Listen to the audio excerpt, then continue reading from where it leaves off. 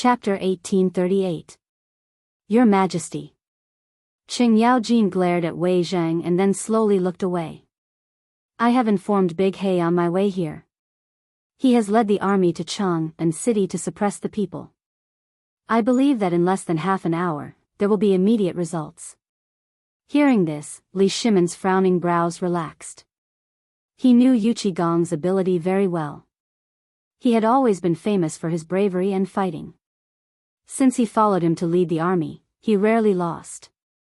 It should be no problem for him to suppress some people. Since Jingda has already rushed to Cheng and city, I believe there will be no problem. Now, let's talk about the matter at hand. What is the thing in the sky? He glanced at the crowd, and his face was full of worry. To be honest, he really didn't want to believe that the thing in the sky was the manifestation of immortals. However, all the signs made him have to believe it. It was really a little worrying. Your Majesty. Fang Xianling stepped forward with his hands folded. He glanced at the thing in the sky and said slowly, Your Majesty, Xu Jindo, Master Yuan, and Master Li of the Imperial Astronomer are all here. Why don't you let them do a divination to find out the mysteries of heaven? Yes, how could I forget these three? Li Shimon's face showed a trace of joy. Then, he glanced at the three people who stood out among the crowd. Why did they stand out among the crowd? It was because they were all wearing Daoist robes. There was a faint temperament of Daoist masters emerging. The three of you, please do a divination for the Tang dynasty. What is the thing in the sky? In fact, they had already done a divination before coming to the palace. They had even asked Xu Jindo of the Imperial Astronomer to do a divination together. The three of them did a divination together, but they didn't find any mysteries of heaven or anything. That was why they came to the palace to discuss with His Majesty. However, as soon as they came, they were temporarily delayed because of the matter in Cheng and city. During this period, he secretly did a divination in his sleeve, but he didn't find anything. Now, His Majesty asked him to do a divination. This, if he couldn't find out the thing in the sky, wouldn't he ruin his reputation? And he would be guilty of deceiving the emperor? However, he couldn't refuse the emperor's request. Otherwise, it would be a crime of disobedience. It seemed that he had no choice but to bite the bullet. Thinking of this, he formed a seal with his right hand and bowed. Yes, Your Majesty. However, you must prepare incense tables, candlesticks, and other sacrificial items. These are all trivial matters. Daoist priest, please do it quickly. Li Shimon readily agreed. Then, he looked at little Gizi who was on standby. Little Gizi, immediately send someone to prepare the incense table and candlesticks. It must be quick. Yes, Your Majesty. Little Gizi bowed and turned to leave.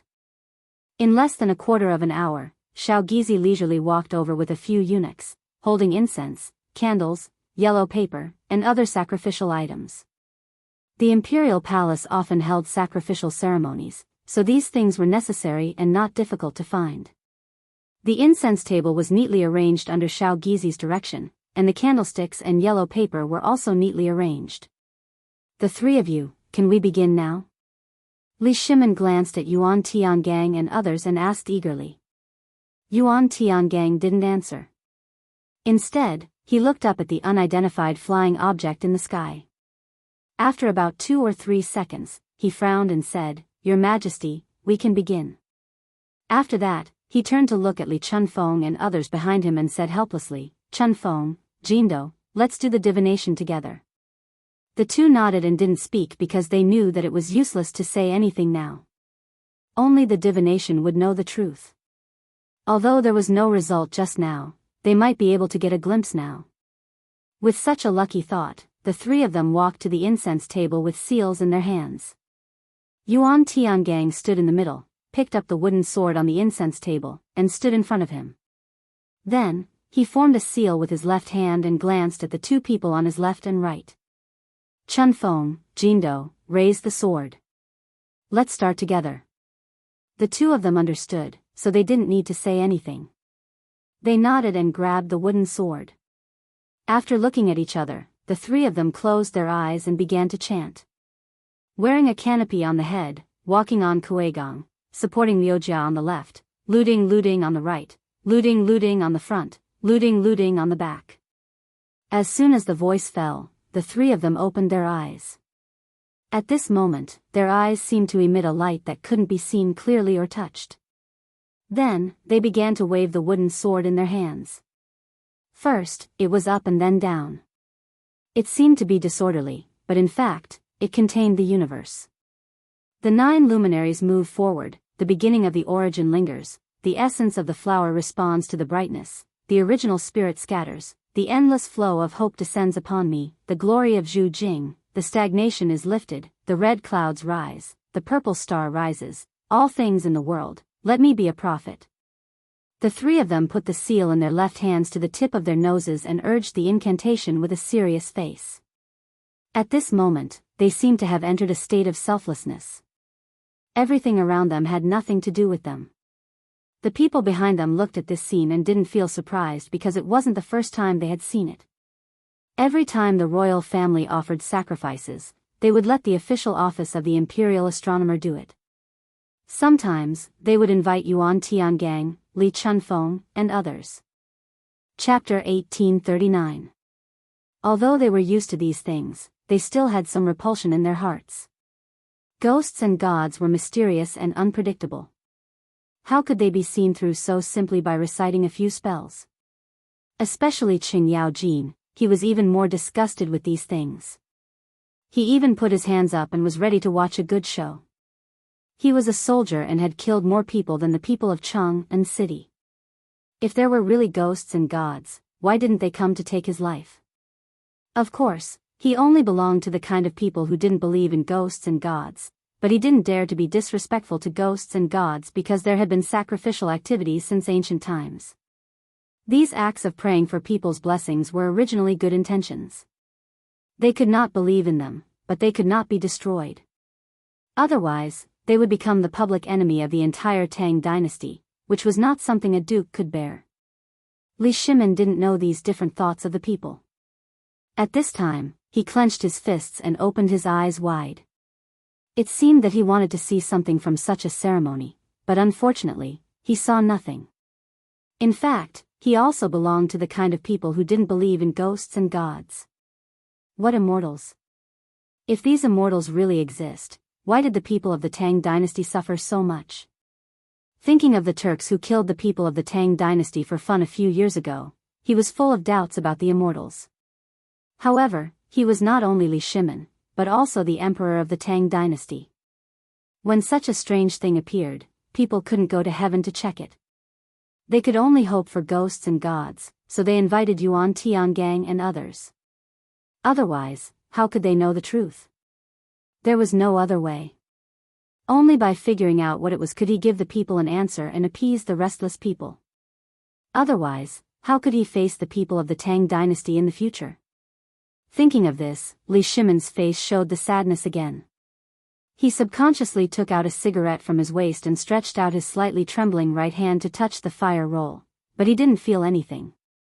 At this time, Xiao Gizi hurriedly took out a match from his waist and handed it over respectfully. He was His Majesty's personal eunuch, so it was necessary for him to have sharp eyes.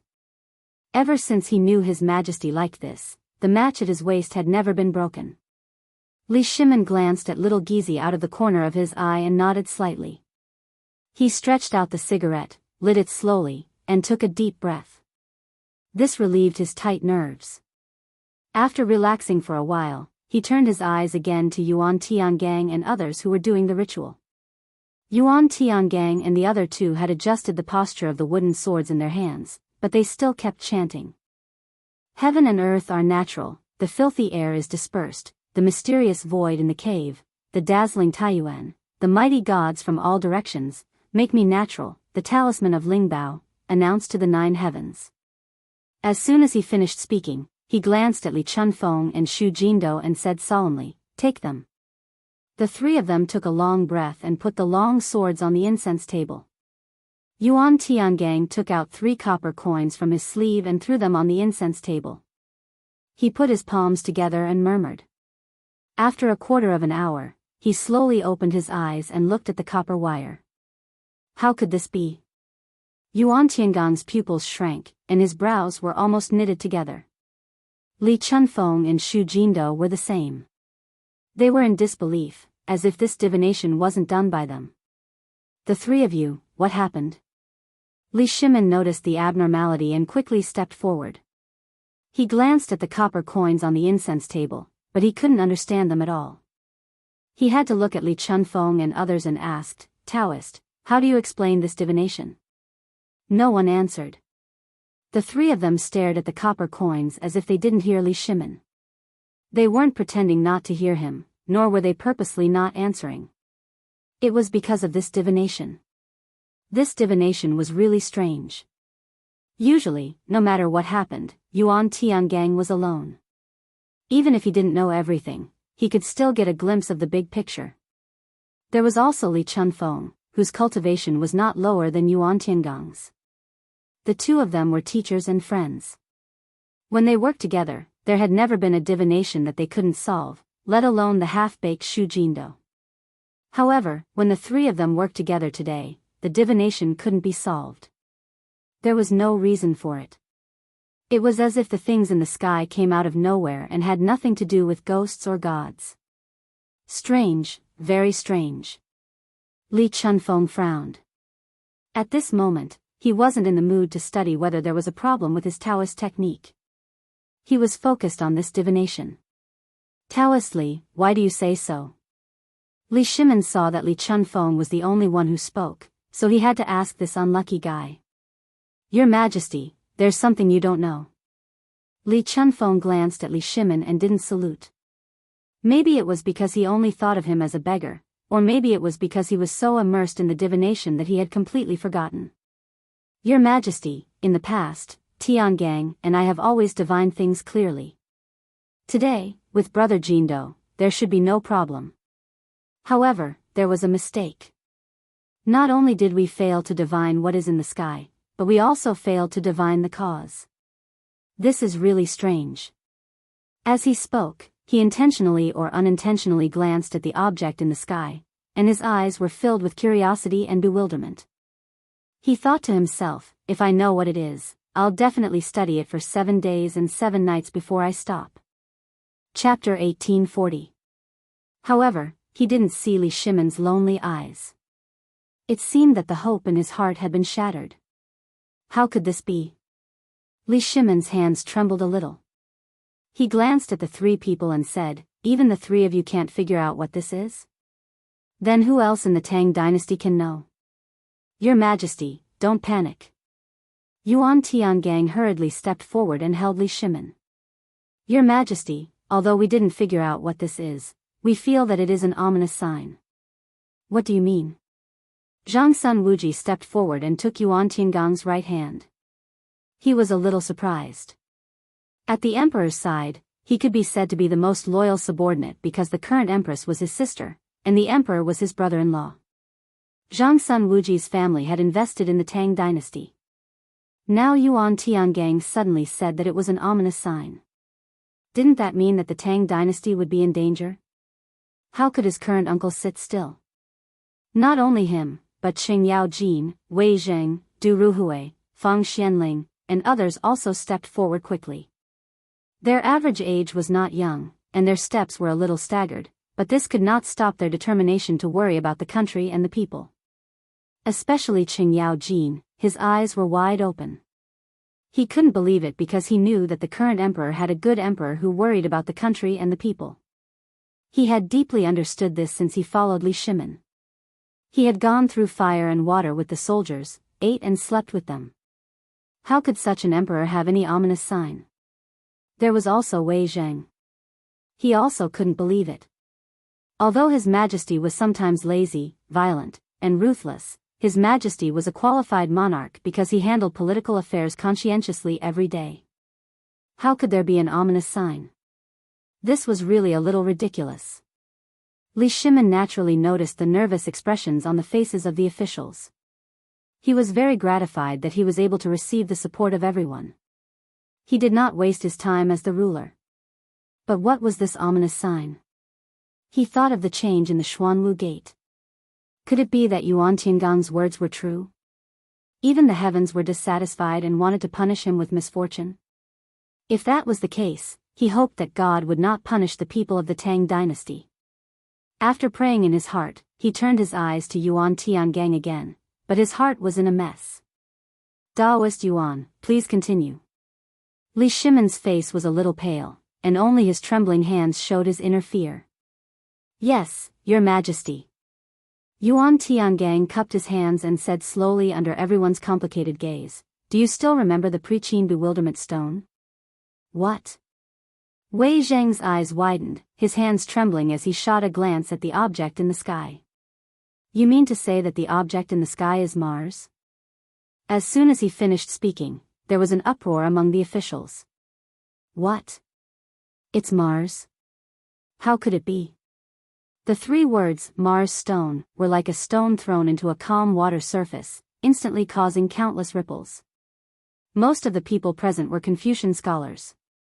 They were familiar with history and deeply knew what the three words Mars represented.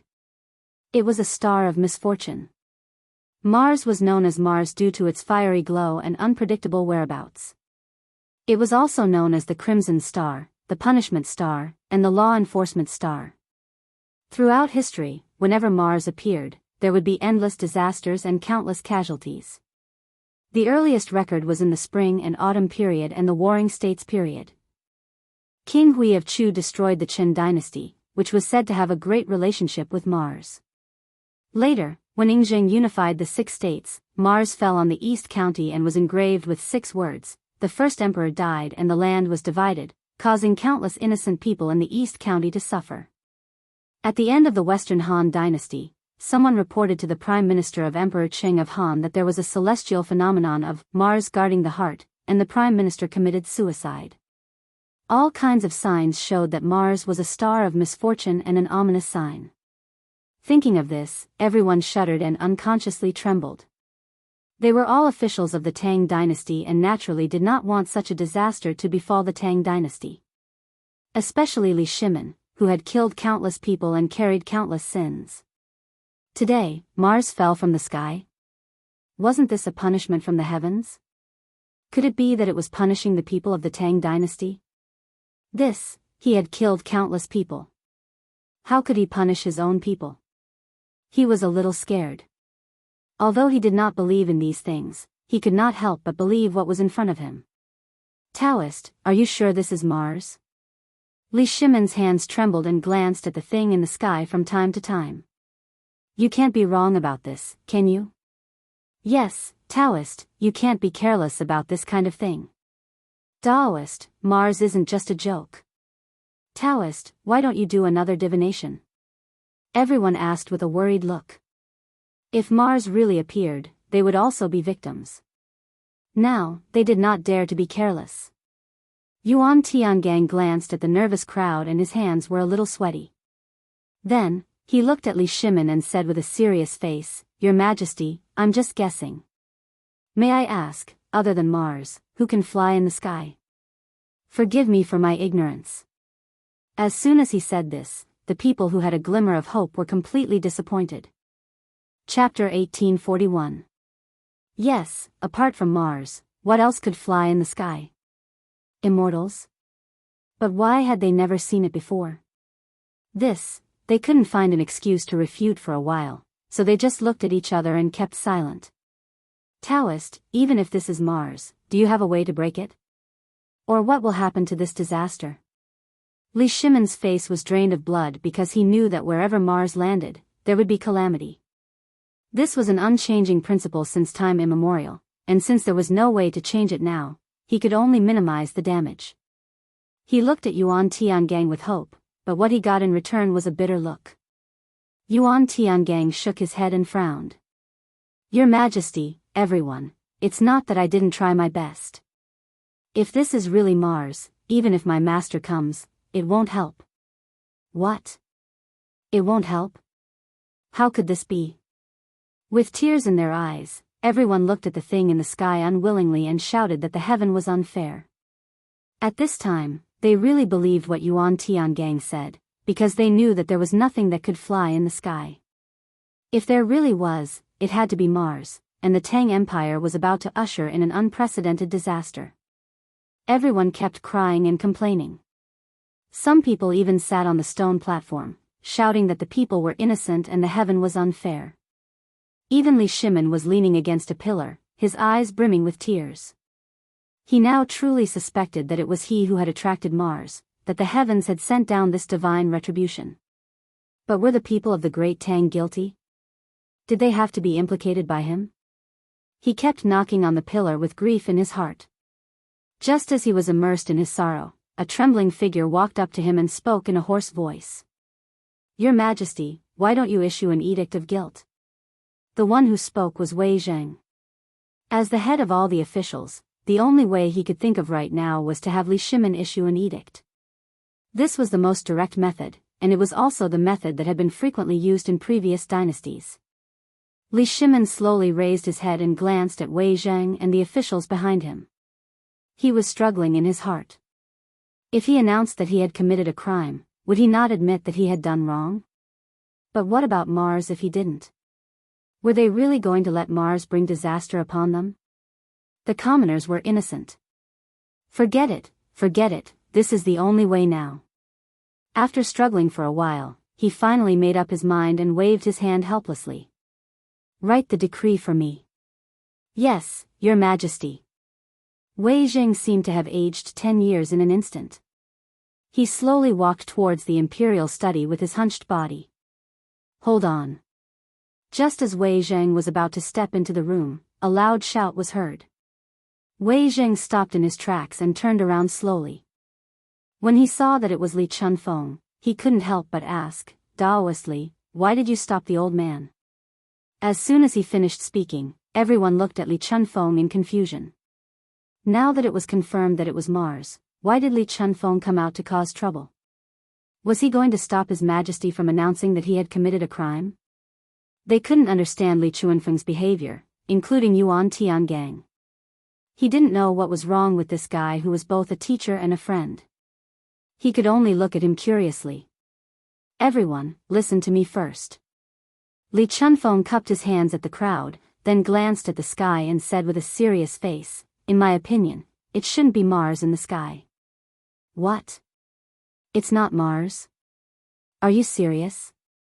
The desolate eyes of the officials suddenly seemed to light up, and they strode forward, grabbing each other's arms and tugging at their robes in impatience. These words could change the fate of the Great Tang, so they didn't dare to be careless. Li Shimin was the same. He strode forward like a tiger and stared with a serious face. "Is what you said true?" He didn't dare to be careless because he was the Tang Emperor's. If anything happened to him, thousands of people would die. "Don't worry, everyone. Let go of me first." Li Chunfeng's face turned red. He must have been pushed by the crowd. "Everyone, let go of me first.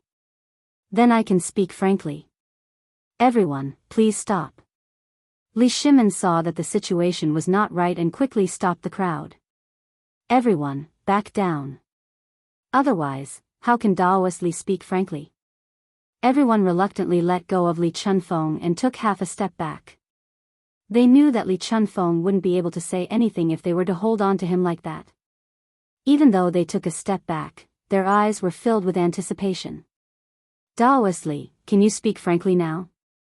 Li Shimin's face was gloomy and expressionless. He wasn't worried that Li Chunfeng would lie to him because he knew that Li Chunfeng was just a Daoist. He was worried that Li Chunfeng would give him hope and not disappoint him. Li Chunfeng didn't answer immediately. Instead, he looked at Yuan Tiangang beside him. Yuan Tiangang gave him a look that said nothing. Only then did Li Chunfeng feel relieved. He had overturned the conclusion of others. Naturally, he had to say hello to others.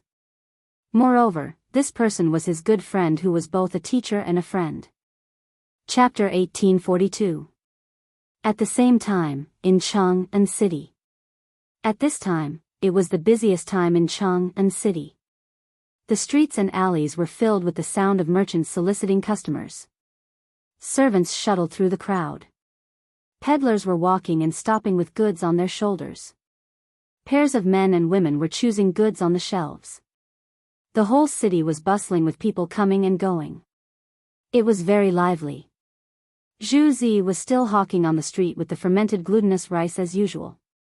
Fermented glutinous rice, fermented glutinous rice. Just then, a roar came from behind. Zhu Zi. It's Hu Zi. Zhu Zi stopped and glanced behind him. Hu Zi held the load on his shoulder and quickly stepped forward to walk side by side with Zhu Zi. Zhu Zi, how's the business today? How can it be? It's the same as usual. Zhu Zi smiled and patted the jar with his left hand. There was a hollow sound. Looks like you're doing well today. Hu Zi glanced at the jar and smiled. Do you want to take a rest? Okay.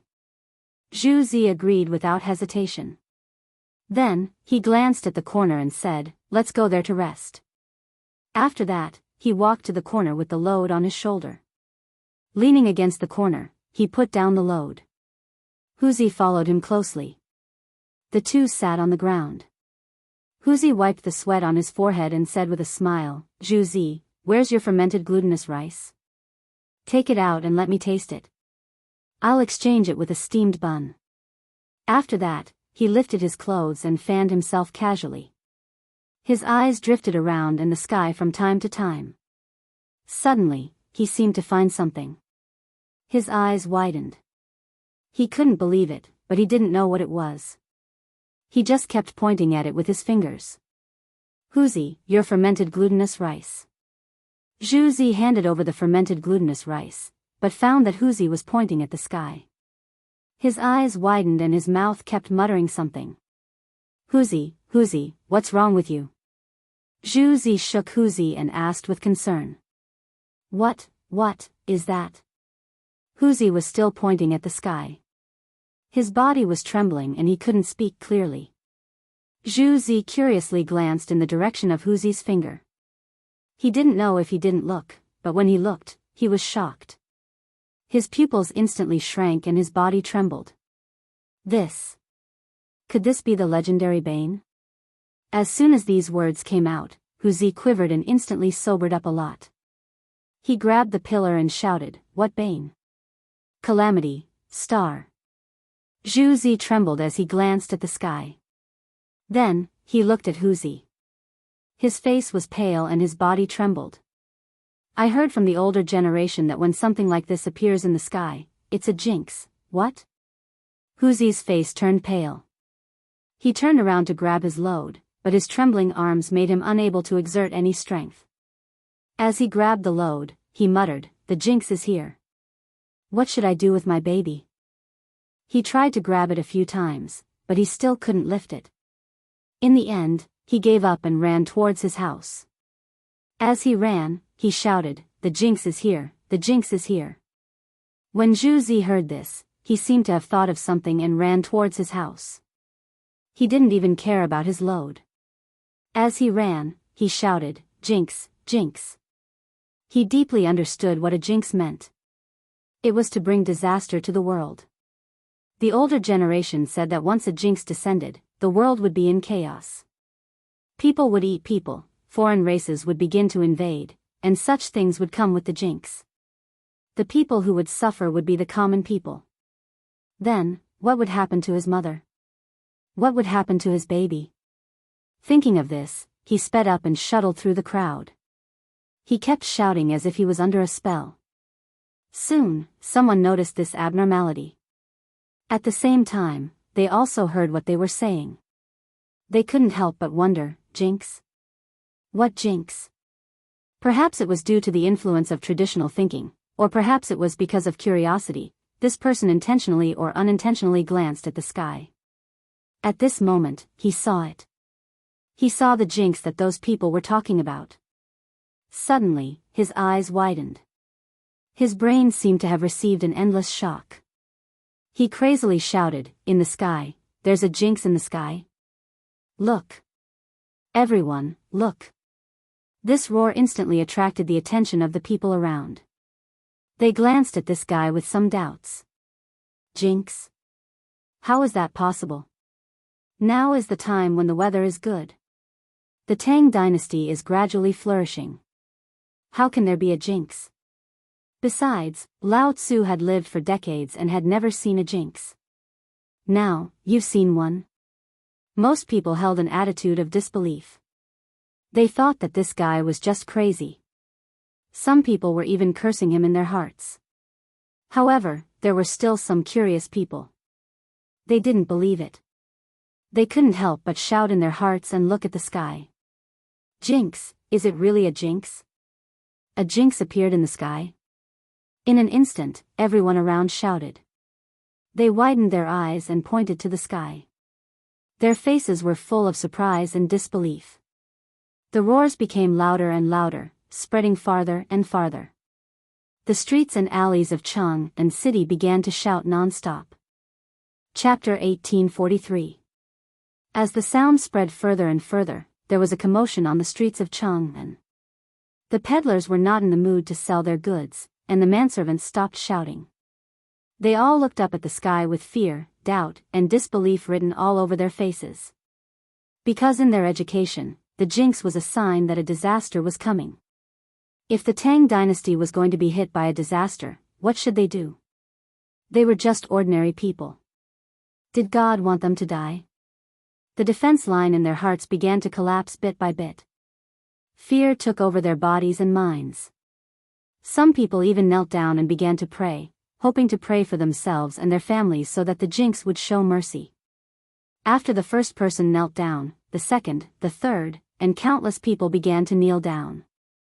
The streets of Cheng were filled with people kneeling down.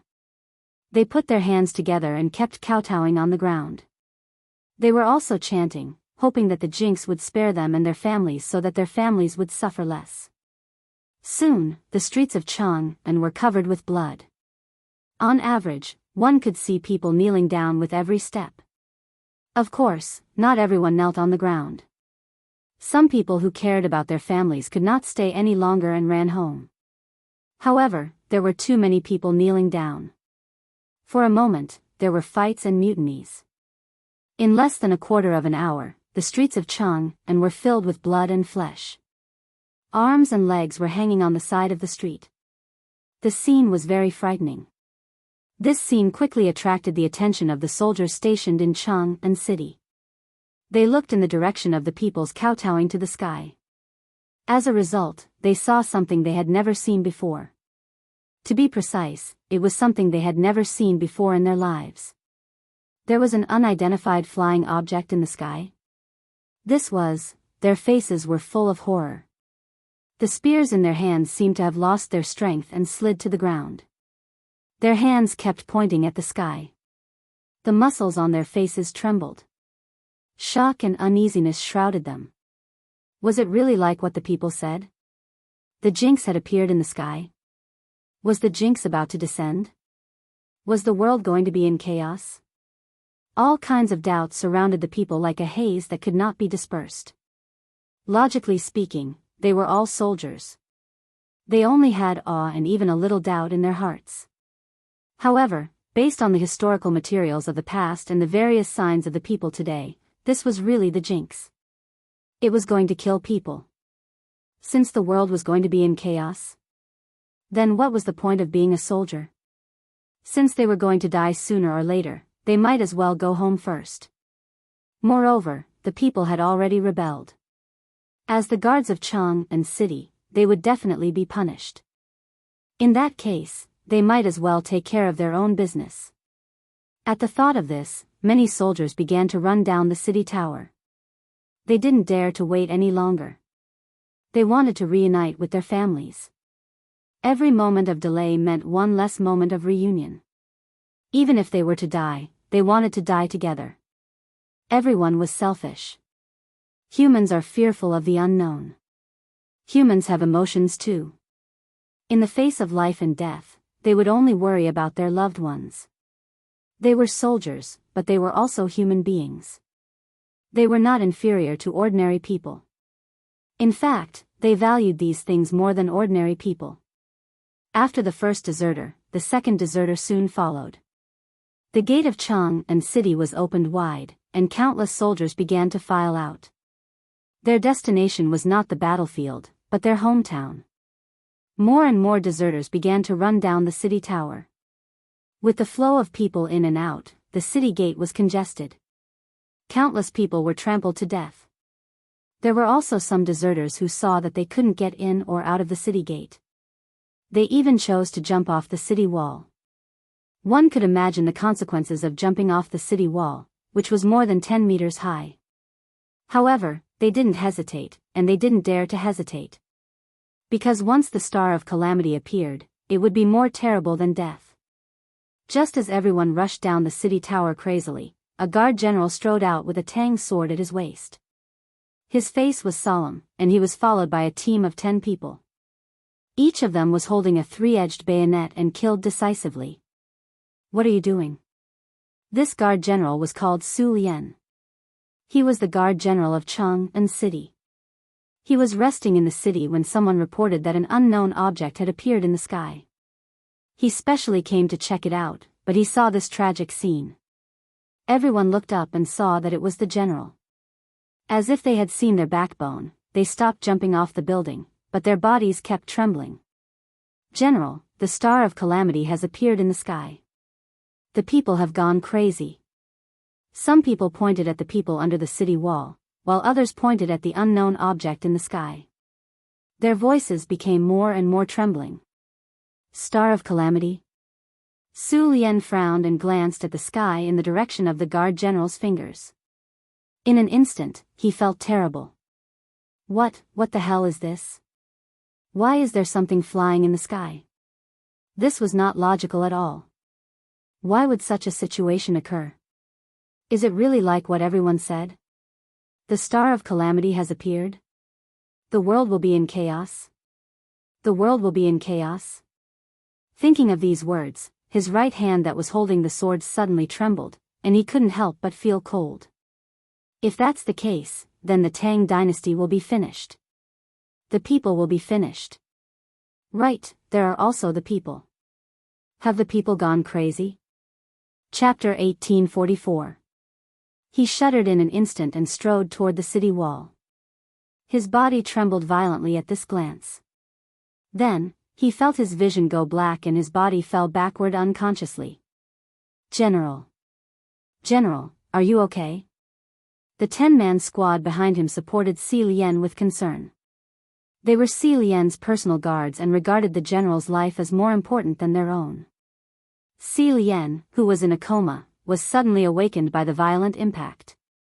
He glanced at the crowd, raised his trembling right hand, and shouted, "Quick, send people down to suppress them.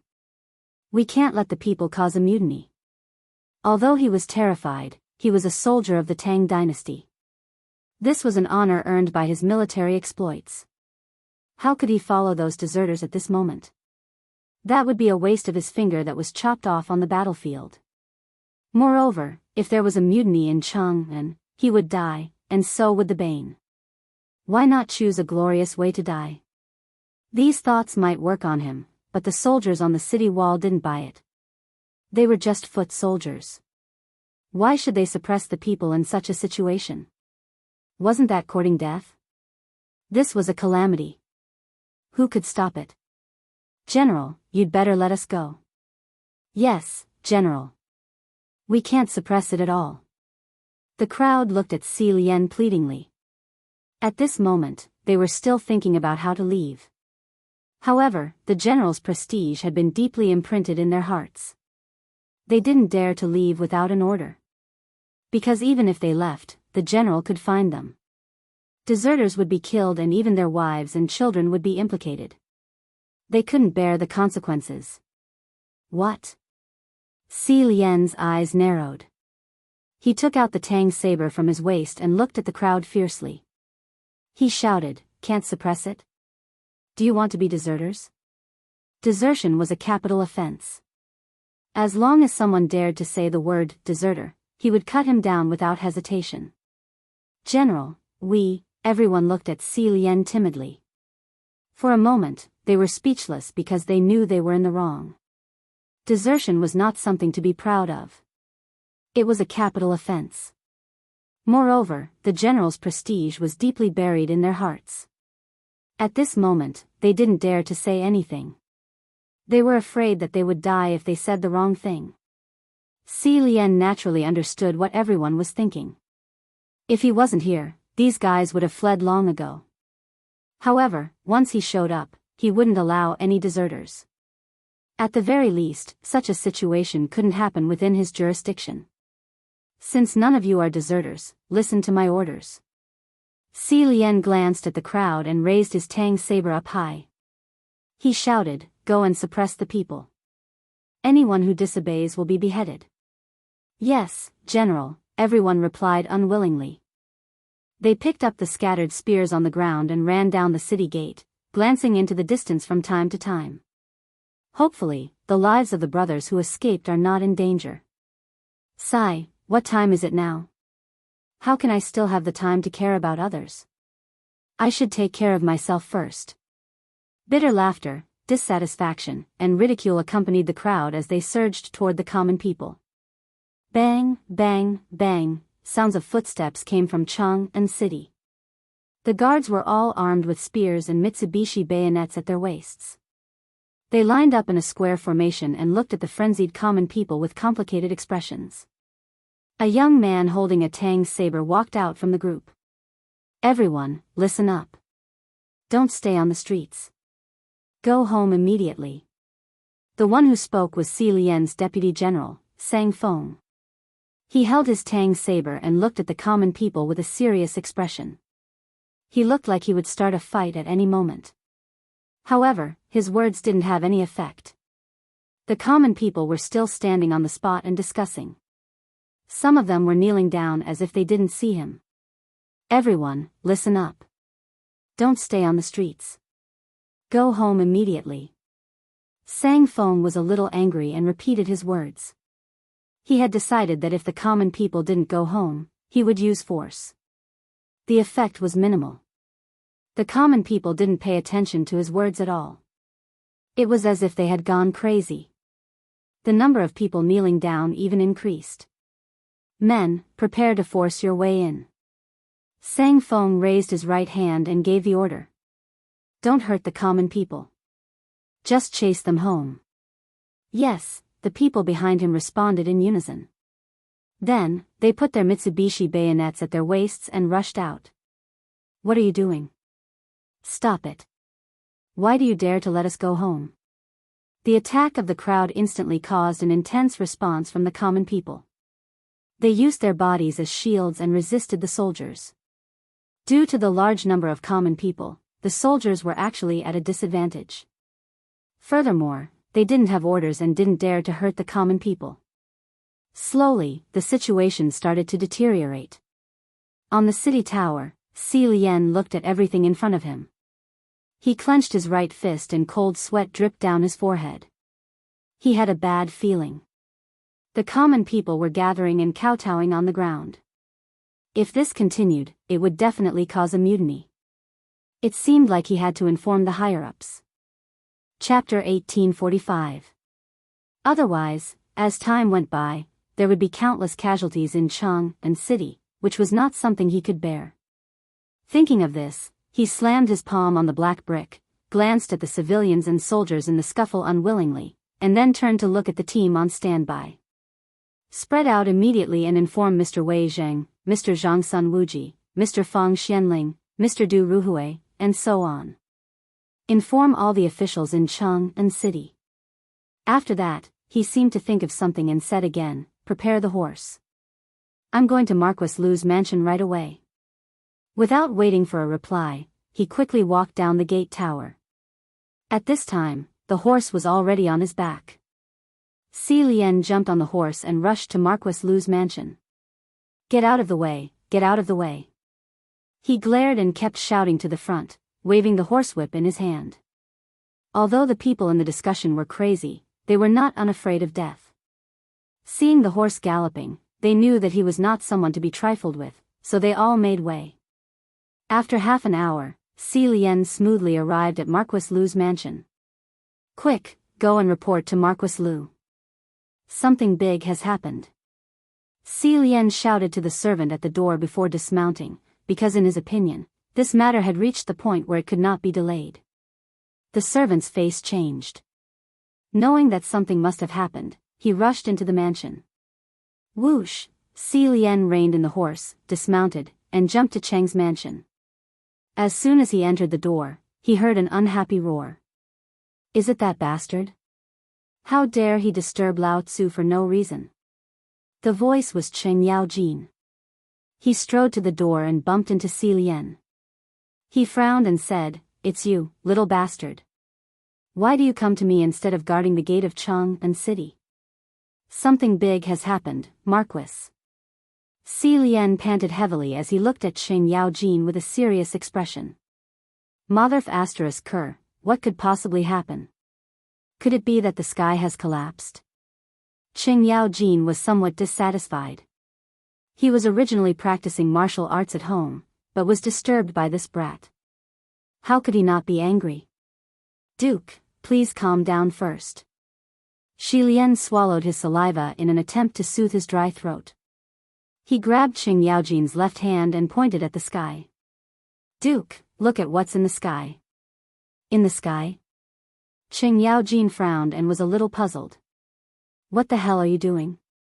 Although his mouth was unforgiving, he knew that Si Lian wouldn't dare to lie to him. Perhaps there really was something up in the sky. He glanced at the sky, and this glance instantly made him feel uncomfortable. "Ah. What is this?" Cheng Yaojin raised his right hand high and glared with his tiger-like eyes. "Duke, I don't know either." Si Lian pulled a long face and said helplessly, "Now, the citizens of Cheng and city are all saying that the thing in the sky is a jinx. They are all praying. Cheng and city is already in chaos, and there are even casualties." "What did you say?" Cheng Yaojin's body shook violently, and he slapped him with a backhand. He glared at him and said, "Why didn't you stop something like this from happening in Cheng and city?" As a duke, he had the responsibility to protect Cheng and. Now that something like this had happened, the first thing he thought of was order. "Duke, you can't blame me for this." Si Lian touched his burning cheeks and felt wronged. "Duke, I've already sent people to stop it, but there's little effect. The citizens are convinced that the jinx is a jinx, and they are close to going crazy." "Then what are you waiting for? Take my waste token and go borrow soldiers from Big Hay." Cheng Yaojin looked as if he expected better from Si Lian. He took out a waste token from his waist and threw it to Si Lian. "Go find Big Hay immediately. I have to go to the palace to discuss this with Her Majesty." Without waiting for Si Lian to reply, he walked to the door and said, "Cheng Yi, prepare a horse to go to the palace." When he arrived at the door, the horse was already prepared. Cheng Yaojin jumped on the horse, held a long whip in his hand, and left in the direction of the palace. At the same time, in Wei Zheng's residence, groups of servants and maidservants gathered together. They pointed their fingers at the sky, their bodies trembling, and their mouths muttering something. "What's that?" "That's the jinx, the legendary jinx." As soon as these words came out, the crowd exploded. Cries of surprise and pleas connected together. The entire front yard was like a sudden clap of thunder, and it was out of control. They were all ordinary citizens, and they had a deep fear of the jinx. Although this fear was passed down from the older generation, they finally understood what it was like after seeing it today. It was like the sky was falling and the earth was sinking. The cries of surprise in the courtyard became louder and louder until it spread throughout the Wei residence. "Why are you crying out?" A middle-aged man who looked like a servant walked out and pointed at the crowd. He was the steward of the Wei residence and was usually in charge of all matters in the residence, such as disciplining the servants. Usually, these fellows would refuse to do any work, but today, they actually had the leisure to talk about right and wrong. It seemed like they were really looking for a beating. Chapter 1846. Thinking of this, he quickly stepped forward and prepared to fight with the servant. Butler, don't fight. Look at the sky." A servant timidly took half a step back and pointed to the sky, his face full of horror. "The sky? The butler was a little confused. Is this guy trying to attract my attention? But this guy doesn't seem to be faking it, and these guys are all looking at the sky. Is there really something there? He looked at the sky with curiosity. In an instant, his pupils shrank, and his body trembled unconsciously. This is a jinx is coming to the world. The butler kept waving his hands, and his body became stronger and stronger. Master! Master, something big has happened. As he shouted, he rolled and crawled to the study. Now that such a thing had happened, only a big shot like his master could control the overall situation. Otherwise, the sky would fall. Thinking of this, his steps became more urgent, and he almost stumbled. He hurried and finally reached the study. In the study, Wei Zheng was reading a book in one hand and holding a cigarette in the other. He was wandering in the sea of knowledge, and he paid no attention to the outside world. Master, master, something big has happened. The butler suddenly sat on the ground, as if he had exhausted all his strength. Wei Zheng frowned and was a little dissatisfied. He hated being disturbed when he was reading, so he told the servants that no one could come in when he was reading. But now, why did this butler come in? Doesn't this guy know the rules? Impossible, this guy was the first to know. Did something happen? When he saw the butler sitting on the ground, he was more convinced that something big had happened. What the hell is going on? What happened outside? Wei Zheng put down the book, suddenly sat up from the chair, and looked at the butler with a pair of bright eyes. Master, a jinx has appeared in the sky. People outside have been talking about it. With tears in his eyes, the butler said with a sad face. What? Wei Zheng strode forward and stared at the helpless body of the butler. His face changed greatly. What did you just say? A jinx? Yes, master. An unknown object appeared in the sky. Everyone said it was a jinx. I guess the news has spread all over Jianghu city. The butler pointed to the sky and gestured as he spoke. Wei Zheng's face immediately paled. He hurriedly walked out of the door. He wanted to see if this so-called bane was real or fake. As soon as he walked out of the door, he couldn't wait to look up. At that moment, he felt as if the sky was about to collapse. It really was the star of calamity, and it was Mars. One had to know that Mars was an ominous star, also known as the Crimson Star, the Punishment Star, and the Enforcer Star. Because it was red in color and glowed like fire, it floated erratically in the sky, sometimes from west to east, and sometimes from east to west. Its situation was complicated and confusing, so historical records recorded it as Mars, which meant that it was a symbol of glowing fire and confusion. According to legend, the fall of the pre-Qin dynasty had something to do with Mars. According to the records of Qin Shi Huang, for 36 years, Antares guarded the heart. There was a falling star in the East County, and the ground was a stone. Qian Shou carved the stone with the words, "The first emperor died and the ground was divided." When Qin Shi Huang heard of it, he sent the imperial censor to question it. None of it was convinced, and all the stones were taken away. He didn't have the slightest doubt about all this, because the thing in the sky was exactly the same as the Mars recorded in historical records. Wherever Mars appeared, the world would be in chaos. Looking at the place where Mars appeared, it was right above Jianghu city. Didn't that mean that the Tang dynasty was going to suffer a great disaster? What about the people of Jianghu city? What about the people of the world? His heart was filled with grief. He only felt darkness in front of his eyes and fell backward. Master, master, the butler strode forward and hugged Wei Zheng's bent body. Wei Zheng took half a step back and slowly opened his eyes. His face was pale, and his hand was on the door frame. He faintly felt that something was wrong. Why did Mars appear above Jianghu city? Why did Mars appear at this time? Was this a sign of something?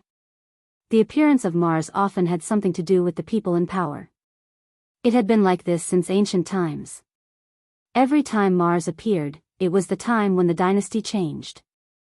Now that Mars suddenly appeared, could it be related to the current emperor? Li Erlang? He had killed countless people in the past, even his brother, and slaughtered the entire East Palace. Wasn't such a sin the most powerful evidence to prove Mars? Now that Mars had appeared, it was clearly accusing Li Erlang of wrongdoing. It was Mars brought by Li Erlang. It was the disaster brought by Li Erlang. It was also Li Erlang that caused the heavens to be dissatisfied. Wei Zheng didn't dare to think about it anymore. He raised his trembling right hand and pointed in the direction of the palace, and said sternly, "Prepare the horse, we're going to the palace." After that, he walked out of the mansion with his bent body. He didn't dare to delay such an important matter, and he couldn't afford to delay it. Of course, he wasn't the only one with such thoughts. Zhang Sun Wuji also had such thoughts. Chapter 1847. At this time, Zhang Sun Mansion was in chaos. Since the servants knew that this was the star of calamity, no one worked anymore. Some stood in a daze, some knelt on the ground, praying in their hearts, and some jumped over the courtyard to escape. This was the star of calamity. Once it descended, the entire Tang dynasty would be in chaos. What was the use of staying in Zhangsun Mansion? It was better to go home and hide. The servants fled one after another, and the huge mansion withered in an instant. Zhang Sun Wuji stood in the front yard, looking up at the sky with fear on his face. His heart was very complicated. He already knew that this was Mars just now. At the same time, he also knew that wherever Mars descended, there would be disasters. But what crimes did the people of the Tang dynasty commit? What crimes did the people of the world commit? These were all done by Li Erlang. If he didn't kill his brother, how could this disaster happen today? Even the heavens couldn't stand it anymore and wanted to punish Li Erlang. The funny thing was that he was once Li Erlang's accomplice. But thinking about it, he and Li Erlang were relatives. How could he just stand by and do nothing? "Men, prepare the horse." Zhang Sun Wuji waved his sleeves and walked straight out the door. He decided to go to the palace and ask Li Erlang for an explanation. Today's disaster was definitely related to him. Zhang Sun Wuji didn't say anything along the way. His face was gloomy, and it was hard to tell whether he was happy or sad. Only his trembling arms betrayed the fear in his heart. The coachman also knew the severity of the matter. He didn't dare to delay. With a wave of his whip, he rushed straight to the palace. Whoosh! The carriage stopped at the Vermilion Bird Gate, and Zhang Sun Wuji darted out of the carriage. Just as he was about to head into the palace, there was a commotion coming from not far away. He casually took a glance and saw that it was Wei Zheng, Fang Xianling, and the others. Almost all the famous officials in the imperial court were present. "Lord Wei, Lord Fang, why are you all here?" Zhang Sun Wuji's face was still gloomy. The laughter between brothers in the past was gone. For Mars in the sky, of course. Wei Zheng stood up with a walking stick in his hand. His face was pale. "That's right. With the appearance of Mars, Your Majesty cannot escape responsibility." Fang Xianling glanced at the crowd, each word resounding. Zhang Sun Wuji nodded. He could not refute this point. Even if he was the emperor's brother-in-law, he could not be partial. Even Lu Guogong, Qing Yaojin, who was standing to the side, was silent because he deeply understood what the bane meant. "Since all of you are of the same mind, let's enter the palace together." Zhang Sun Wuji swept his gaze across the crowd, and finally, his gaze landed on Wei Zheng. This was because he did not speak just now, which was not in line with this old man's character. However, with a glance, he realized that Wei Zheng was a little different today. He could not help but ask, "Lord Wei, I thought you don't usually use a crutch. Why today?" Bang, bang, bang, Wei Zheng slammed the crutch in his hand on the ground, but his face was pale. "It's all because of Mars." After that, he glanced at the direction of the imperial study. His eyes narrowed slightly, and he looked intimidating. "Let's go. Today, we must get an explanation from His Majesty." "That's right. Today, we must get an explanation from His Majesty. Everyone, let's go." Everyone's expression was unfriendly as they walked straight to the palace gate. The guards at the palace gate were a little flustered. Why were all these court officials here today? Could it be that something big had happened? They were puzzled, but they did not intend to show favoritism. Without an audience with His Majesty, entering the palace gate was considered trespassing. That was punishable by death. Looking at the approaching court officials, the guard touched the tang saber in his hand. His eyes revealed a trace of coldness. Halt, or you will be punished for trespassing. They knew that these were court officials, but without an audience with His Majesty, it was trespassing. As soldiers, they only followed orders and did not recognize the person. Of course, they were not really going to attack. They just wanted to stop these people and report back to His Majesty. After all, the person in front of them was more than 10 ranks higher than them. If they were to attack him, they might be raided tomorrow. They did not dare to take such a risk.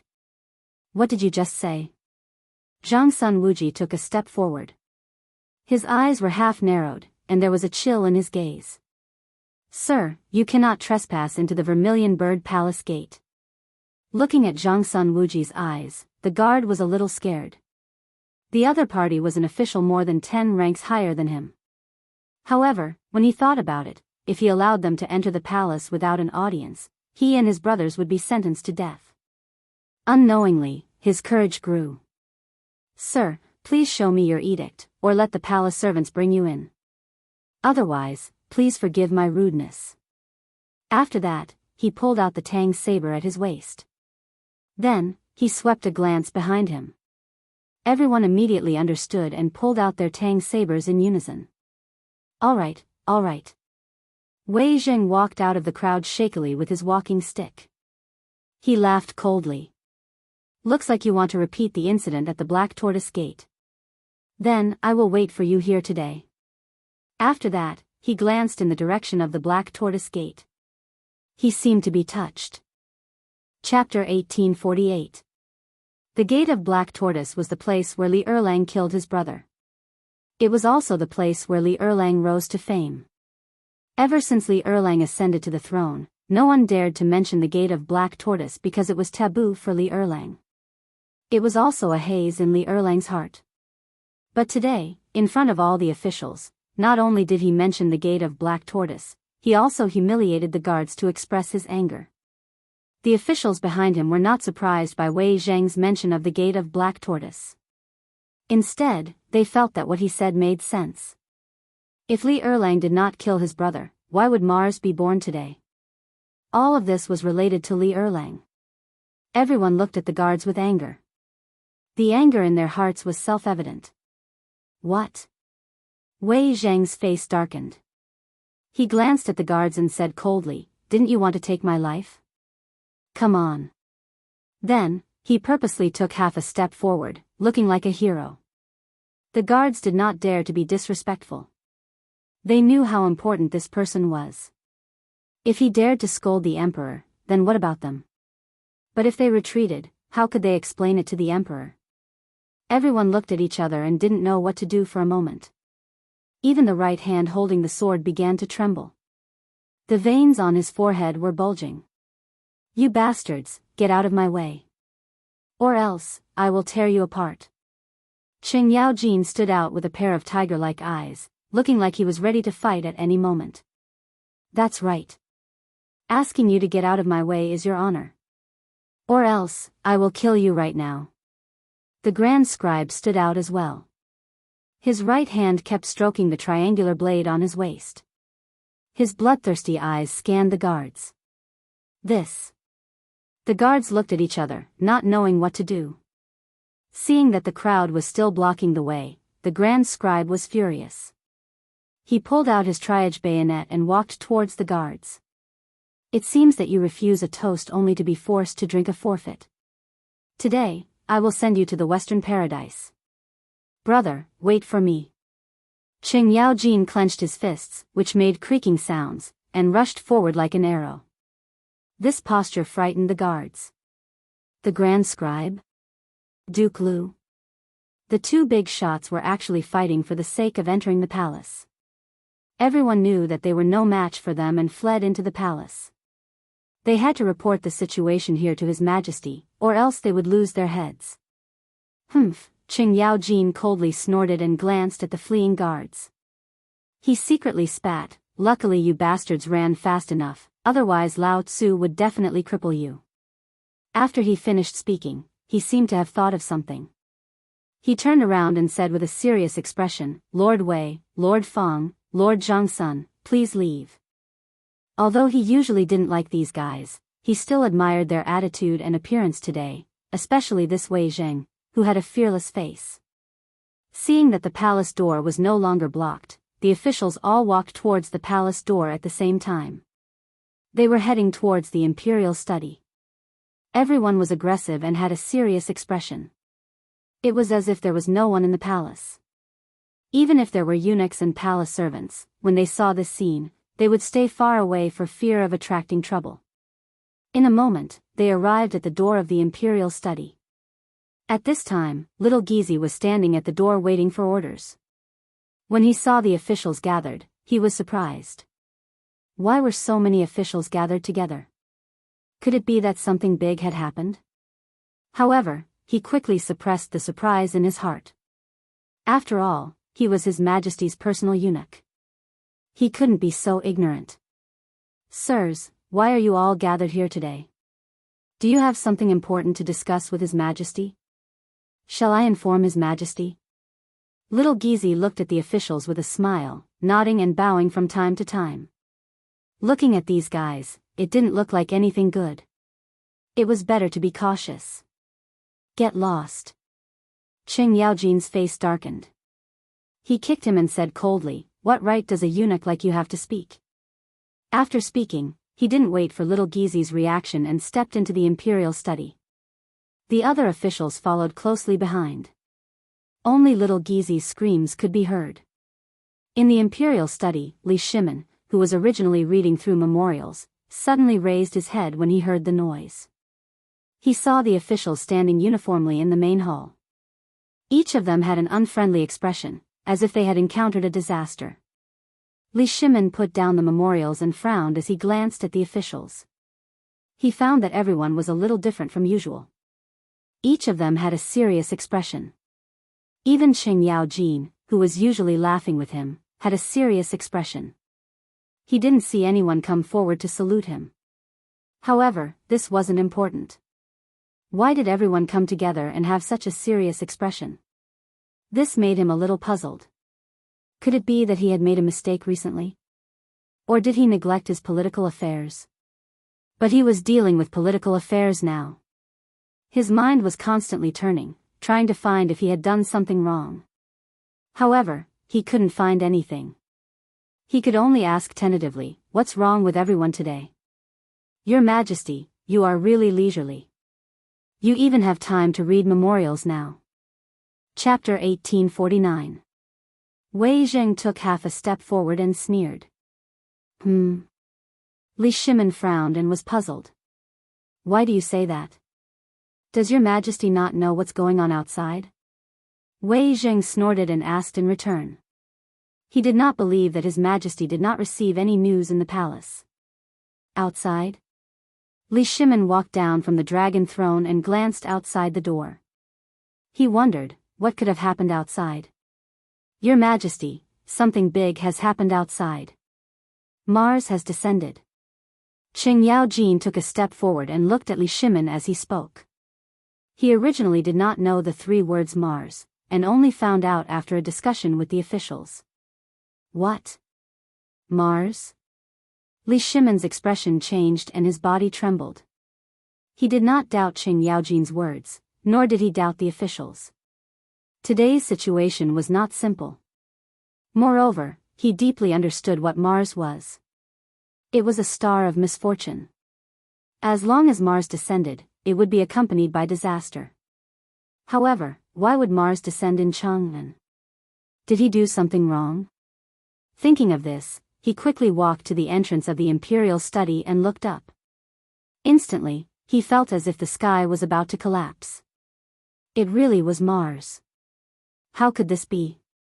Why would Mars descend from the sky? Could it be that he had killed too much? Was the heavens dissatisfied with him? Was this to punish him? He knew that the descent of Mars was often related to those in power. In the past, the descent of Mars would cause chaos. Could it be that his Tang dynasty was also going to be in chaos? His body trembled and he held the door frame with his hand, feeling helpless. Seeing this, Xiao Gizi hurriedly went forward and supported Li Shimin as they slowly walked towards the imperial study.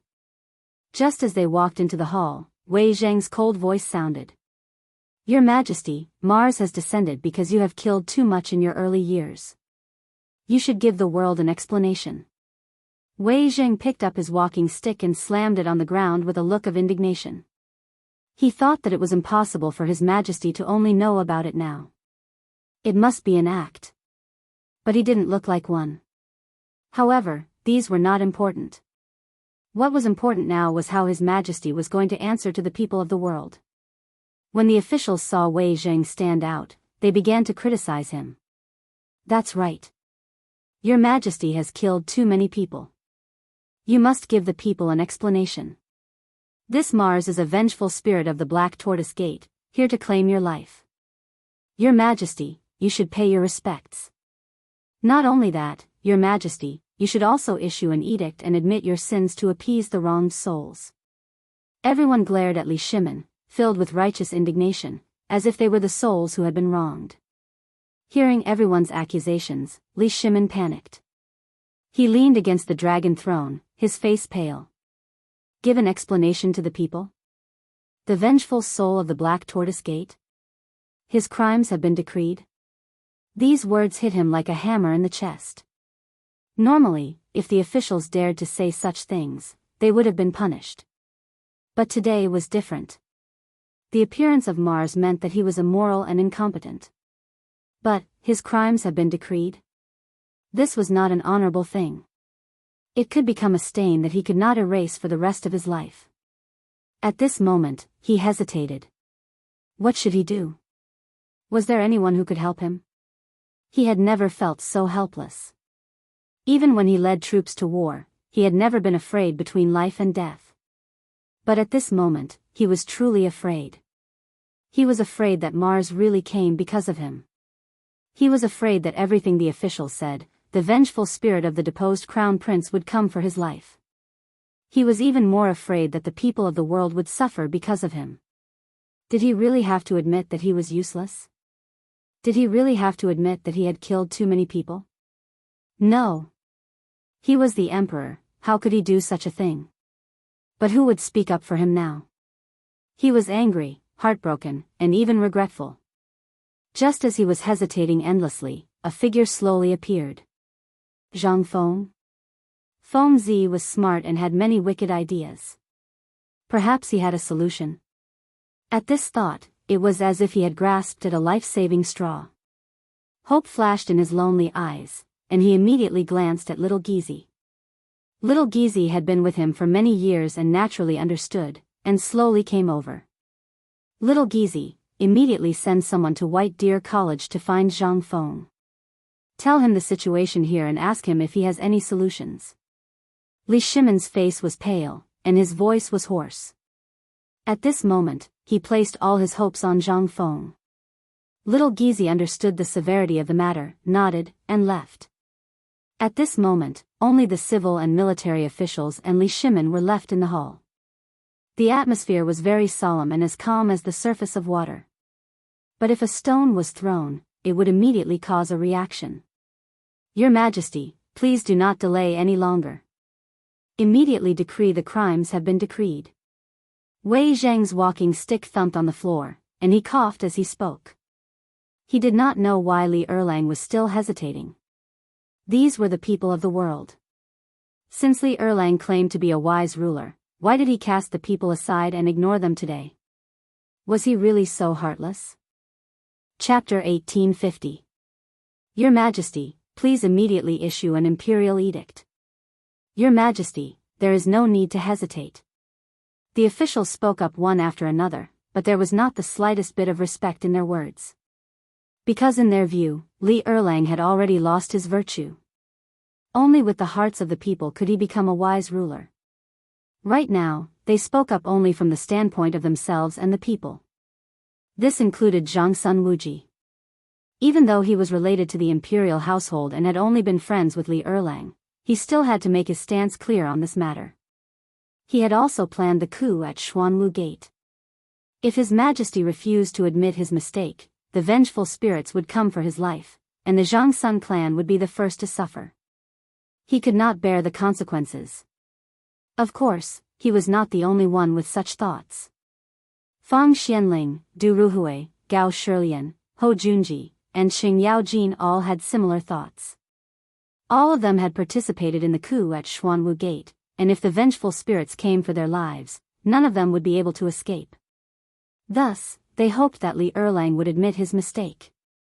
But Li Erlang clearly had no intention of doing so. Li Shimin felt powerless as he listened to the advice of the officials, and a chill ran down his spine. But he still had a sliver of hope, Zhang Feng. As long as Zhang Feng had a plan, the crisis before him could be resolved. Yes, it could definitely be resolved. He constantly comforted himself. His lonely eyes would occasionally glance at the door, hoping that this person who carried his hopes would bring good news. But the advice of the officials was getting more and more intense, and he had no choice but to reply. He could only raise his trembling right hand and wave it. Everyone, withdraw for now. Allow us to reconsider. Wei Jing glanced at Li Shimin and coldly chuckled. Does your Majesty not want to face the reality of Mars? After he finished speaking, he glanced at the officials behind him with a hint of disappointment in his eyes. In the past, all of you followed His Majesty to conquer the world, quelling the chaos and cleaning up the mess of the former Sui dynasty. It can be said that you have turned the tide and helped the building to collapse. Within the 4 regions, the Tang dynasty was ruled by Emperor Yang of Sui. At this point, he looked at Li Shimin and said coldly, however, the incident at the Xuanwu Gate, Your Majesty killed your brothers, usurped the throne, and bullied other people's wives and daughters. This is a crime that cannot be reversed. Does your Majesty want to be slandered by the world? How could the officials face each other in the court? Are palace maids disloyal? You, Li Shimin pointed at Wei Zhang, his right hand trembling. His face turned green and white, but he could not say a word. Because he knew that Wei Zhang was not wrong at all. But every word that he said hit him where it hurt. The incident at the Xuanwu Gate. The incident at the Xuanwu Gate was something that he did not want to talk about. He had killed his brothers there, and used this method to usurp the throne. It could be said that it was a dark part of the imperial family's history. After the incident, he did not want to talk about this sad incident, and also to prevent the world from talking about it. But today, Wei Zhang brought this incident up again. His hands trembled and the veins on his forehead popped. He wanted to tear Wei Zhang apart. However, he couldn't because what the other party said was right. He had indeed done such a thing. Furthermore, there were many scholars in the world who had scolded him. Now, whether there was one more Wei Zhang or one less Wei Zhang, what did it matter? It was just one more person scolding him. Thinking of this, his eyes slowly dimmed, as if he had aged dozens of years. Minister Wei, let me think for a moment, okay? This was the first time he spoke to an official like this. He almost used a pleading tone because he knew that all the fault was on him. He could not blame anyone else. Even if Wei Zhang's tone was cold, it was also for the sake of the Tang dynasty. Think. Du Ruhui stood up. His stooped body showed that he was worried about the country and the people. Your Majesty, do you want the lives of the people in the world? Well, if your Majesty is not willing to give an edict, then I will kneel in the imperial study until I die. After that, he glanced at the officials with tears in his eyes. Everyone, your Majesty is hesitating now. I will kneel in the imperial study and wait for your Majesty to listen. As soon as he finished speaking, he waved his sleeves and walked out of the door with a righteous face. Seeing Du Ruhui like this, the other officials could not help but feel grief and indignation in their hearts and spoke one after another. Master Du, wait, I am also willing to kneel at the door of the imperial study with you. Yes, as the saying goes, establish a heart for heaven and earth and establish a life for the people. I will also go. Everyone followed Du Ruhui's footsteps and walked out of the door with a look of indignation. Soon, only Wei Zhang was left in the hall. He looked at Li Shimin with a complicated expression and turned to leave. In an instant, there was only one person in the imperial study. It was unusually quiet. Li Shimin looked at the silent hall and sat down on the dragon throne. His heart was full of grief, but he had no one to talk to. He slowly took out a cigarette from his waist with his trembling right hand, trying to numb himself with the cigarette. He took it out with a backhand, but there was no lighter. A wave of powerlessness came over him. Usually, for safety, little Gizi always carried the lighter with him. Now that little Gizi was not here, he could not even smoke. As the emperor, it was really ridiculous. Just as he was feeling sad, footsteps came from the door. Chapter 1851. Hearing this, Li Shimin raised his lonely eyes and glanced over. His heart was as taut as a bowstring. Right now, he could only hope that it was Zhang Feng or Zhang Feng who had come with a solution because only he could solve the current situation. The voice came closer and closer and became more urgent. Not long after, a figure stepped in. It was Xiao Gizi. Your Majesty, your servant has returned.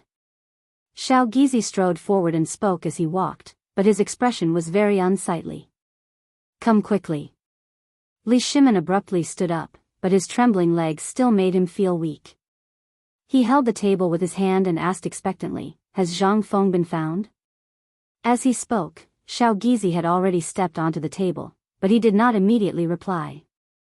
Instead, his brows were furrowed tightly as if he was thinking about something. His face was somewhat pale. Hurry up and speak. Li Shimin was a little impatient and hurriedly urged.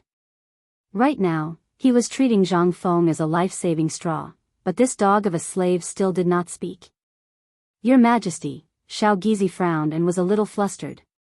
Then, as if he had made up his mind about something, he carefully leaned over to Li Shimin's ear and whispered, Your Majesty, something has happened. Zhang Feng has disappeared. What? Li Shimin's eyes widened and his face paled. He did not dare to believe it. Say that again. Xiao Gizi frowned. When he heard this news, he was also shocked. When he came back, he was already thinking about how to tell His Majesty, but after thinking it over and over again, the news could not be hidden, so he planned to speak frankly. However, he did not expect His Majesty's reaction to be so big. Your Majesty. Zhang Feng has disappeared. He lowered his head and timidly said, Not only has Zhang Feng disappeared, but even Qing Chumo, Zhang Sun, Chong, and the others have disappeared. What? They're all gone? Li Shimin's eyes were wide open, and his face was completely pale. Zhang Sun Chong and Qing Chumo's disappearance could still be explained as them being playful. After all, these two guys were still kids, but how could Zhang Feng disappear as well? One had to know that Zhang Feng was his life-saving straw. If he disappeared, then, what should he do next? Was his crime already announced? Opening an altar to offer sacrifices to the heavens? Or announce his sins to the whole world? He sat powerlessly on the dragon throne, holding his forehead with his hand. He felt an unprecedented sense of helplessness. The oppressive atmosphere in the royal study made it hard for little Gizi to breathe. He understood the emperor's current situation, but he could not empathize with him. He could not help but feel sad. As the emperor's personal servant, he could not share the emperor's burden. He glanced at Li Shimin, and his eyes could not help but feel lonely. Just as he was about to go up and comfort him, he saw the crumpled cigarette on the table. Suddenly, a glimmer of hope ignited in his heart. Perhaps the cigarette could relieve the emperor's pain. Thinking of this, he quickly picked up the cigarette, smoothed it out, and handed it to Li Shimin. He said with concern, Your Majesty, have a smoke. Perhaps it can help you forget those unhappiness. Hearing this, Li Shimin's tightly closed eyes slowly opened. He rubbed his forehead with blue veins, looked at little Gizi, and nodded weakly. He knew that little Gizi was doing this for his own good. Moreover, he really did need the cigarette to relieve his tense nerves. Seeing the emperor nod, little Gizi was overjoyed. He quickly handed the cigarette over and lit it. The cigarette was slowly lit, emitting bursts of green smoke. Li Shimin took the opportunity to take a deep breath. The cigarette instantly entered his nose and stimulated his brain. Enjoying the stimulation of the cigarette, he half reclined on the dragon throne and began to recall what he had done in the past. Big brother, fourth brother, are you really here to take my life? Or is the heavens dissatisfied with me? Just as he was sinking into endless vexation, another set of footsteps came from outside the door. However, he was not in the mood to look at them at this time. On the other hand, little Gizi raised his head high, wanting to take a closer look. A moment later, a stooped figure slowly walked in. It was Zhang Wuji, who had just knelt outside the door. Seeing this, little Gizi hurriedly went up to him and said softly, Lord Zhang, you. He knew that the emperor's relationship with the officials was tense. It was not convenient for him to speak. Naturally, he needed a mediator like him to pass on the message. Zhang Wuji glanced at little Gizi and did not reply. Instead, he looked directly at Li Shimin with a complicated expression. Your Majesty, the situation is very serious now. The officials are all waiting for your Majesty's reply. Has your Majesty made a decision? He had been kneeling outside the door for a long time. Seeing that there was no news from Li Erlang and that the officials were anxious, as a relative of the emperor, he had to come in and ask. Li Shimin naturally knew what the other party was thinking. He raised his heavy head and glanced weakly at him. Auxiliary machine, even you want to force me? Erlang, Zhang Wuji looked at Li Shimin and choked a little. In the end, he didn't say those words because he couldn't bear it. After all, Li Erlang was his brother-in-law. The Tang dynasty could not do without the support of Jianghu's family. Chapter 1852. Moreover, he and Erlang were friends. In those days, he followed Erlang to quell the rebellion and planned the change of the Xuanwu Gate. Strictly speaking, half of the ghosts of the Xuanwu Gate belonged to him. Now he was forcing Erlang. It was a bit too much. Moreover, it was reasonable to say that he also had a part of the responsibility for the appearance of Mars. He couldn't sit back and do nothing, but who could resolve this disaster? Thinking of this, a figure slowly emerged in his mind. Yuan Tiangang? Wasn't he a famous warlock of the Tang dynasty? Maybe this person could resolve the crisis. Erlang, I have a plan.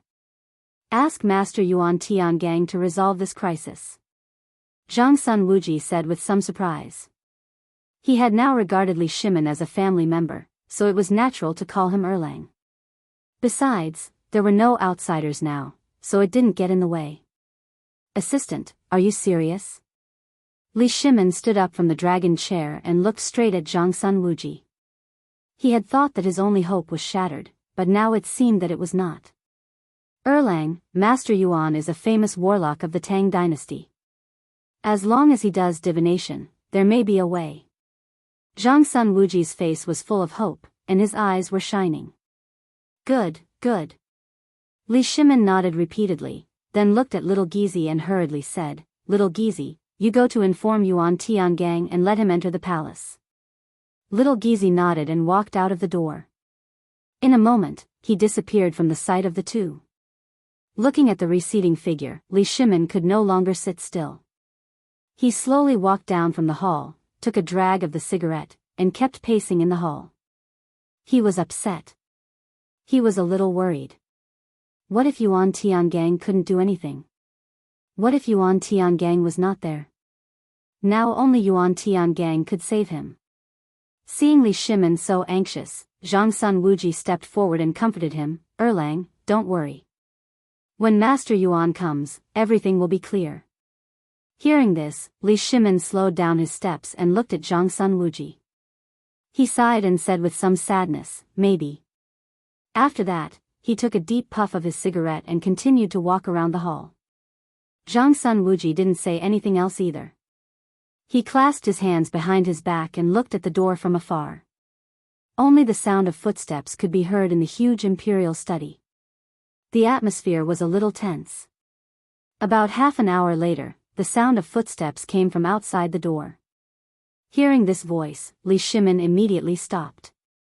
His eyes kept looking out the door, hoping to see something. It wasn't that he didn't want to go out, but he didn't dare. With so many officials kneeling outside, if he went out, wouldn't he be torn apart alive? A moment later, two figures stepped into the imperial study. They were Little Gizi and Yuan Tiangang. Commoner Yuan Tiangang pays his respects to your majesty. Yuan Tiangang made a Taoist seal with his hands and bowed. Dispense with the formality, dispense with the formality. Li Shimin looked at Yuan Tiangang with surprise. He stepped forward and said directly, Master Yuan, I invited you here this time for the thing in the sky. I hope Master Yuan can divine it. He couldn't afford any delay now. He must solve it as soon as possible. Yuan Tiangang frowned and didn't answer immediately. Instead, he turned his head and glanced at the unknown object in the sky. After a while, he said mysteriously, Yes, Your Majesty. Please prepare the incense table, candlesticks and other sacrificial items. These are all trivial matters. Daoist priest, please do it quickly. Li Shimin promised and then looked at Little Gizi who was on standby. Little Gizi, send someone to prepare the incense table and candlesticks immediately. Be quick. Yes, Your Majesty. Little Gizi bowed and turned to leave. In less than a quarter of an hour, Little Gizi led several eunuchs to come with incense, candles, yellow paper and other sacrificial items in his hands. Sacrificial activities were often held in the palace, so these things were necessary and not difficult to find. The incense table was neatly arranged under the command of Little Gizi. The candlesticks and yellow paper were also neatly placed at the door of the imperial study. Your Majesty, the ritual needs to be done outside the door. Please move. Yuan Tiangang bowed, still in a posture of making a Taoist seal. Move? Li Shimin hesitated. There were so many officials outside the door. It was not easy to face them outside. But according to Yuan Tiangang's words, he couldn't do the ritual if he didn't go out. This, after thinking for a while, he made up his mind and nodded, let's go. Now there was no other way. It was no big deal to come out and explain to the officials. With such an idea, Li Shimin slowly walked out of the door. As soon as he walked out of the door, he saw the officials kneeling together with an unyielding look, which made him a little sad. After all, these were the backbone of the Tang dynasty. He quickly stepped forward and said with concern, Officials, please get up. Hearing this, the officials raised their heads and looked at Li Shimin seriously. It seemed that they didn't intend to speak. Finally, Wei Zheng, who was the leader, slowly said, Your Majesty, have you decided? In fact, they had seen Yuan Tiangang just now. They probably knew what the other party was here for. It was nothing more than preparing for divination and other things. However, divination could not solve this matter. Therefore, everyone still hoped that Li Shimin would issue an edict to appease heaven's anger. Chapter 1853. This, Li Shimin couldn't answer because he didn't make any decision at all. He had to cover it up and said, Eunuch Wei, get up first. We'll talk about it later. Wei Zheng glanced at Yuan Tiangang who was not far away. His eyes were a little complicated. It seemed that His Majesty was going to pin his hopes on this warlock. Well, let's see what tricks he could play. He didn't reply to Li Shimin, but turned to look at the officials behind him and said sonorously, Everyone, since His Majesty is going to open the altar, let's get up and watch. After that, he picked up the crutch beside him and slowly got up. Seeing this, Li Shimin quickly stepped forward and said while holding him, Eunuch Wei, be careful. Don't worry, Your Majesty. Wei Zheng shook off Li Shimin's hand and stood up slowly with his crutch on the ground. Li Shimin asked for a snub and let go of his hand embarrassedly. In order to cover up his embarrassment, he glanced at the officials and said, Everyone, please get up. While speaking, the officials had got up and stood behind Wei Zheng. Of course, they got up not because of Li Shimin, but because of Wei Zheng. In their hearts, Wei Zheng was already a representative of virtue and prestige. Seeing that everyone had got up, Li Shimin turned to look at Yuan Tiangang and said seriously, "Master Yuan, can we start now?" "Your Majesty, we can start at any time." Yuan Tiangang made a Taoist gesture and nodded.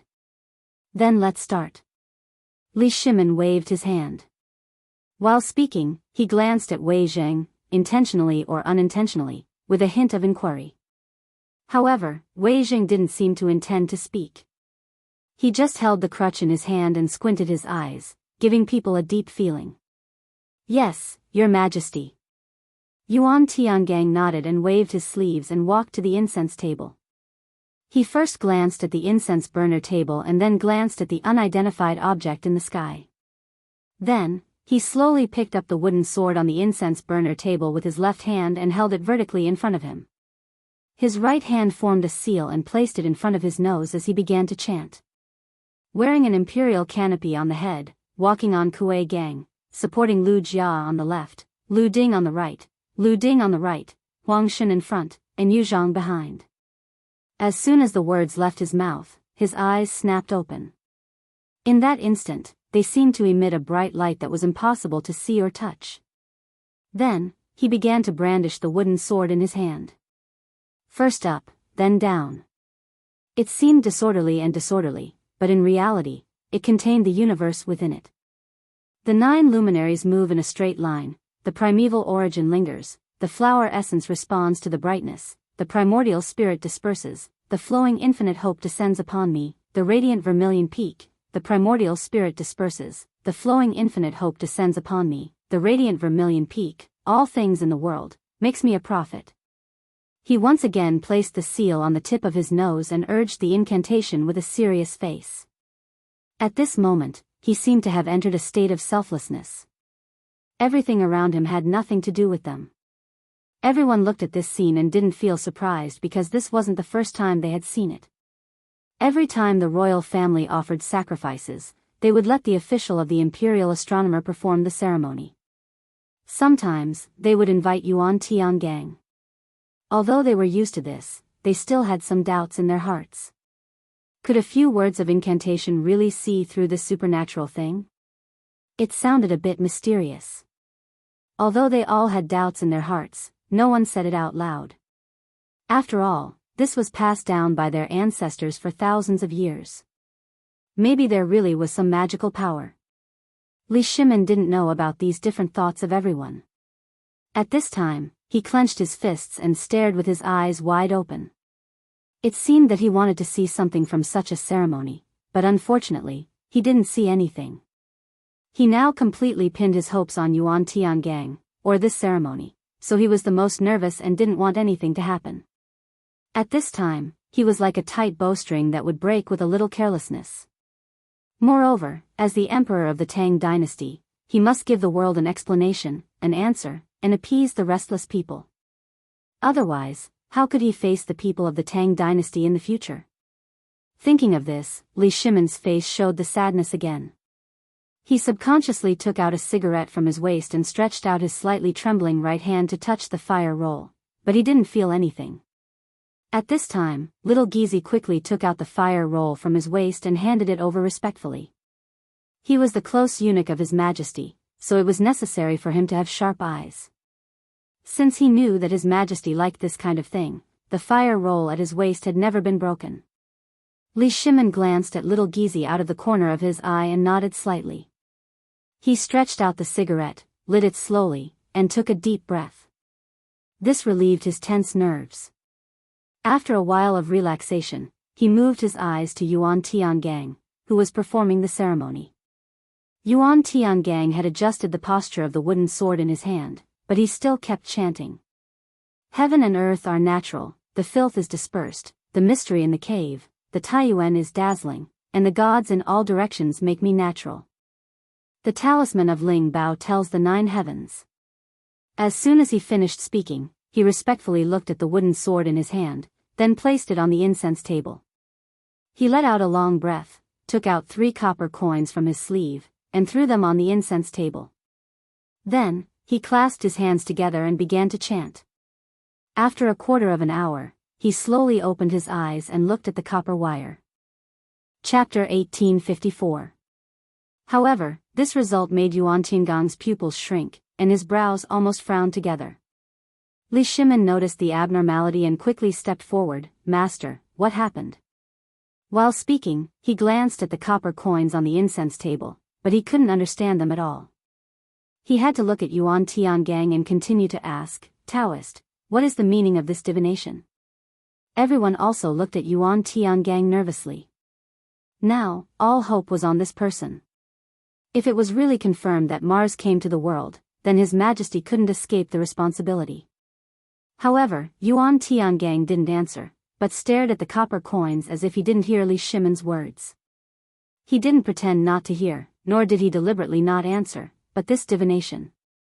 This divination didn't show an ominous divination, but why did the people say that an ominous star came to the world? Your Majesty, please look.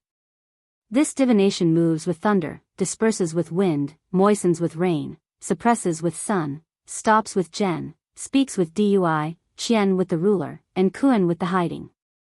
Therefore, it is not an ominous divination. Yuan Tiangang pointed to the copper coins on the incense table and explained word by word. Not an ominous divination? Li Shimin frowned. If it was not an ominous divination, then why did the thing in the sky not disperse for a long time? Master, are you sure? He also hoped that it was not an ominous divination, but some of the things in front of him were too strange. None of them were right. The thing in the sky didn't disperse for a long time. Others said it was an ominous star and Mars, but Yuan Tiangang said it wasn't. But if it wasn't, why did the thing in the sky keep circling around Chang'an? It was really strange. Yuan Tiangang shook his head and didn't look back. No, this is not an ominous star. As soon as this remark came out, it instantly caused an uproar. The originally quiet sight also boiled up in an instant, and the surprised voices of the officials were full. Not an ominous divination? Is it really the vengeful spirit of Xuanwu Gate coming to take our lives? Yes, I think it must be. If it is not an ominous star, then there is only one possibility. Your Majesty must take responsibility. Everyone looked at Li Shimin angrily, as if he was being pointed at by 1,000 people. Since the object in the heavens was not Mars, then there was no doubt that it was the vengeful spirit of the Black Tortoise sect. The officials were convinced of this, because Li Erlang had killed too many people, and now he was receiving his retribution. Everyone, please be quiet. Wei Zheng stepped forward. Seeing that everyone had stopped talking, he took a step forward and said coldly, Your Majesty, now that it's confirmed that it's not Mars, it must be the vengeful spirit of the Black Tortoise Gate. Please give the vengeful spirit an explanation, Your Majesty. He had once been a subordinate of the deposed crown prince, Li Jianxing.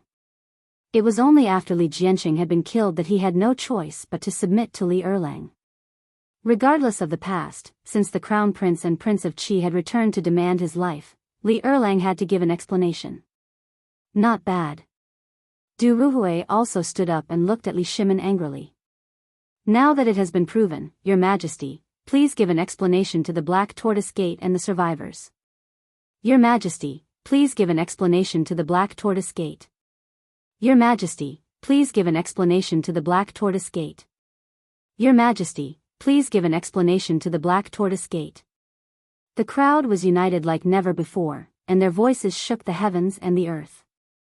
Seeing such a situation, Li Shimin was scared out of his wits. His hands trembled uncontrollably, and cold sweat began to form on his forehead. Could it be that the officials were right? That the vengeful spirit of the Black Tortoise Gate had come to demand his life? No, it couldn't be. How could there be such a ridiculous theory? He kept on hypnotizing himself, convincing himself that it wasn't the vengeful spirit of the Black Tortoise Gate. Because he couldn't believe it. If it was really the vengeful spirit, how could he face his eldest brother and fourth brother? Vengeful spirit? Li Shimin's body trembled as he muttered to himself, the vengeful spirit is here. What should I do? Your Majesty, please don't panic. Yuan Tiangang hurriedly stepped forward and held Li Shimin. Your Majesty, I have a plan. Hearing this, Li Shimin seemed to have grasped a life-saving straw. His whole person became sober. He grabbed Yuan Tiangang and asked hurriedly, "Sir, do you have a brilliant plan? Tell me quickly. Issue an edict, open an altar to offer sacrifices to heaven, hold a Waterland assembly, and expiate the vengeful spirit." Yuan Tiangang knew Li Shimin's current situation, so he had to tell him everything he knew. Yes, yes, yes. Li Shimin was a little flustered and didn't know what to do for a while. He said casually, "Issue an edict, open an altar to offer sacrifices to heaven, hold a Waterland assembly, and expiate the vengeful spirit." As soon as his voice fell, there was a rush of footsteps not far away. A group of palace maids and eunuchs came one after another. In the middle was Zhang Sun Wugo's phoenix carriage. "Your Majesty," Zhang Sun Wugo began to roar before she reached him. Li Shimin looked in the direction of the voice and saw his wife. He seemed to see a glimmer of hope. "Maid Guanyin, hurry up, hurry up," Zhang Sun Wugo kept urging the eunuchs carrying the phoenix carriage. Seeing that she was about to reach Li Shimin, she rushed down. Fortunately, she didn't fall. She quickly stepped forward, grabbed Li Shimin's hand, and hurriedly said, "Your Majesty, what's the situation now?" Chapter 1855. She was in the palace, so she naturally knew what was going on in the imperial study. However, it was inconvenient for her to come because the harem couldn't participate in politics. However, she was worried about Erlang, so she didn't care about the rules and came directly. "Guanyin maid," Li Shimin stroked Zhang Sun Wugo's tear-stained face and said sorrowfully, "It's the vengeful spirit of the Xuanwu Gate." Although he didn't want to admit it, the truth was in front of him. He couldn't refute it. "What?" Zhang Sun Wugo screamed. She couldn't believe the answer. How could it be the vengeful spirit of the Xuanwu Gate? Li Shimin didn't reply. Instead, he looked at Zhang Sun Wugo and nodded heavily. Now that things had come to this, he couldn't hide it anymore. It was better to make it clear. Seeing Li Shimin's expression, Zhang Sun Wugo felt as if she was hit by a heavy hammer. Cold sweat flowed down her forehead. She felt a sense of powerlessness. Suddenly, her vision turned black and she fell backward. "Guanyin maid," Li Shimin hugged Zhang Sun Wugo and kept shaking her. His voice was a little hoarse. After a violent shake, Zhang Sun Wugo slowly opened her beautiful eyes. She looked at the person in front of her and grabbed Li Shimin's wrist. Her face was a little pale. "Your Majesty, what should we do now?" "According to Master Yuan, I need to announce the punishment." Li Shimin looked at Zhang Sun Wugo and said with a sorrowful face. "Your Majesty, how can you make such a sacrifice?" Zhang Sun Wugo suddenly stood up. Her face was full of disbelief. "Sigh," Li Shimin sighed and said helplessly, "This is the only way now." "How could this be?" Zhang Sun Wugo's face was pale. Cold sweat flowed down her forehead. She glanced at the civil and military officials on the ground and her husband in front of her. She really believed the vengeful spirit of the Xuanwu Gate. So many civil and military officials were present, and even the famous Yuan Tiangang of the Tang dynasty was doing divination. It seemed that things had come to an irreversible point. She could be considered as the second beneficiary of the Black Tortoise Gate's change. Now that Erlang was in trouble, as the Empress, how could she sit by and do nothing? Thinking of this, she wiped away the tears that were about to fall from the corners of her eyes. She looked at Li Shimin and said seriously, "Your Majesty, this concubine is willing to go to Huaxing Temple to kneel in front of the Buddha and recite sutras for 7 days to help the souls of those who have died." Once these words were spoken, the officials who were originally indignant couldn't help but feel that the Empress seemed to be more pleasing to the eye. Li Shimin didn't think so. This was his wife. When he thought of his wife praying to Buddha for what he had done, he couldn't help but feel touched.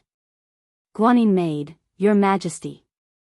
Zhang Sun Wugo slowly pushed Li Shimin away and said with concern, "Your Majesty, please personally preside over the Water and Land Assembly and release the souls from purgatory." "Good, Jin will preside over the Water and Land Assembly." Li Shimin nodded heavily. Now that the Empress could make such a sacrifice, as the Emperor, of course, he had to set an example. Thank you, Your Majesty. Zhang Sunwugo bowed and then turned to walk towards the phoenix carriage. Now she didn't dare to delay. Every moment she went to Huaxing Temple meant that she could release one more soul. Watching the Empress figure gradually disappear, Li Shimin withdrew his gaze and looked at the officials. With a solemn expression, he said, Wei Zheng, write an edict for Zhen. Zhang Sunwuji, prepare for the Water and Land Assembly. Xu Jindo, the imperial astronomer, prepare for the sacrificial ceremony. Yes, Your Majesty. The officials looked at each other, and the expressions on their faces finally eased a bit. In that case, everyone can go and prepare. Li Shimin had a bitter expression as he responded. Finishing, he turned and walked towards the imperial study. After returning to the imperial study, he sat weakly on the dragon throne.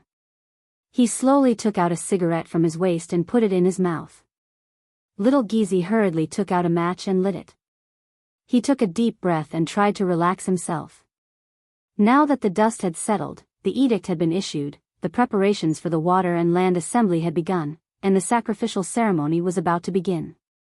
He had given an explanation to the people of the world. But this also confirmed that he was incompetent and had killed the innocent. But what else could he do? He glanced at the officials who had left the imperial study. Waves of helplessness spread through his body. The officials had forced him to abdicate, the people were at odds with him.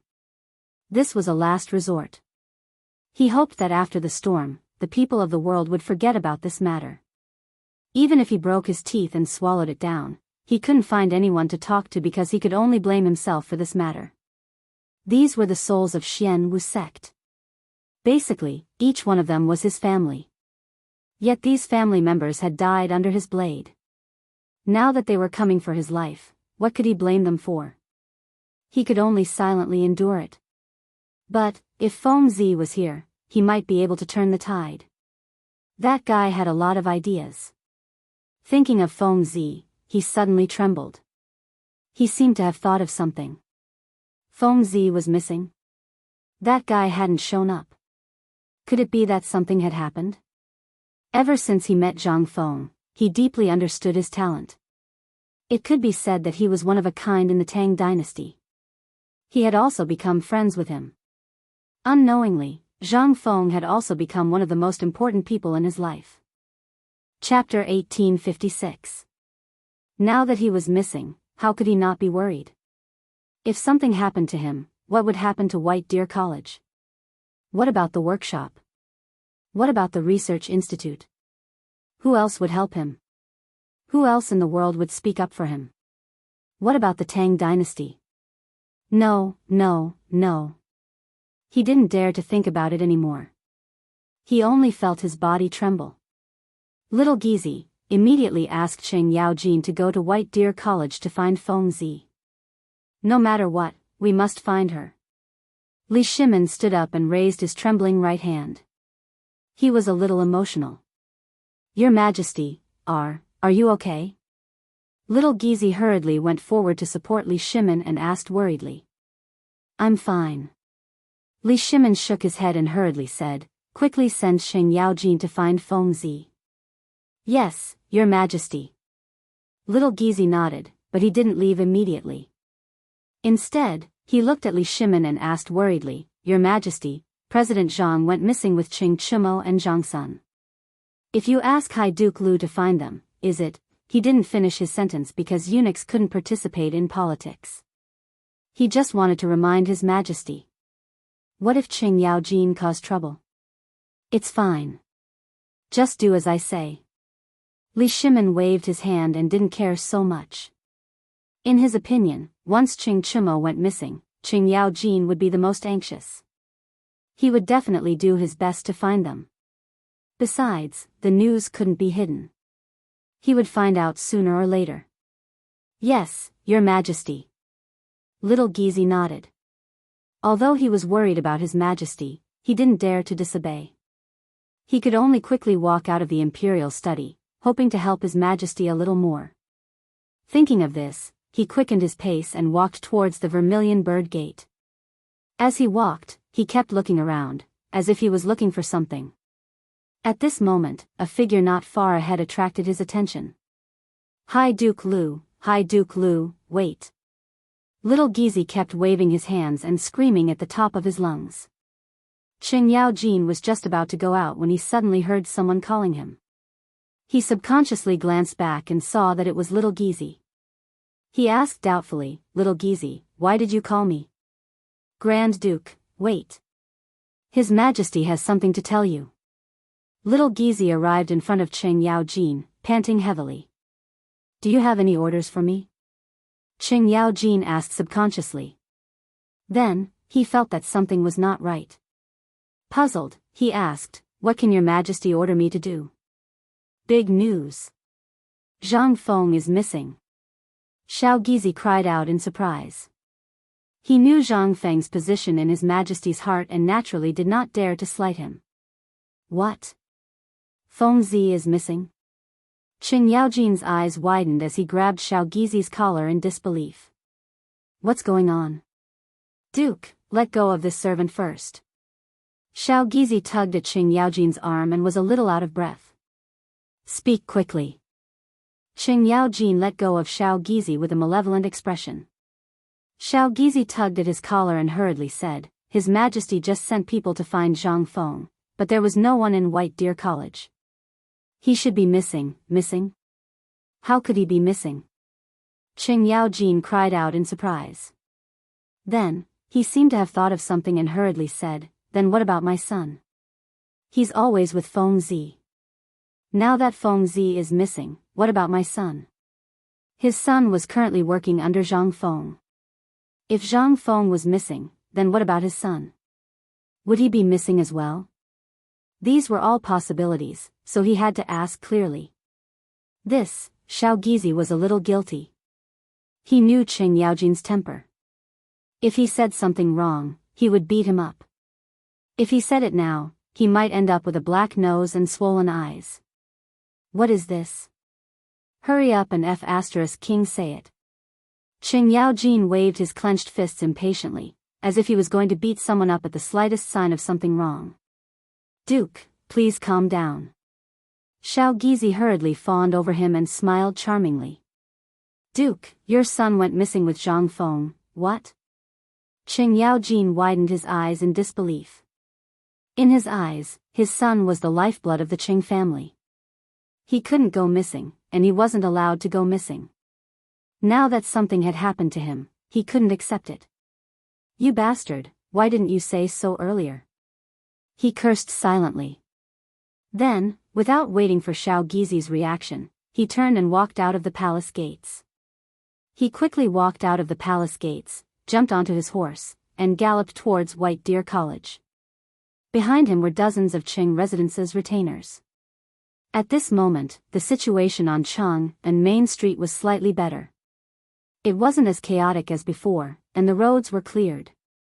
Qing Jin galloped towards White Deer College. There weren't any obstructions on the way. Qing Jin arrived at White Deer College in a short period of time.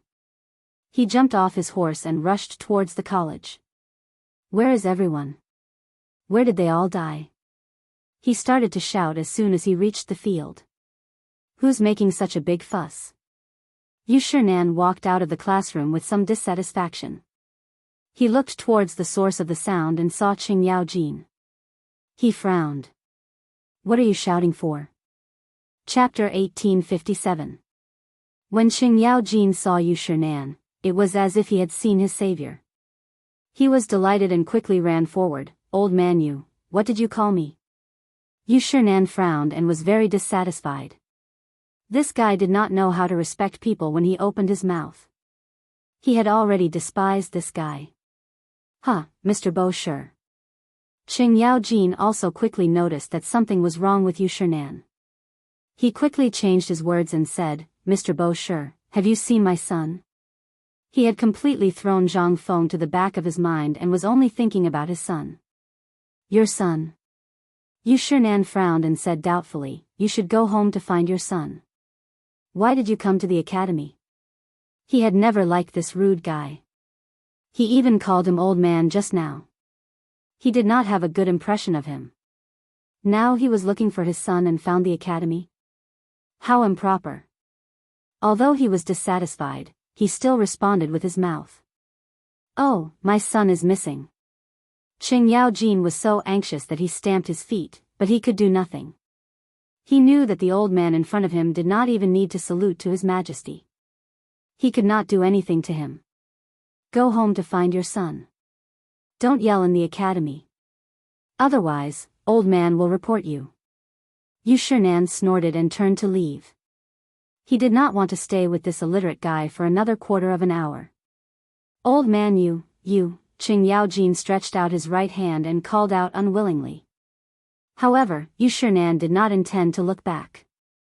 Looking at the disappearing figure, he glared at him and was somewhat dissatisfied. When he was about to walk to the other classrooms, a figure slowly walked towards him. There's a chance. Jianghu smiled and was somewhat proud. He crossed his hands and blocked the door of the classroom. Boy, wait. The person suddenly looked up and was somewhat puzzled. You are? Don't ask who I am first. Jianghu waved his hand and put on an intimidating look.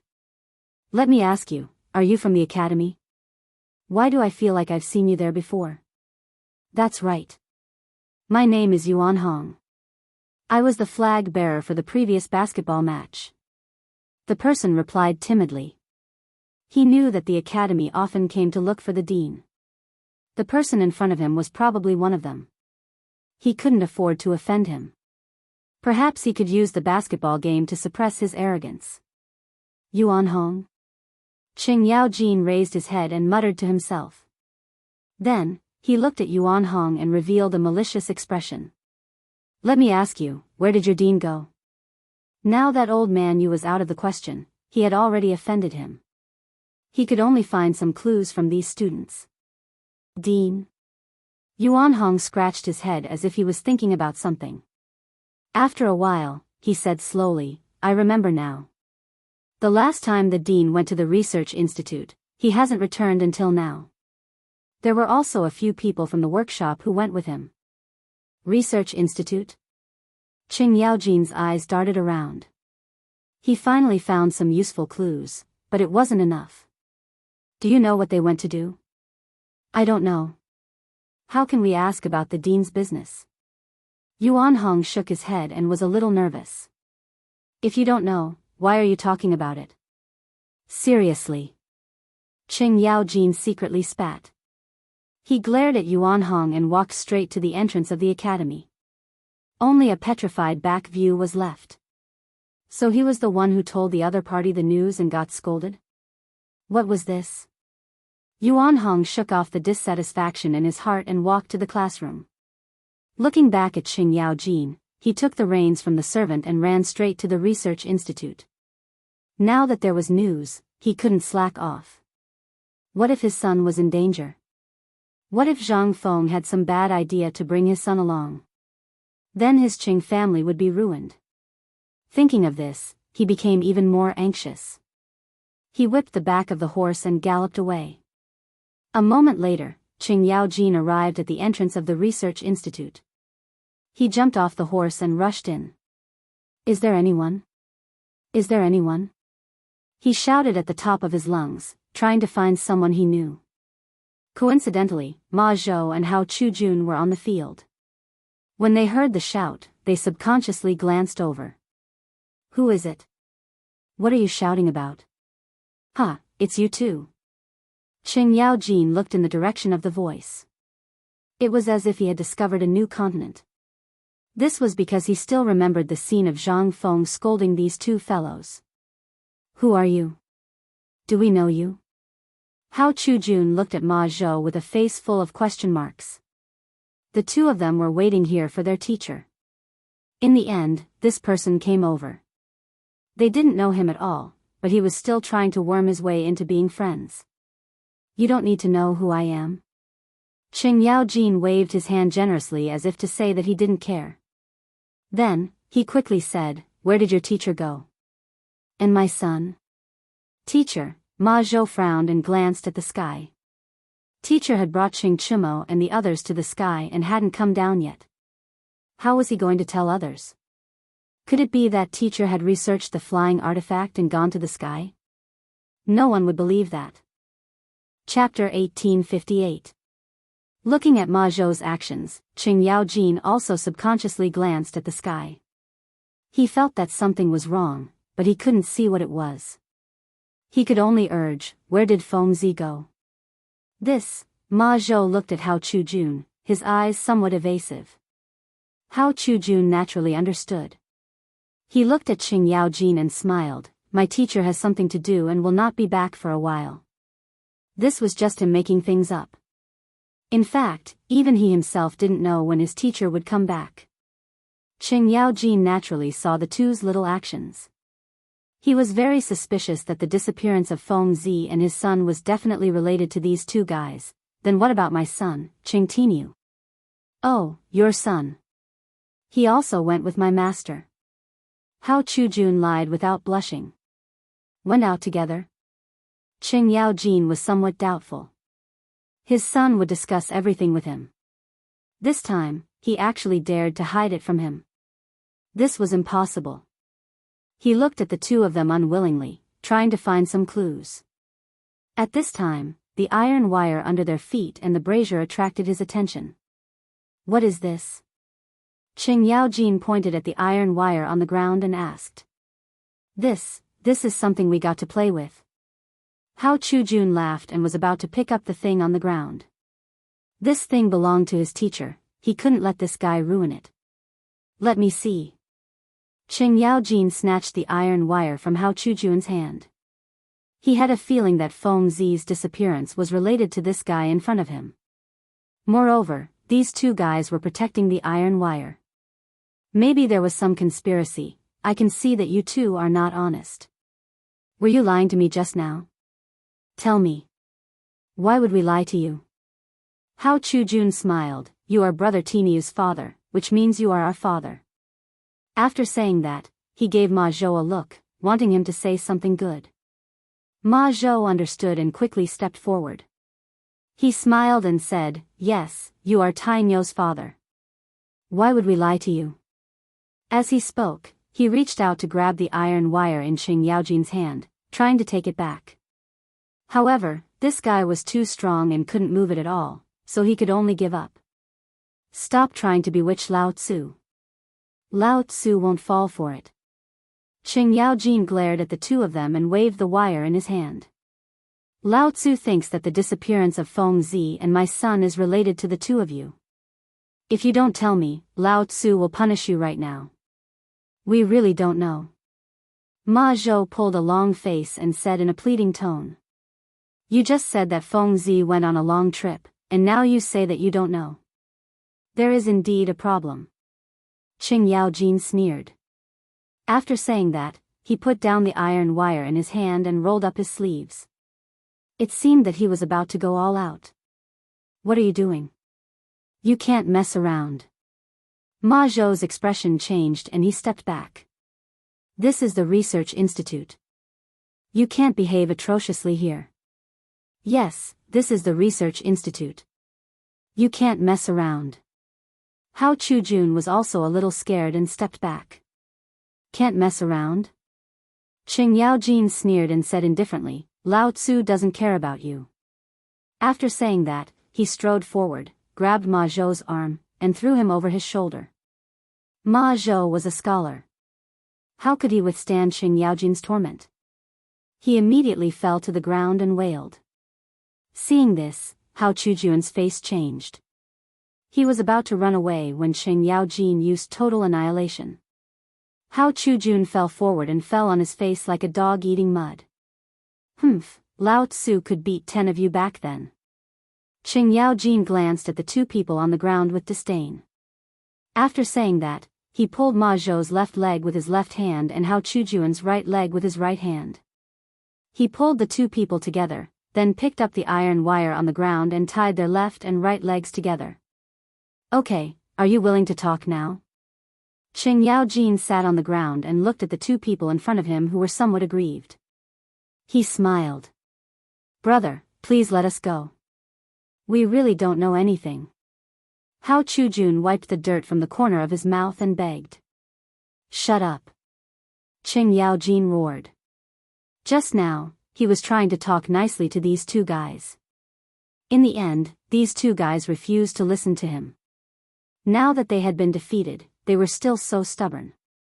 Did they not know the feeling of losing a son? They really had a heart of stone. You two dogs. Now that my son is missing, of course you are not worried. But I am. I don't care if you are Feng Zi's disciples or not. If you don't talk, Lao Tzu will throw you under the tree for 3 days and 3 nights. I guarantee that you will become dry corpses. After saying that, he glanced at the locust tree on the side of the field and said with a fierce look, "How about it? Are you going to talk or not?" This, Ma Zhou trembled and looked at Qing Yaojin. He didn't know what to say. He was very afraid that this guy in front of him would really hang him under the tree. How could he establish a foothold in the institute in the future? However, he was afraid that if he said it, his teacher would be unhappy and expel him from the institute. Chapter 1859. What are you talking about? You motherf asterisk cur, are you a scholar again? Qing Yaojin glared and slapped Ma Zhou's face. As he slapped him, he said unhappily, "Lao Tzu asked you to stay here. Hurry up and say it. Stop hitting me." "I'll say it." Hao Chujun looked at Ma Zhou, who was being abused. He couldn't bear it because he wasn't sure if he would be the next one. It was better to say it earlier. However, he couldn't say everything. He decided to leave out half of it. "You want to say it?" Qing Yaojin glanced at Hao Chujun and was delighted. Then, he looked at Ma Zhou and put down his half-swollen face. "See, you should have said it earlier. You just like to be abused." After he said that, he looked at Hao Chujun and smiled. "Hurry up and say it. Lao Tzu doesn't wait for anyone." Hao Chujun glanced at Ma Zhou, who wanted to cry but had no tears. He seemed to have made up his mind and said, "We only know that our teacher has been researching something that can fly into the sky. These few days, Tainyo and the others have been helping our teacher." Then, he disappeared. We don't know what happened to him. We don't dare to ask about our teacher. After he said that, he glanced at Ma Zhou as if to say, "Look, what did I say?" Ma Zhou gave him a look of disdain. "Something that can fly into the sky?" Qing Yaojin raised his head and glanced at the sky. He was a little confused. What could fly into the sky? Was this AF** King dream? He didn't believe it. He turned and stared at Hao Chujun. "Are you F** King lying to Lao Tzu? What can fly into the sky? Unless it's that jinx. How would we dare to lie to you? Look, Ma Zhou has been beaten up to this state. I wouldn't dare to lie to you even if I had 8 guts." Hao Chujun looked troubled. He said it as if he was more wrong than Ma Zhou. Qing Yaojin nodded. He also believed that this guy wouldn't dare to lie to him. However, this was a little unbelievable. Something that could fly into the sky? What kind of F** King genius could do this? However, the jinx in the sky was also something that could fly into the sky. It was hard to say. A jinx. Could the thing that Feng Zi created be related to the thing in the sky? If this was true, then it would be terrible. Right now, the entire country thought that it was the vengeful spirit of the Black Marital School. If Feng Zi and Tainyo were up there, would they be in any danger? Thinking of this, he was a little uneasy. He turned around and walked towards the entrance of the research institute. He had to go back and report to Her Majesty about such an important matter. "Don't go. Untie us. Wait." Hao Chujun and Ma Zhou's screams came from behind him, but it did not affect his determination to return to the palace. Qing Yaojin quickly walked out of the research institute, jumped onto the back of a horse, and galloped in the direction of the palace. Now that his son was in danger, all the more he couldn't slack off. If the two of them fell from the sky, then the Qing family's bloodline would end. With that thought in mind, he whipped his horse and arrived at the palace in no time. Within the imperial study, Li Shimin was sitting on the dragon throne, thinking about what to do next. Now that the commoners had been pacified, the punishment had already been announced, and it would probably cause another storm. What should he do then? This was giving him a headache. Just as he was worrying, there was a rush of footsteps outside the door. Your Majesty, something has happened.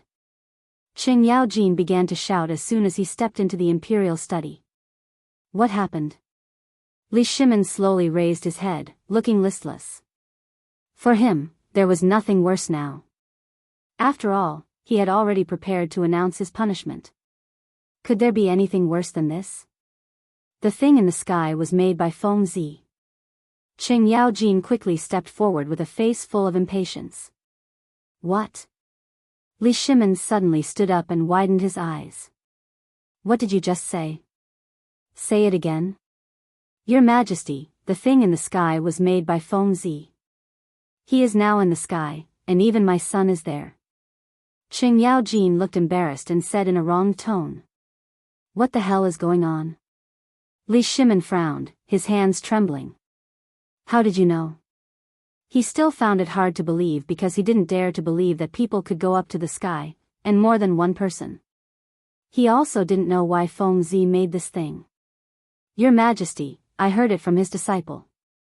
It is all true. Qing Yaojin had a long face, as if something had happened to his son. He had always treated his son like a treasure, and now that something like this had happened, he was actually more anxious than anyone else. How could this be? What does Feng Zi want to do? Li Shimin seemed to have lost all his strength as he sat on the dragon throne. He had always thought that the thing in the sky was the vengeful spirit of the Xuanwu Gate, but now he was being told that it was man-made? He really couldn't accept it. Moreover, the punishment had been announced, the water and land assembly, and the sacrificial ceremony had already begun. To say this now was simply a blow. These things had already begun to be prepared, and it was impossible to take them back. If he had known about this earlier, he might have had a chance to salvage everything. Now, there was no chance at all. Chapter 1860. But there were both good and bad things. Since there were no vengeful spirits in the sky, he was no longer so worried. He let out a long sigh and glanced at Qing Yaojin. Do you know what Feng Zi wants to do with all this? Your Majesty, this lowly subject also does not know. I only heard from his disciple that he wants to do some research. Qing Yaojin spread out his hands. He was also very helpless. Not only had his son been kidnapped, he had also worked for nothing. Since you don't know, then forget it. Li Shimin helplessly replied. Then he seemed to think of something and hurriedly said, immediately send someone to find Yuqi Gong and see where Feng Zi is preparing to go. Also, inform Li Jing and have him lead an army to investigate.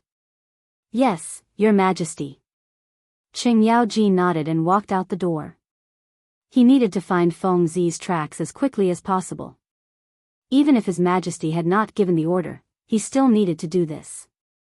This was both for Feng Zi and for his son. The palace did not stop him, so he quickly walked out of Vermilion Bird Gate. Leaping onto his horse, he charged toward the Duke of Yi estate. Out of the way. Everyone in front, out of the way.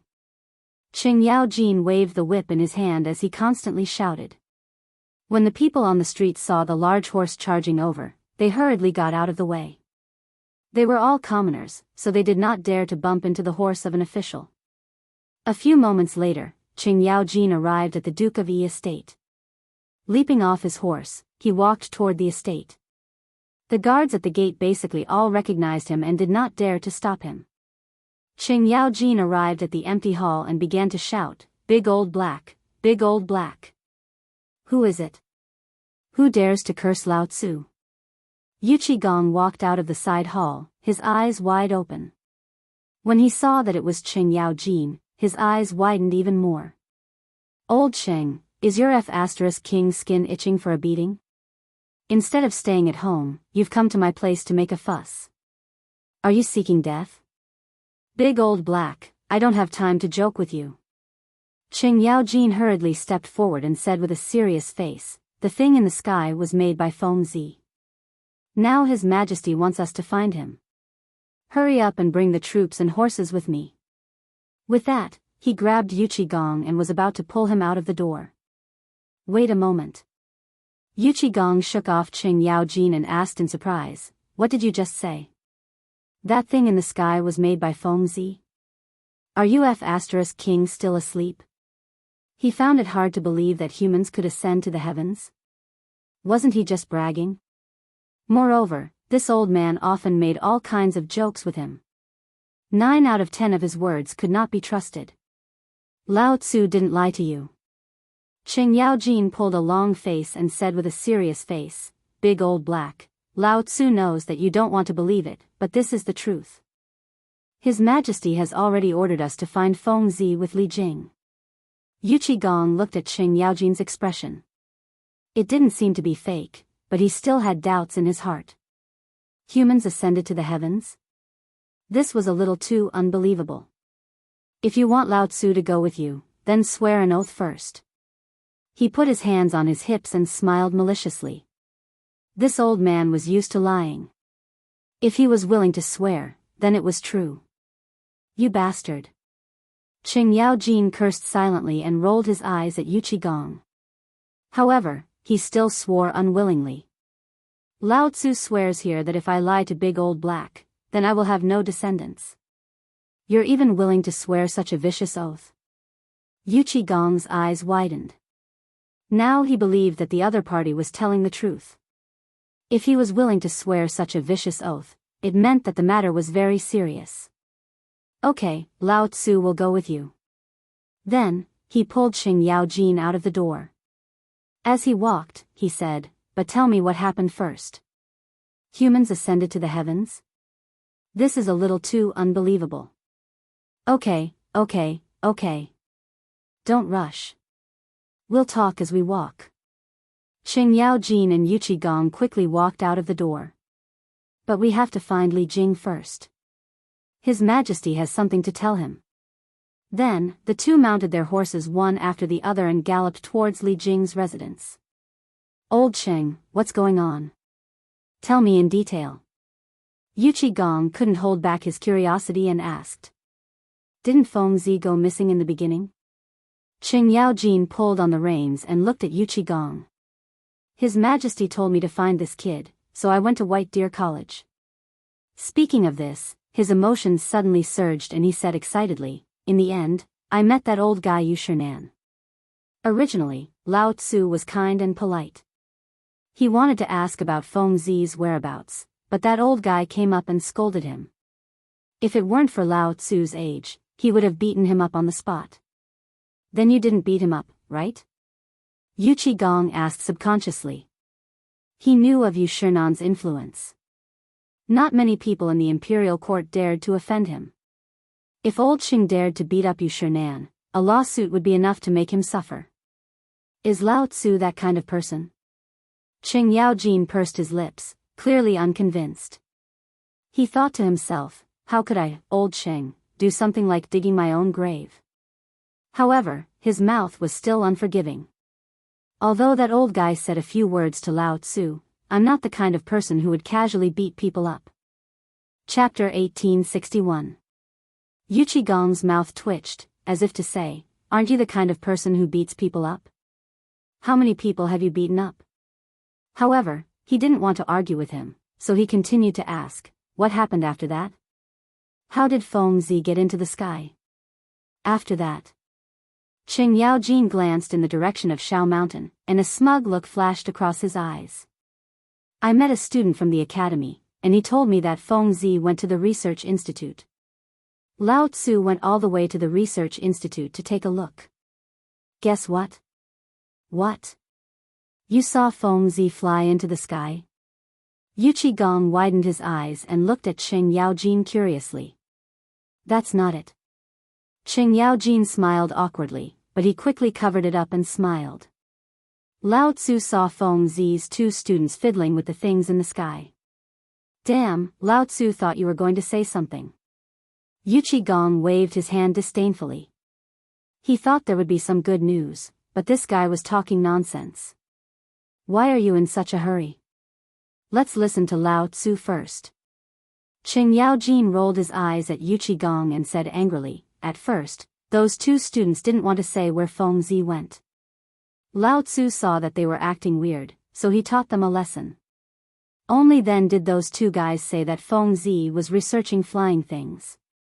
How was it? Lao Tzu did well, right? He raised his eyebrows and looked proud, as if to say, look at how good Lao Tzu is. However, Yu Qigong ignored all of this and sneered. How was it? How embarrassing.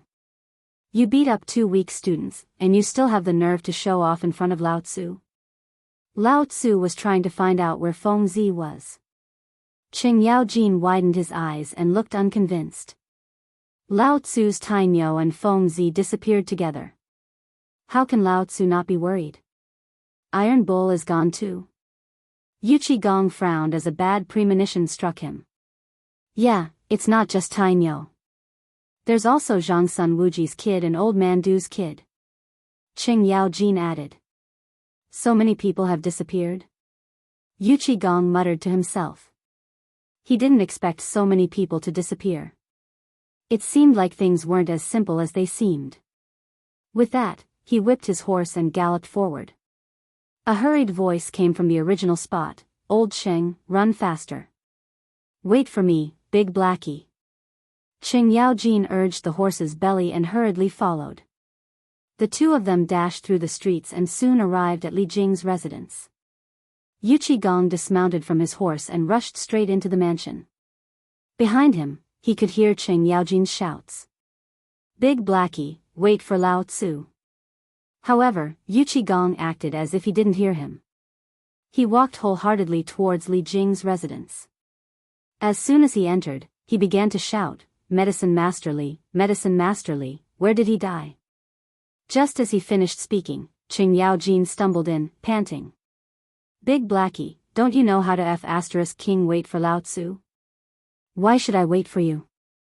Yu Qigong rolled his eyes at Qing Yaojin and said in a bad mood, look at you. All you do is drink all day.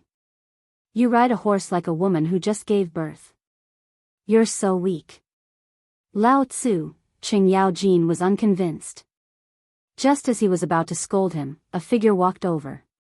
Upon closer inspection, he saw that it was Li Jing. He had no choice but to suppress his anger. He threw Yu Qigong aside and walked towards Li Jing. Medicine Master, we've been looking for you for a long time. Come with us. There's something important. With that, he grabbed Li Jing's right hand and prepared to leave. Thinking of this, Li Jing threw him aside and said unhappily, if you have something to say, say it. Don't drag me around. He didn't have a good impression of the two in front of him. They were both big and burly. The moment they came in, they shouted. If they weren't officials of the same court, he would have thrown them out. Hee hee. Qing Yaojin smiled awkwardly. He wanted to get angry, but when he thought of His Majesty's decree, he suppressed his anger. He rubbed his wrist and said, Medicine Master, His Majesty just ordered you to track Feng Zi. That's why we came to find you. We'll move together. Why track Feng Zi? Isn't he at White Deer College? Li Jing didn't doubt Qing Yaojin's words. He knew that although Qing Yaojin was bold, he wouldn't dare to fake an imperial decree. However, he didn't understand. Why track Zhang Feng? Was His Majesty going to put Zhang Feng under house arrest? Was that why he wanted him to track him? You still don't know, right? Feng Zi is missing. Qing Yaojin looked at Li Jing. He thought that Li Jing knew, but it seemed like that wasn't the case. What? Feng Zi is missing? Li Jing was shocked. He grabbed Qing Yaojin and asked anxiously, what is going on? Don't be anxious. Listen to me first. Qing Yaojin pushed Li Jing's right hand away and said solemnly, I just received the news today. His Majesty told me that Feng Zi was missing. Later on, I went to look for him and found out that the thing in the sky was created by Feng Zi. Later on, His Majesty asked you and Big Black to track down Feng Zi's traces, which is the thing in the sky. You're saying that the thing in the sky was created by Feng Zi? Chapter 1862. Lord Li Jing's eyes widened in disbelief. That's right, and he's already in the sky. Qing Yaoji nodded and looked at the sky. Even my iron bull has gone up. Why are you only telling me such an important thing now? Lord Li Jing frowned, clearly unhappy. With that, he glanced at the sky and turned to walk out of the residence. Let's go. Follow me to the barracks to gather the troops. Oh, I'm coming. Qing Yaojin pulled Yu Qigong and quickly followed. The three of them hurriedly walked out of the door and rode their horses to the barracks. Since they were tracking that thing in the sky, the more people there were, the better. With one more person, they would have one more pair of eyes and one more strength. The three generals who led troops to war knew this very well. After rushing all the way, the three of them finally arrived at the barracks. They hurriedly gathered 20,000 troops and left the barracks. Yao Jin, in my opinion, we should split up. Lord Li Jing glanced at the blurry hot air balloon in the sky and said solemnly. The hot air balloon was drifting further and further away, and it was easy to get lost if they followed it together. The best way was to split up. Moreover, this fellow was a veteran commander, so there was no problem with this. All right, I'll go with Big Black. You go alone. Is that okay? Qing Yaojin nodded and immediately agreed with Lord Li Jing's opinion. As a veteran commander, he naturally had such strategic foresight. All right, then I'll go first. Lord Li Jing nodded and then looked at the soldiers behind him. He shouted, 10,000 men come with me. As soon as he finished speaking, he waved his horsewhip and rushed forward. The soldiers behind him followed closely behind, raising a cloud of dust. Looking at the gradually disappearing figures, Yu Qigong looked at Qing Yaojin and said solemnly, Old Qing, let's go too. All right, let's go. Qing Yaojin nodded. With that, he pulled the horse's head and shouted, Everyone, follow me. The soldiers immediately opened up a path in the middle. Qing Yaojin whipped his horse and galloped off. Yu Qigong followed closely behind. Seeing that the two commanders had already set off, the soldiers followed behind. Although the hot air balloon had drifted far away, its speed was not very fast. Occasionally, one could still see the shadow of the hot air balloon. Looking at the image, Qing Yaojin and Yu Qigong led their troops and charged towards the hot air balloon. They did not dare to be negligent. This was not only because of His Majesty's imperial edict, but also because of some personal reasons. Both of them were on good terms with Zhang Feng, especially Yu Qigong. His cousin even had some sort of entanglement with Zhang Feng. If something happened to Zhang Feng in the sky, what would happen to his cousin? On the other hand, Qing Yaojin was just as worried as Yu Qigong. This was because his son was currently in the sky with Zhang Feng. If his son was in any danger, what would happen to the Qing family? Wouldn't that be the end of their line? Thinking of this, he felt as if a needle had pierced his heart. It was an abnormal feeling. Everyone, speed up. Qing Yaojin glanced back and shouted. With that, he waved his horse whip and sped up.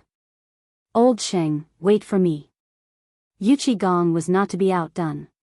He waved his horse whip and followed. He naturally knew that Old Qing was worried about his son, so he did not dissuade him. Instead, he directly followed. The two of them hurried on without stopping. Dust rose behind them, and the sound of the soldiers' footsteps could be heard behind them. After running for an unknown period of time, they finally saw the shadow of the hot air balloon. Whoosh! Yu Qigong reined in his horse and glanced at the hot air balloon in the sky. Then, he looked at the guard beside him and said, Bring me the map.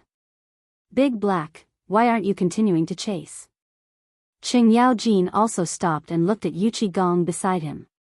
He was a little puzzled. After all, they had just seen a shadow and it was still far away.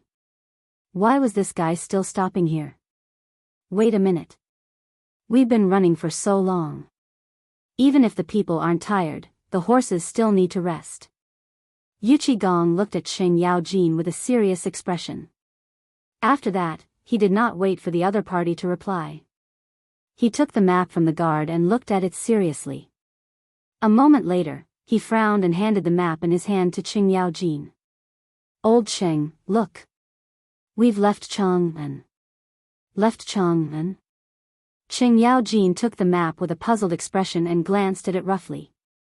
As expected, it's just that Fengzi is still floating ahead. Look in the direction Fengzi is floating in. That's it? Yuchi Gong pointed in the direction of the hot air balloon with a solemn expression. Qing Yaojin looked in the direction Yuchi Gong was pointing in. At first, he did not notice it. After looking for a while, he suddenly felt that something was wrong and exclaimed, "That's the direction of Xingzhou?" "That's right. I looked at the map just now. Fengzi is going in the direction of Xingzhou." Yuchi Gong took a deep breath and furrowed his brows as if he was worried about something. If it's really in the direction of Xingzhou, then we're in trouble. There are 200,000 Xiongnu soldiers stationed there. Qing Yaojin looked ahead and widened his eyes. He had been to Xingzhou with Big Black before. Not only was it barren, but there were also Xiongnu soldiers stationed there. If Fengzi and Tai Niu went there, it would be very dangerous. Chapter 1863. Thinking of this, he couldn't wait any longer. He said impatiently, "We can't rest anymore. We have to go to Xingzhou immediately and save them." With that, he prepared to whip his horse and gallop in the direction of Xingzhou. Unexpectedly, Yuchi Gong pulled him back. "Big Old Black, what the hell are you doing? Lao Tzu is going to save Tainyo." Qing Yaojin turned to look at Yuchi Gong, the veins on his forehead bulging. This matter must be reported to His Majesty. After all, His Majesty has given a decree before. Yuchi Gong didn't get angry. Instead, he spoke unhurriedly because he knew how old Qing felt. His son was missing. Now that he had finally received some news, how could he not be anxious? However, he couldn't be impulsive at this time. Qing Yaojin panted heavily, trying to suppress the anger in his heart. However, on second thought, Big Old Black was right. This was His Majesty's decree. Now that he had received the news, he had to report it. After a pause, he said, "All right then. Quickly send someone back to the palace to report to His Majesty. Don't waste Lao Tzu's time." Yuchi Gong nodded. He glanced at the guard leading the horse and said, "Lu Tian, give me the reins. Then, pick a horse from behind. Take my token and enter the palace to meet His Majesty. Tell His Majesty everything that has happened here without leaving out a single word." After he finished speaking, he took out a military order from his waist and tossed it to Lu Tian. This military order was a symbol of status. As long as one had this military order, they could enter the palace at will and would not be stopped. It was the most suitable thing for a messenger. "Yes, General." Lu Tian cupped his hands and handed the reins to Yuchi Gong. Then, he turned and walked away. Seeing that everything had been settled, Qing Yaojin hurriedly said, "Can we go now?" He was already very anxious. He knew that if he went a moment later, his son would be in more danger. He didn't dare to take such a risk. "Let's go." Yuchi Gong nodded. He waved the horsewhip in his hand and galloped forward. Qing Yaojin also hurriedly followed, galloping in the mountain road. At the side, Lu Tian also obtained a horse. He immediately turned it around and galloped in the direction of Chang'an. He was only a guard, so he did not know much about these matters. However, he could tell the severity of the situation from the general's expression. Therefore, he did not dare to be negligent. With a wave of his whip, he left in a cloud of dust. In less than a moment, he arrived at Chang'an City. As soon as he entered the city, waves of wailing could be heard incessantly. It was as ear-piercing as the screams of vengeful spirits in hell. Soon, the tragic scenes of Chang'an City appeared in front of his eyes. People covered in blood were sitting everywhere on the streets. There were women, children, and even old people. They sat on the steps and kept murmuring something. When he got closer to listen, he found that they were all about vengeful spirits, evil spirits, and so on. There were also many soldiers patrolling the streets. They carried stretchers and carried the injured to the side. The doctors saw this and immediately went forward to treat them. Although Lu Tian sympathized with all this, he knew that he had a more important mission. He chose to turn a blind eye to it and ran toward the city gate. The gate of Chang and city was not very far away. Lu Tian arrived in a few breaths. However, at this time, the gate of Chang and city was closed. The gate was full of guards, each of them holding a spear and looking serious. Guards of Chang and opened the gate immediately. I have important military information to report to the emperor. Lu Tian took out the token at his waist and shouted with his head held high. With his status, he would definitely not be able to persuade these guards. The most effective way was to take out the token. This was the direct reason why the general gave him the token. When the guards saw the token in Lu Tian's hand, their expressions changed drastically. They thought that some great general had come. They bowed together and said, "General, please." After that, the leader of the guards gave the crowd at the gate a look. The latter immediately understood and opened the gate. Seeing this, Lu Tian spurred his horse and left. After galloping all the way, Lu Tian finally arrived at the gate of the palace. With the experience at the gate of Chang and city, he took the initiative to take out the token. The guard hesitated for a moment but still chose to let him in. This was because people who could hold such a token usually had important information. They did not dare to stop him privately. There were no obstructions at the gate. Lu Tian was led to the imperial study by the guard. At this time, 2 strong men were standing at the gate of the imperial study. They were Li Shimon's personal eunuchs. Little Gizi was serving Li Shimon inside, so they needed to serve him outside. "Strong men, I have urgent military information to report to His Majesty. Can you let me in?" Lu Tian bowed and smiled at the 2 strong men. In the palace, he had to be careful. Who knew what kind of people were in front of him? They might be able to kill him with a slap, so it was better to be careful. When the 2 heard the sound, they turned their heads and glanced at him with a trace of disdain. They seemed to be sizing him up. After a while, one of them slowly said, "Do you have proof?" "Yes, yes, yes." Lu Tian quickly replied. Then, he took out the token at his waist and handed it over. "This is General Yuqi's token. He ordered me to see His Majesty." Chapter 1864. The strong man took the token and looked at it as if he was looking for something. After a while, he seemed to have confirmed something and put the token into his sleeve. He then looked at Lu Tian. However, the disdain in his eyes lessened. "Wait here. I'll report to His Majesty." With that, the strong man turned and walked towards the imperial study without waiting for Lu Tian's reply. In less than half an hour, the strong man walked out again. He glanced at Lu Tian and said calmly, "Go in. Be careful not to say anything." "Thank you, strong man." Lu Tian cupped his hands and walked towards the imperial study. As soon as he entered, he felt an oppressive atmosphere that made it hard for him to breathe. At this moment, a hoarse duck's voice was heard. "Halt. Why don't you bow when you see His Majesty?" Lu Tian was startled and subconsciously looked up.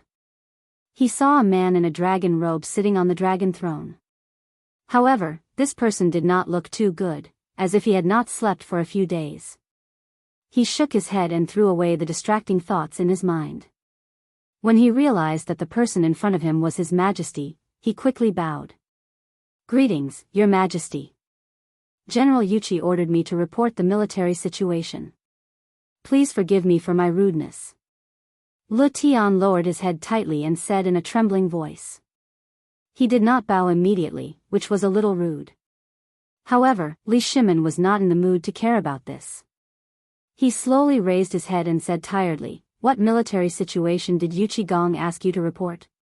Hearing that His Majesty did not care about his rudeness, Lu Tian was delighted and blurted out, "Your Majesty, General Yuqi and General Qing followed Your Majesty's imperial edict to track that thing in the sky.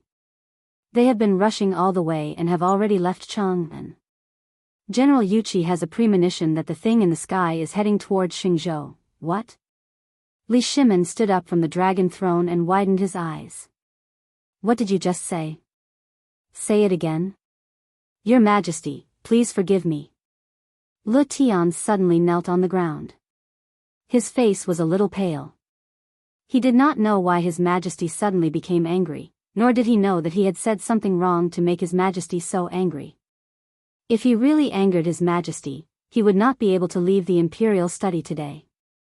He was very worried. I asked you to say it again. Did you not hear me? Li Shimin's eyes were bloodshot, and he looked a little ferocious. Yes. Your Majesty. Le Tian's legs trembled incessantly. His forehead was already dripping with cold sweat. He crawled on the ground tightly, not daring to raise his head at all. General Yuqi has a premonition that the thing in the sky is going to float in the direction of Xing province. General also said that there are 200,000 Xiongnu soldiers stationed in Xing province. General is currently leading the troops in the direction of Xing province. The direction of Xingzhou? Li Shimin put his hands on the table, his face pale. If Feng Zi and the others went to Xingzhou and fell into the hands of the Xiongnu people, they would definitely die. Thinking of this, he quickly said, go back and tell Yuqi Gong to protect Zhang Feng at all costs, even if it means starting a war with the Xiongnu people. Go quickly. After saying that, he covered his chest with his hand as if something was blocking his throat. Cough cough, Your Majesty, Your Majesty. Little Gizi quickly went forward and supported Li Shimin. He patted his chest and asked with concern, Your Majesty, are you okay? Cough cough, Li Shimin coughed violently again. After a while, he seemed to have recovered a little. He waved his hand. I'm fine. After saying that, he glanced at Le Tian, who was kneeling on the ground. Let this guy go quickly. Did you hear that? His Majesty wants you to go back and tell Yuqi Gong. Little Gizi supported Li Shimin with one hand and scolded Le Tian. Oh. Le Tian suddenly realized that he had been frightened by His Majesty and lost his mind for a moment. Now that he had recovered, he quickly said, I'll go back and report immediately. After saying that, he quickly got up and turned to walk out of the imperial study. At the same time, on the hot air balloon, Zhang Feng and the others were huddled together as if they were hugging each other for warmth. They hugged each other tightly, their lips pale, and even their eyelashes were stained with the moisture in the air. It seemed that they were quite cold. White clouds floated past their eyes, but they were not in the mood to enjoy the scenery.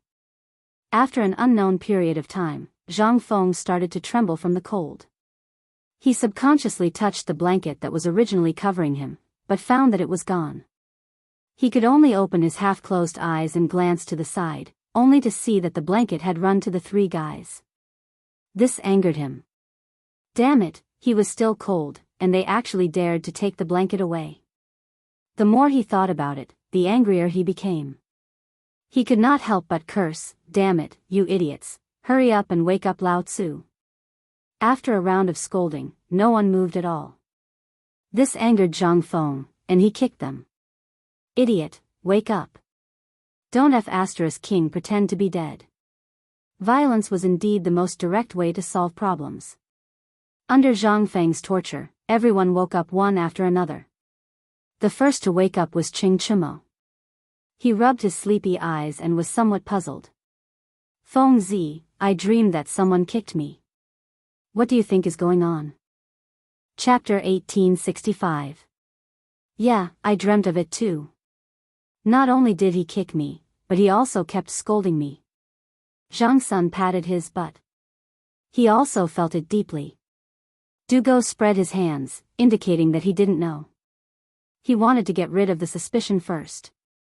Besides, he was also kicked. It was Lao Tzu who kicked me just now.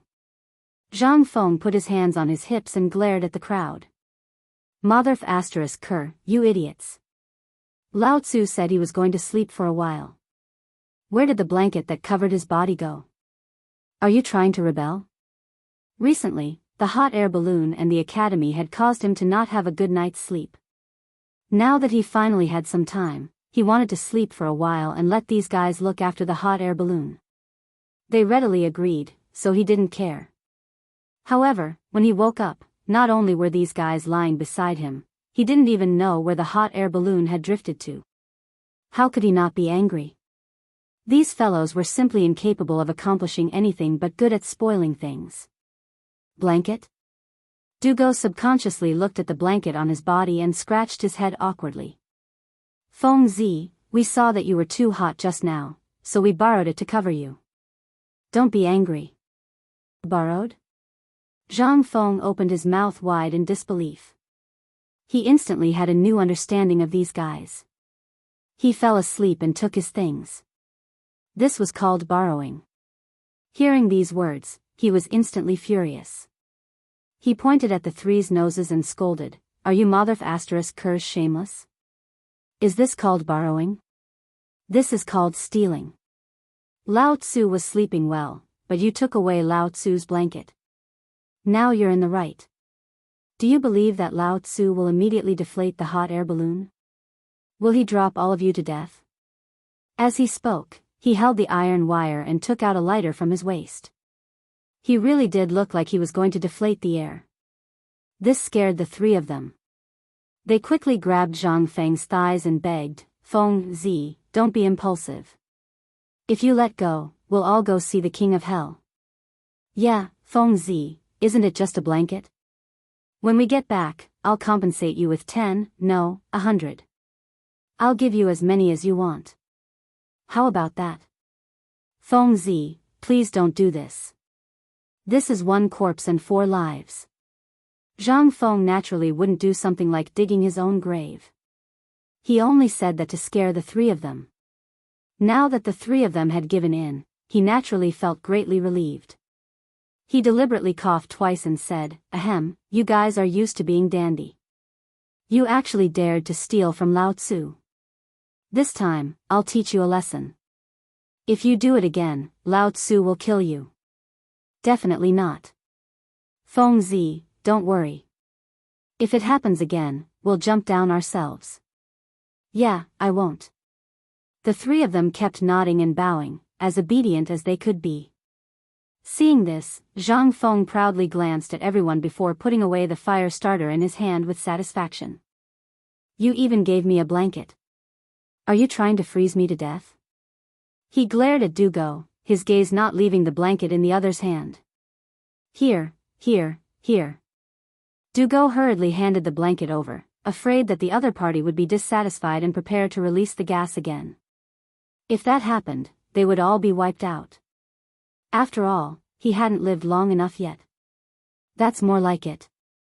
Zhang Feng took the blanket with satisfaction and immediately wrapped it around his body. Instantly, he felt a wave of warmth. However, Ching Chimo and the other two felt uncomfortable. The three of them could only curl up together and shiver. There was nothing they could do. The air and the sky blew, forming waves of cold wind that were bone-chilling. The three of them hugged each other and shivered non-stop. Their lips were turning blue. Just like this, after the time it took for a stick of incense to burn, Zhang Sun, who was outside, couldn't stand it anymore. He said with a trembling voice, "Tai Nyo, when you came up, didn't you bring a package? Go and see if there's anything that can keep out the cold." "Yeah, I brought something when I came up. How could I forget? Look at my dog head." Ching Chimo suddenly stood up and patted his head. He then went to rummage through the package beside him. After rummaging for a long time, he seemed to have seen something and exclaimed, "Why is this thing in the hot air balloon?" With this roar, everyone's attention was focused on him. "What is it?" Zhang Feng looked at Ching Chimo with a puzzled face. "Come and see for yourself." Ching Chimo pulled at the package, as if unwilling to say more.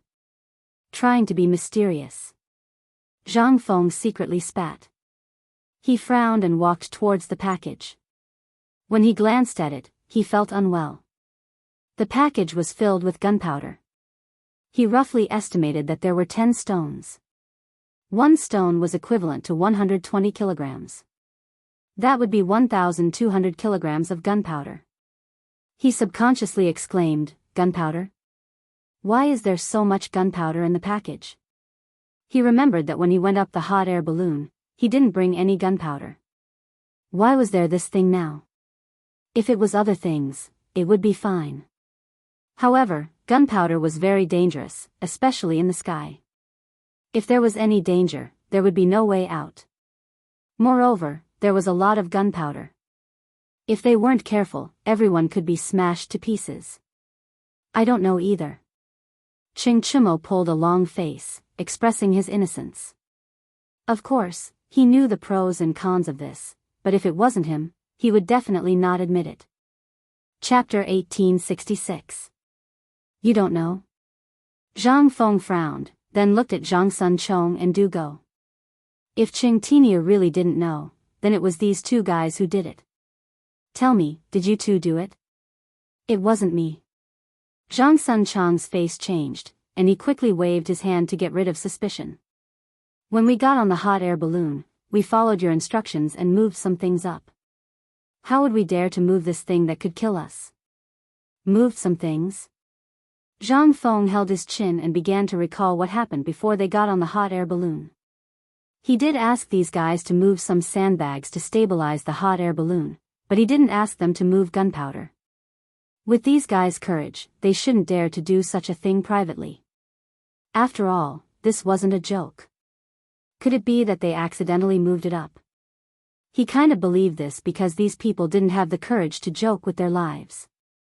Fortunately, he didn't smoke because he was afraid of hydrogen. Otherwise, he wouldn't know where he became fertilizer. Forget it, forget it. Since we've already moved it up, let's not bother about this. Zhang Feng waved his hand, indicating that he was letting them go. Just as he was about to turn around, he suddenly remembered something. He glanced at everyone and said with a serious face, "Now that the gunpowder is on the hot air balloon, you can't play with fire or smoke. Just in case, let me take care of the matches." After saying that, he reached out and asked for the matches from everyone. Everyone didn't hesitate and handed the matches to Zhang Feng. After all, they all knew the power of the gunpowder. If it was ignited, it would be a total annihilation. Zhang Feng put the matches in his waist and glanced at the exposed gunpowder. He said with some worry, "You guys hurry up and pick up the gunpowder. What if something happens? Lao Tzu doesn't want to die." Hearing this, the three of them didn't dare to delay. They quickly wrapped the gunpowder in 3 layers and tore it to make sure there was no problem. Only then did they stop. Zhang Feng nodded with satisfaction, then glanced down and looked back at everyone. "Do you guys know where we are?" The 3 of them were puzzled. Weren't they in Chang'an just now? You don't recognize me now? They hurriedly glanced down and looked at the high mountains and hills below.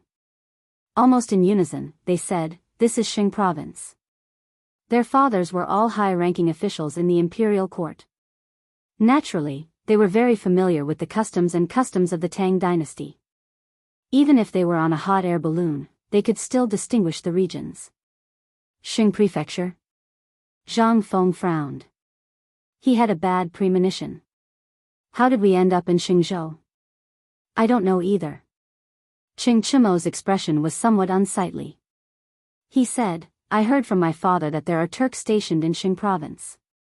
There are as many as 200,000 soldiers and horses." What? Zhang Suan's expression changed. He held on to the iron wire and asked, "Why are there Turks here? Aren't we getting closer and closer to the Turkic camp?" He knew what it meant to go to the Turkic camp. It was death. The Tang dynasty and the Turkic Empire were at war all year round. If he went there now, he would definitely become a captive. The hot air balloon soon fell into a panic. The 3 timid guys hugged each other tightly and secretly prayed that the hot air balloon would leave the Turkic camp. On the other hand, Zhang Feng held his chin as if he was thinking about something. After a while, the corners of his mouth curled up, revealing a hint of joy. He looked at everyone and said with a smile, "Don't cry. Lao Tzu will bring you guys to do something big." "How about it?" "Something big?" Ching Chimo subconsciously raised his head and was somewhat curious. "What big thing?" You're not thinking of pushing us into a pit of fire, are you? He did not think that Feng Zi had anything big to do. Now that they were close to the Turkic camp, what big thing could they do? Could it be that they were going to court death? Yes, Feng Zi. We're all brothers. You can't harm us. Dugo was also worried. His thoughts were similar to Qing Chimo's. He did not think that Feng Zi could bring them to do anything big. On the contrary, he knew how to play tricks. Don't worry. It's definitely not a bad thing. Zhang Feng revealed a harmless smile. I guarantee that you guys will feel that this trip was not in vain. The three of them looked at each other. For a moment, they did not know how to answer. This was because they knew that Feng Zi was not a kind person. He said that he was going to do something big, but he did not specify what it was. This caused their hearts to be in a mess. They were afraid that this fellow would leave them to be fed to the Turks if they were not careful. No, they had to ask more clearly. Feng Zi, what big thing are you bringing us to do? Can you be a little clearer? Qing Chimo looked curiously at Zhang Feng. As he spoke, he held tightly onto Zhang Sun, afraid that Zhang Feng would have some improper thoughts about him. That's right, Feng Zi. You should have told us earlier so that we would have been prepared. Dugo could not help but interject. His body was trembling, but it was unknown whether it was from the cold or from fear. What's with all this nonsense? Zhang Feng waved his hand impatiently. You guys are used to being wastrels. When you hear that you're going to do something big, you're actually so scared. Lao Tzu originally wanted to do something big this time to wash away your bad reputation. Since you guys are so scared, then don't go. Lao Tzu will go alone. When he comes back, don't drool. Chapter 1867. With that, he crossed his arms, leaving his back to the crowd. He seemed to be unable to restrain his anger, but in fact, he was already overjoyed. He had said those words to provoke these guys. In his heart, he really hoped that they would do it together. After all, he might not be able to do it alone. Sure enough, Qing Chimo couldn't stand it anymore. He suddenly stood up, as if he couldn't feel the cold anymore. Feng Zi, I'll do it with you. With that, he turned around and glanced at Zhang Sun and Dugo. It seemed to be a question, but it also seemed to be a threat. He admitted that what Feng Zi said just now was not wrong. He had always been regarded as a dandy, and he had never done anything that would make his family proud.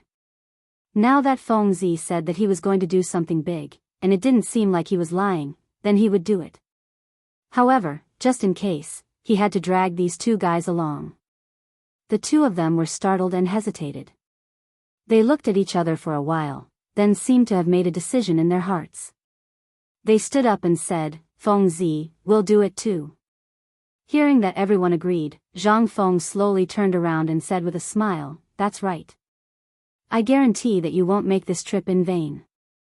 With that, he narrowed his eyes and looked straight at the crowded heads and tents in the valley in the distance. The corners of his mouth couldn't help but curl up. At the same time, in Chang'an City, the streets that used to be bustling with noise and excitement seemed to be covered with a layer of haze, becoming much more depressing. The Black Tortoise Gate incident made the entire Chang'an City vigilant. Occasionally, traces of blood that had not dried up could be seen on the ground. This was left behind by the stampede at that time. Even though the soldiers had cleaned it up once, it could still be clearly heard. There were many pedestrians on the streets, but most of them were merchants doing business. There were also some peddlers and lonely servants. However, they were different from usual. They could no longer hear the shouts. They seemed to have lost their strength and were listless. In fact, they did not want to come out, but their families had to spend money. There was also a crying baby waiting to be fed. All of this forced them to come out and seek a way to survive. They traveled in groups of 3 or 5. Usually, this kind of situation would not be seen at all. After all, everyone was selling similar things. When the customers saw that there were still people to choose from, naturally, it would be survival of the fittest. There were even some who would bargain. However, it was a little different these days. The storm had not completely passed yet. Traveling together was the best way. It was also a kind of self-protection. There was no other way. In order to survive, they had to do this. After walking for a long time, the group of people was probably tired. Among the crowd, Wuxia proposed to take a break. Seeing that this thing could not be sold, they might as well take a break. Thus, they simply agreed. Everyone seemed to have lost their strength and sat down on the steps, complaining incessantly. Old Wang, when do you think this black tortoise gate incident will pass? Wuxia put down the load in his hand and glanced at the white-bearded old man in the crowd. Be careful with your words. The old man called Old Wang glared at Wuxia. He put his finger to his mouth and looked cautious. Then, he glanced at the side of the street. Seeing that there were no soldiers, he slowly looked at Wuxia. You bastard. You really don't know the immensity of heaven and earth. How dare you talk about this kind of thing? Do you want your whole family to be buried with you? He was the oldest in the group. Back then, he was lucky enough to be a study companion of a rich family. He could recognize a few words and could be considered half a cultured person. In the village, he taught the children to read. Thus, everyone called him Old Wang out of respect. Usually, when people did not understand something, they would ask him. However, the things they asked this time seemed to make him a little angry. Wuxia seemed to have noticed Old Wang's anger, but he did not dare to talk back. He could only take out a steamed bun from the basket and chew it to vent his anger. Old Wang, don't be so angry. Zhu Zi's eyes were sharp. He quickly scooped out a bowl of fermented glutinous rice from the jar and handed it to Old Wang. He said with a smile, Old Wang, Brother Wuxia was just curious. Don't blame him. Moreover, you can see through our little thoughts. After speaking, Zhu Zi glanced at the crowd. His gaze paused on Wuxia for a moment. Finally, he looked at Old Wang. Old Wang, you also know that we rely on selling these steamed buns and fermented glutinous rice to support our family. Now that the imperial court has cut off our livelihood, you have to think of a way. After speaking, he glanced at Wuxia and signaled with his eyes. Then, he handed the bowl of fermented glutinous rice to Old Wang. Wuxia instantly understood. He quickly took out the steamed bun in his mouth and took out a new one from the basket. He handed it to Old Wang and smiled. Old Wang, I said something wrong just now. I apologize. However, Zhu Zi's words are not without reason. Now that the storm is so big, we can't sell our things. Are we waiting for death? Yes, Old Wang, you are experienced and knowledgeable. Give us an idea. If we really can't do it, let's change our profession. We really can't do this anymore. Everyone discussed and prepared to find a way out for themselves. Chapter 1868. Don't quarrel. Old Mr. Wang glanced at the crowd and gradually quieted down. Then he slowly said, I know what you are talking about, but we can't solve it in a hurry. As long as the crisis in the imperial court is not over, we will not have a good time. But we don't know when the imperial court will solve this crisis. As soon as he finished speaking, the depressed mood of the crowd immediately rose. What? Then won't our families starve to death? Yes, then when can we make money? The discussion of the crowd made old Mr. Wang feel very uncomfortable. He had watched these young people grow up. Now that there was no way to survive, he was also anxious. But it was useless to be anxious. All of this was Li Erlang's sin, and he needed to solve it. At this time, he was very disappointed with Li Erlang. Why did the ghosts of the Xuanwu Gate involve the people? Wasn't this King harming people? If the emperor hadn't done that absurd thing, there might not be today's disaster. But then again, if he hadn't done that, Li Erlang wouldn't have been able to ascend the throne. He squinted his eyes and looked in the direction of the imperial palace, but there was nowhere to vent his anger. This group of brats in front of him could talk about it, but he was an elder. How could he comment on this with them? Just as he was looking up, a group of soldiers came out of the city gate of Chang'an, and there were 3 strong men among them.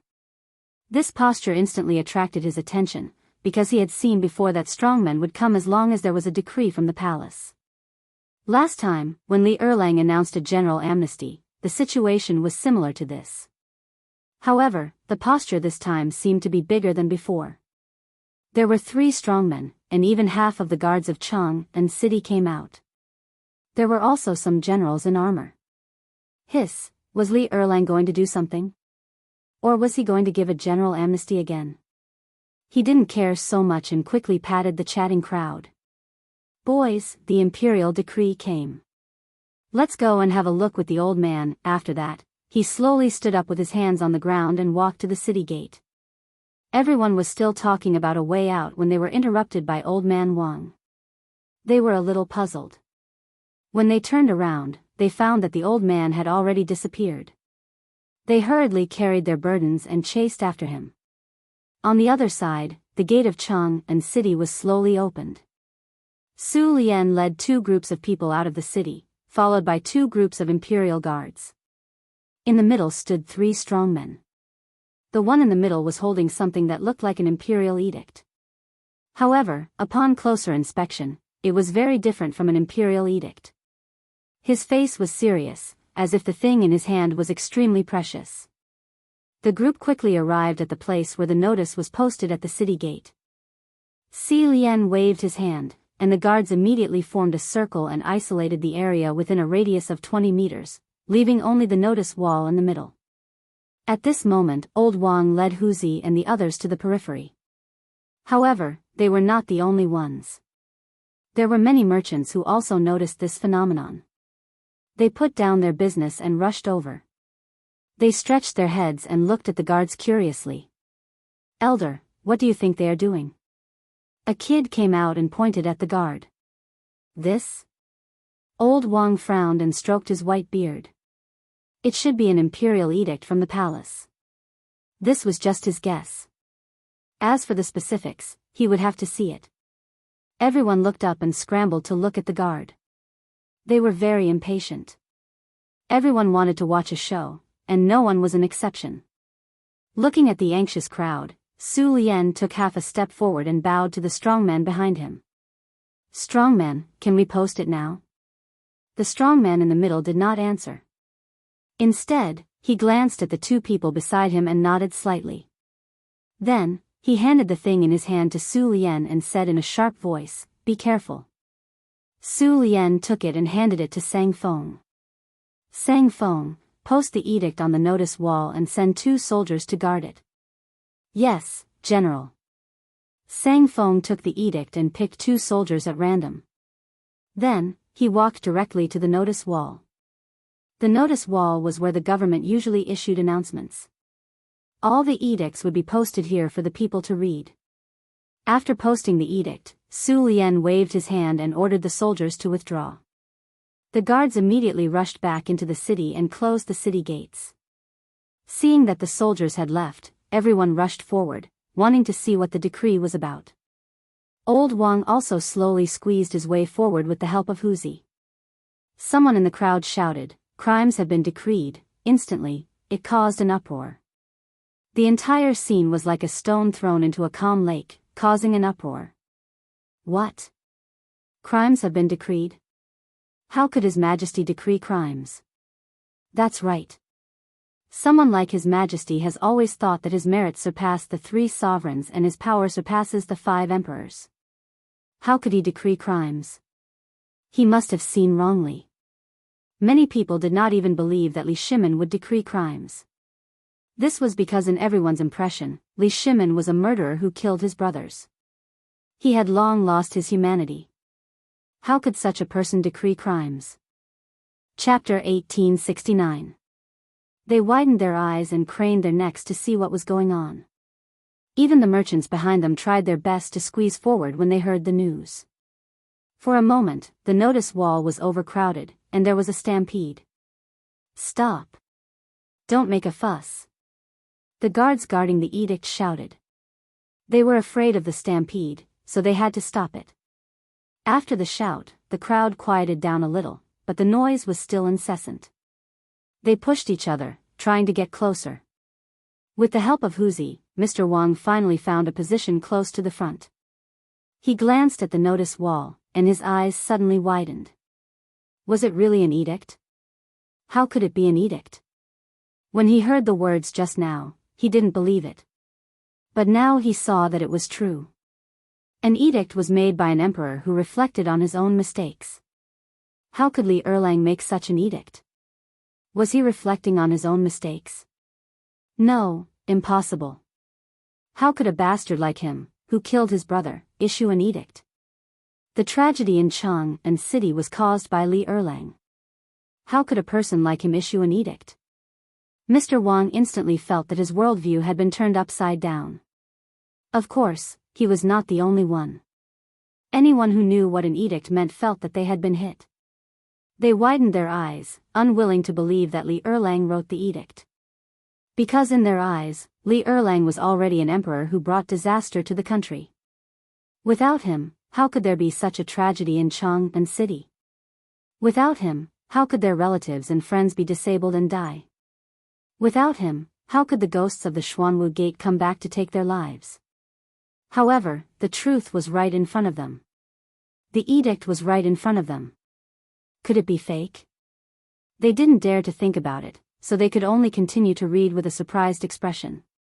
Since the Xuanwu Gate, I have been unable to sleep at night. I know that I am not virtuous.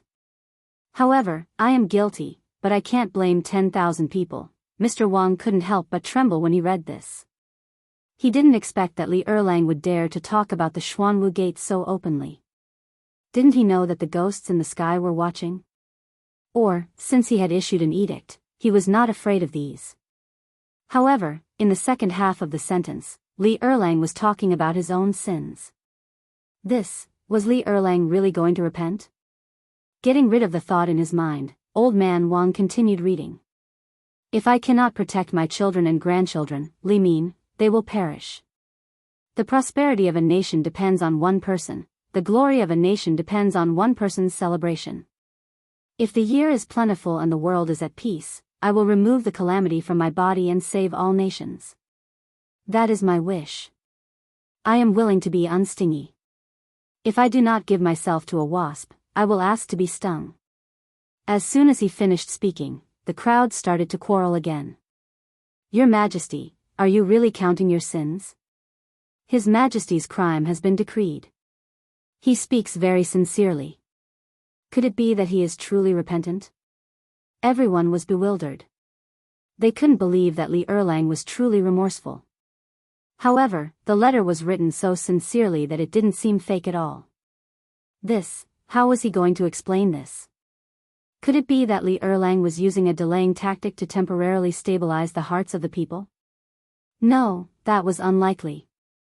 The emperor's reputation was obviously more important than stabilizing the hearts of the people. At least, Li Erlang and the royal family thought so. They would not damage the royal family's dignity for such a matter. That meant that Li Erlang was truly repentant. Even the emperor of a country was repentant. It seemed that the people were still very important to Li Erlang. Everyone's eyes kept glancing at the decreed crime and slowly calmed down. They began to recall Li Erlang's merits. Although this guy killed his brother, even if the dethroned crown prince, Li Jianxing, was still alive, he might not have done better than Li Erlang. Think about it, Li Erlang led the army to war and almost half of the Tang dynasty was conquered by him. Li Jianxing didn't have any outstanding achievements. Instead, he colluded with King Qi. Not only colluded, but the two of them were no match for Li Erlang. What was the use of such an emperor? On the other hand, Li Erlang led the army to quell the chaos of the former Sui dynasty, beheaded the bandits, and bravely dominated the region. After becoming the emperor, he became much more diligent. He never missed a court meeting and reviewed memorials every day. He did not slack off. Not only that, he also appointed talents and was kind and thrifty. There were not many emperors like this in the past. However, they were still complaining here. It was really inappropriate. Everyone lowered their heads. Every time they thought of His Majesty's achievements, they blushed. Since His Majesty has already decreed crime, we should not harp on this matter. After all, His Majesty has also done a lot for the people. Everyone here is a merchant and should have a deep understanding of this. A merchant stood up. He spoke with emotion. In the past, the Sui dynasty was in constant war and business was not good. Now that His Majesty was on the throne, although there was no war, it had reduced a lot. His life was gradually getting better. As soon as this was said, everyone nodded secretly. Most of the people present were merchants and naturally knew the relationship between the two. That's right. Everyone, don't harp on it. Chapter 1870. Old Wang stroked his beard, but soon he frowned again. The crime has been committed, but this matter will not pass so easily.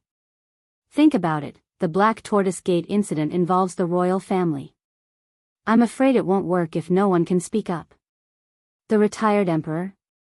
A young merchant stepped forward and glanced at the crowd. Only the retired emperor can resolve this matter. I heard that he has reconciled with the emperor. If the retired emperor is willing to speak up, I believe it can be resolved immediately.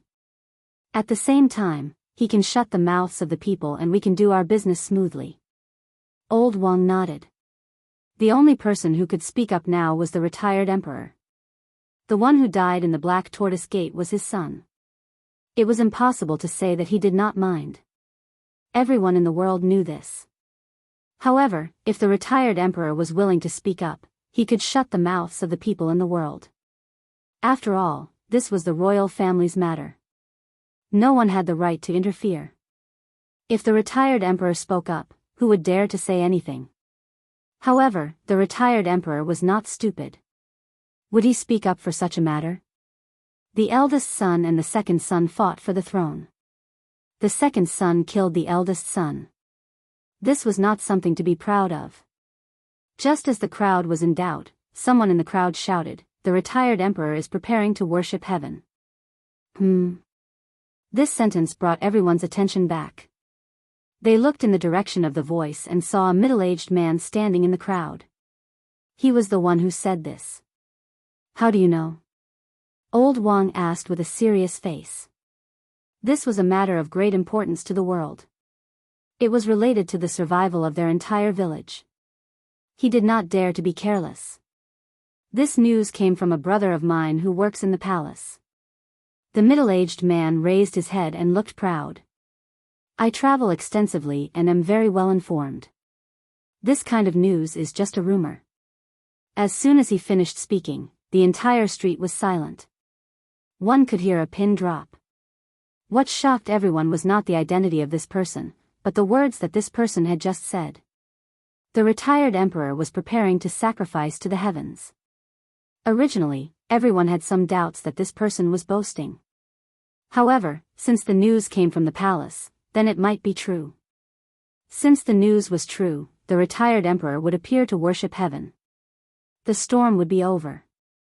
Then, Chang'an would be able to regain its peace and they could make a living again. Since the retired emperor is preparing to offer sacrifices to heaven, when exactly will it be? Someone couldn't help but ask. Offering sacrifices to the heavens was a major event, and it would be best if they could go and take a look.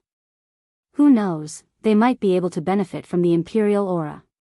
Probably in a few days. The middle-aged merchant frowned, and he seemed to be deep in thought as he said, I wonder if Dean Zhang of White Deer Academy will be participating? It's such a big matter. President Zhang should be involved, right? Most of them had received favors from Zhang Feng, so they still wanted to meet Zhang Feng. Yes, not bad. President Zhang is young and promising. She should attend such a grand event. Old man Wang stroked his beard with a smug look on his face, as if he was talking about a junior. The crowd didn't mind and just nodded vigorously. They all felt that old Wang's words made sense. Obviously, Zhang Feng had already left a good impression in their hearts as a young and promising man. At this moment, they felt that anything good they said about Zhang Feng was right. At the same time, in Shaoshan White Deer College.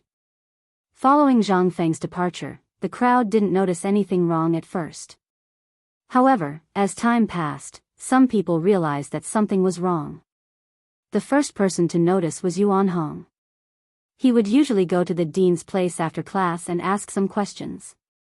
However, when he went to look for the dean today, not only was there no one, he didn't even eat the food that was delivered. This made him very puzzled. Hence, he waited in his residence. After waiting for about 4 hours, he finally realized that something was wrong. Usually, even if the dean went out, he would be back in 2 to 4 hours at most. However, he wasn't back after so long. There was something wrong. Furthermore, the food on the table was untouched. This didn't seem like the dean's character. Could it be that he encountered some danger? Or was he kidnapped by some criminals? He shuddered and didn't dare to think about it anymore. If he continued to think about it, there wouldn't be a corpse left of the dean. Hence, he hurriedly went to look for Yu Shinan and the rest. Now that the dean wasn't around, only these few teachers could take charge of the situation. After rolling and crawling all the way, Yuan Hong finally arrived at the classroom. "Say, teacher, the dean is missing." He panted heavily and said with a flushed face. Yu Shinan was teaching in the classroom. When he heard the commotion, he wanted to reprimand them. However, when he heard that Feng Zi was missing, he immediately perked up. "What did you just say?" "The dean is missing." Yuan Hong swallowed his saliva and said with difficulty. "Why is Feng Zi missing?" Yu Shinan put down the book in his hand and walked quickly to Yuan Hong. He said with a serious face, "Hurry up and explain the matter clearly." He treated Feng Zi as his disciple. Now, this disciple was missing? How could he not be anxious? This student went to look for the dean just now. However, after waiting for 4 hours, I didn't see the dean. At first, I thought that the dean was out, so I waited for a while. However, the more I waited, the more I felt that something was wrong. I realized that the dean didn't even touch his food. Chapter 1871. Yuan Hong had a troubled look on his face. Halfway through his sentence, he realized that Yu Shinan was already preparing to leave. He hurriedly chased after him. "Sir, wait for me." Immediately informed Xue Ji, Chu Suiliang, Ouyang Xiu, and the other old men to come over. After Yu Shinan finished his sentence, he rushed straight to Zhang Feng's residence. His speed was not any slower than an ordinary person's. This shocked Yuan Hong. Didn't they say that these teachers were all old? Why were they still so fast? It seemed that the dean's magic was great. A single message was enough to make the teachers run like they were flying. Yuan Hong did not care about the many thoughts in his mind. He turned around and ran to the other classrooms. Although Yu Shinan was already old and his stamina was not as good as a young person's, when he heard that Feng Zi had gone missing, he was extremely anxious. He strode toward his residence. Fortunately, there were no stones on the road. Otherwise, he would have been thrown off his feet. After rushing all the way, he finally arrived at Zhang Feng's residence. He pushed open the door and rushed in. When he went in, there was indeed no one. There was still some food on the table, but no one had touched it. That kid really went missing. Yu Shinan frowned. His face was a little pale. Where can he go? After saying that, he seemed to have thought of something and hurriedly walked out of the door. Just as he stepped out, he saw Chu Suiliang and the others walking toward him. "Brothers, you're finally here." Yu Shinan quickly stepped forward and said impatiently, "Feng Zi is missing." Chu Suiliang had his hands behind his back. When he saw that it was Yu Shinan, he immediately stopped and frowned. "We already know the news. The most important thing now is to find Feng Zi." After saying that, he turned his head and glanced at Xue Ji and the others behind him. "That's right. Feng Zi's disappearance is a big matter. We need to treat it seriously." Xue Ji stroked his sparse beard and frowned. "However, with us old men, I'm afraid we don't have enough manpower. In old man's opinion, we should borrow the strength of all the students in the academy to search together." Right. Yu Shinan nodded repeatedly. Then, he looked at Yuan Hong and said hurriedly, "Yuan Hong, immediately mobilize all the students to search for Feng Zi's whereabouts. Remember, don't let go of the entire Shao Mountain. Yuan Hong nodded and turned to run towards the classroom. Xue Ji still felt that it was not safe enough. He waved his hand and added, remember to look for it in the Forging Workshop and Research Institute. After saying that, he turned to look at Yu Shinan and the others. Let's go look for him too. Maybe that kid ran over there? Not bad. Chu Suiliang nodded with a worried look on his face. I don't think the two girls know about this yet. Let's go there and look for them. We'll tell them while we're at it. Jing Shu and Zhang Yuyao were both Feng Zi's unmarried wives. She had to inform them of such a big event. This, Ouyang Xiu frowned and stroked his beard. I'm afraid it's inappropriate. If we old men go to the girls' residence, what if we bring gossip to Feng Zi? What's inappropriate about it? Yu Shinan glared and seemed to be dissatisfied. As Feng Zi's teachers, we naturally have to take charge of the situation now that Feng Zi is not around. What's there to be afraid of? Moreover, the two girls are considered juniors. Who dares to gossip about old man?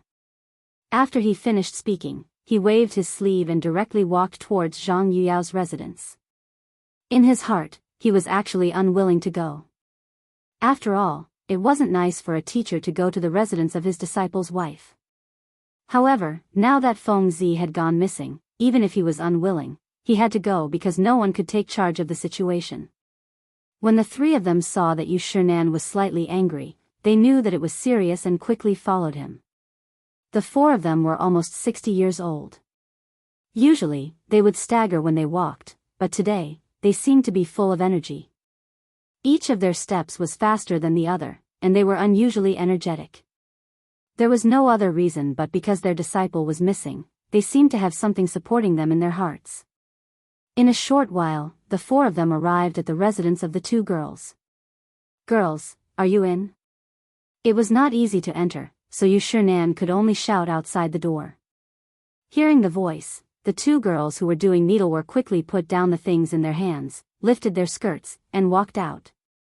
When they saw that it was the four gentlemen, they were puzzled, but they still bowed. Gentlemen, may I know why you are here today? Usually, because of the taboo between men and women, the four gentlemen never came to their residence. Even if they came, Prince Zhang would accompany them. Why did the four gentlemen come together today?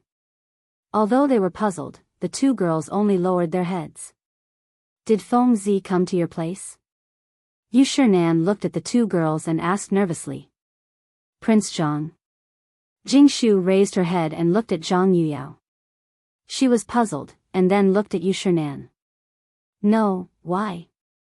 Gentlemen. Oh, that's bad.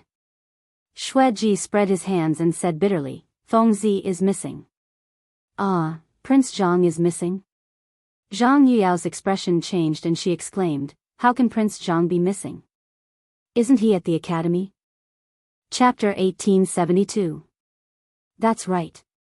How could a living person go missing? Jing Shu stepped forward, looking nervous. We don't know yet. Since Feng Zi isn't here, let's go somewhere else to look. Yu Shinan sighed and was a little disappointed. He then looked at the other old fellows. Let's go somewhere else to look. With that, he waved his sleeves and turned to leave. Xue Ji and the others followed closely behind. Only two lonely girls were left. Sister Jingshu, what should we do now? Zhang Yuyao grabbed Jingshu and stomped her feet anxiously. She treated Prince Zhang as her husband. Now that her husband was missing, she was the most anxious. Don't worry, don't worry. Let me think. Jingshu patted Zhang Yuyao's shoulder and lowered her head to think. After a while, she looked up and said, we two weak girls can't do anything now. Why don't we go and look? Okay. Zhang Yuyao nodded hurriedly. In fact, her mind was already in a mess. She didn't have any ideas. Now that Jingshu suggested it, she naturally agreed. Then let's go. Without hesitation, Jingshu pulled Zhang Yuyao and ran toward the classroom. When they reached the field, they saw a large group of students coming out of the classroom. The leader was Yuan Hong. Yuan Hong, how is it? Do you know where Prince Zhang is? Jingshu stopped Yuan Hong and asked anxiously. So it's Miss Jingshu. Yuan Hong stopped and wiped the sweat on his forehead. He said, we don't know where the dean is yet. I'm going to look for him. I'll talk to you later. With that, he ran forward and waved to the students behind him. You guys go to the workshop. You guys go to the research institute. You guys go to the cafeteria. The rest of you go up the mountain. We must find the dean. As soon as he finished speaking, everyone split up into groups of 3 and 5 and ran in different directions. The news of the dean's disappearance swept through the entire academy like a hurricane. Everyone began to move out with only one goal, and that was to find the dean. For a moment, the whole Shao Mountain was filled with students of the academy. Everyone kept searching on the mountain, as if they had forgotten the time. The winter weather seemed to pass very quickly, and soon the sun was setting in the west. They had no choice but to hold up their torches and search every corner of the mountain carefully. However, no matter how hard the students searched, it was as if the dean had evaporated into thin air. There was no trace of him at all. Even the cafeteria, the chicken coop, and other places that they could think of were searched. However, they still couldn't find the dean's figure. This made everyone extremely anxious. Yu Shinan and the others even planned to meet the emperor and ask for help from the imperial court. They knew that Li Erlang would not ignore Feng Zi's disappearance. At the same time, on the hot air balloon, gusts of cold wind blew, causing Zhang Feng and the others to curl up together due to the cold. Where are we? Zhang Feng pulled out the blanket and looked at Tai Niu beside him. Ching Chimo snorted softly and slowly opened his half-closed eyes. He glanced down. However, he couldn't see anything in the boundless dark night. He only saw some light and could only reply faintly, I don't know where we are. With that, he wrapped the spy around him again. It seemed that he was quite cold. Zhang Feng wasn't used to his bad habit. He pulled the spy back and glanced down. Why does this light look like fire? With that, he frowned and felt that something was wrong. This was Xing State. There weren't even any soldiers here. How could there be fire? Could it be the Turks? Yes, it must be the Turks. Only the Turks had such a habit. He sat up abruptly and rubbed his eyes. It was indeed fire, and there was more than one fire. Tai Niu, De Bing, Worm, get up quickly. Zhang Feng pushed the 3 of them, looking anxious. What's wrong? Zhang Sun yawned and glanced at Zhang Feng lazily. He was sleeping, but he was woken up by this fellow. He was furious. Look over there. Zhang Feng pulled Zhang Sun up and pointed in the direction of the fire. That should be the main camp of the Turks. The main camp of the Turks? Ching Chimo grabbed the metal wire and looked in the direction of the fire. Indeed, there were quite a few fires. It was nighttime, and based on the habits of the Turks, they would light a campfire near their main camp. The main reason was to prevent the ambush of wild beasts, and another reason was to provide warmth. Seeing so many campfires below, it must be the main camp of the Turks. That meant that he was moving toward the main camp of the Turks. What if a hot air balloon landed in the main camp? Wouldn't he become a captive of the Turks? Thinking of this, he shuddered. Fengzi, hurry up and think of a way to return. This is the main camp of the Turks. We'll die if we go there. Ching Chimo grabbed Zhang Feng's shoulders and pleaded. Zhang Sun and Dugo seemed to have understood the severity of the matter. They turned to Zhang Feng and pleaded, Fengzi, hurry up and think of a way. My family is counting on me to carry on the bloodline. I don't want to die here. Chapter 1873. Why are you all so cowardly? Zhang Feng swung Ching Chimo's arm. You were the one who said that you wanted to do something big with Lao Tzu. Why are you so cowardly now? He thought that these fellows would have some guts, but he didn't expect them to wet their pants before they even reached the Turkic camp. Fengzi, you can't say that. Dugo said with a sullen face. You only said that you wanted to do something big, but you didn't say what it was. We didn't expect you to come to the Turkic camp. That's right, Fengzi. Didn't you say that you wanted to do something big? Let's go back to Chang'an. Zhang Sunchong pulled Zhang Feng and tried to change the topic. After saying that, he glanced at Qing Chimo and signaled him with his eyes. Qing Chimo immediately understood and pulled Zhang Feng back. Fengzi, let's go. Let's go back to Chang'an. Even if you want to blow up the imperial city, I'll go with you. Wait. Zhang Feng waved his hands and pushed their arms away. He sneered. The big thing I said just now is to blow up the Turkic camp. As soon as he finished speaking, the three of them were stunned. They stared at Zhang Feng as though they were looking at an alien. At this moment, their first reaction was that Fengzi was crazy. He wanted to blow up the Turkic camp with just 4 people. If that wasn't crazy, then what was going on? Fengzi, are you okay? Did you freeze? Qing Chimo stepped forward and took off his clothes as he spoke. He was very nervous. Come, Fengzi, put on my clothes. Don't talk nonsense. If Fengzi really went crazy, they wouldn't be able to explain themselves when they returned. They could only take off a few clothes to protect this fellow. Zhang Sunchong and Dugo were also nervous. They hurriedly picked up the blanket in the basket and passed it to Zhang Feng.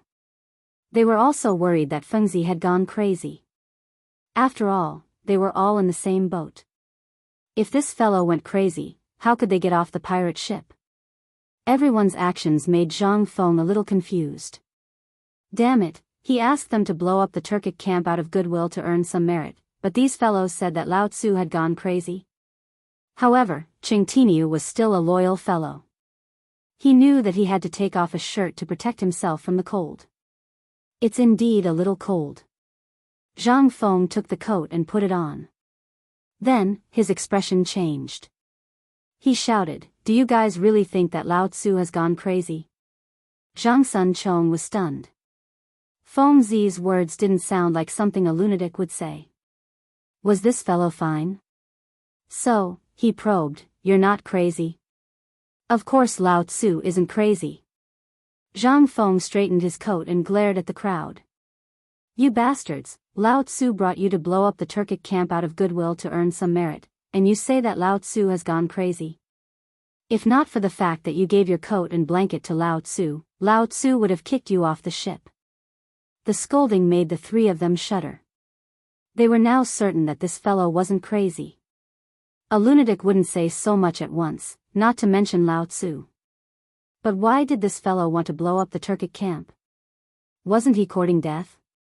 After all, there were only 4 of them. Even if they went down, they wouldn't even be enough to fill the gaps between their teeth.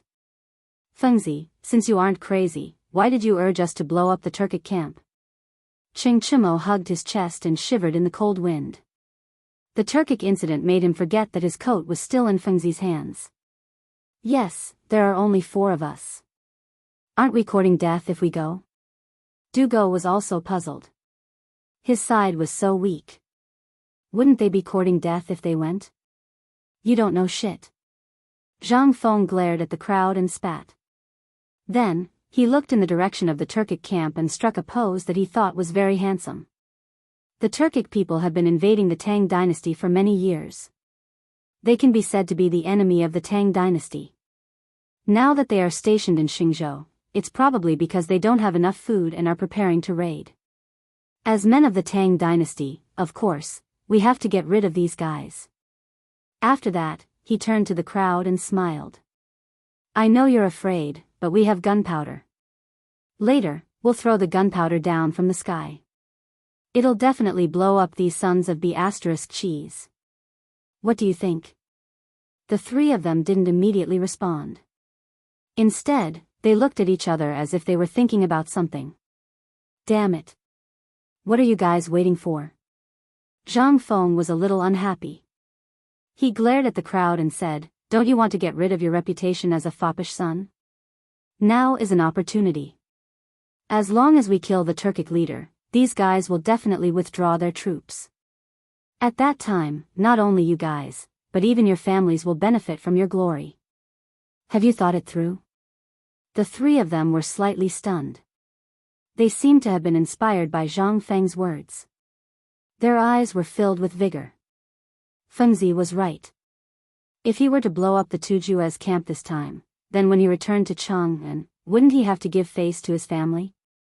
If he were to blow up Xieli, then his family would have to put him on a pedestal, and he would be able to get rid of his reputation as a dandy.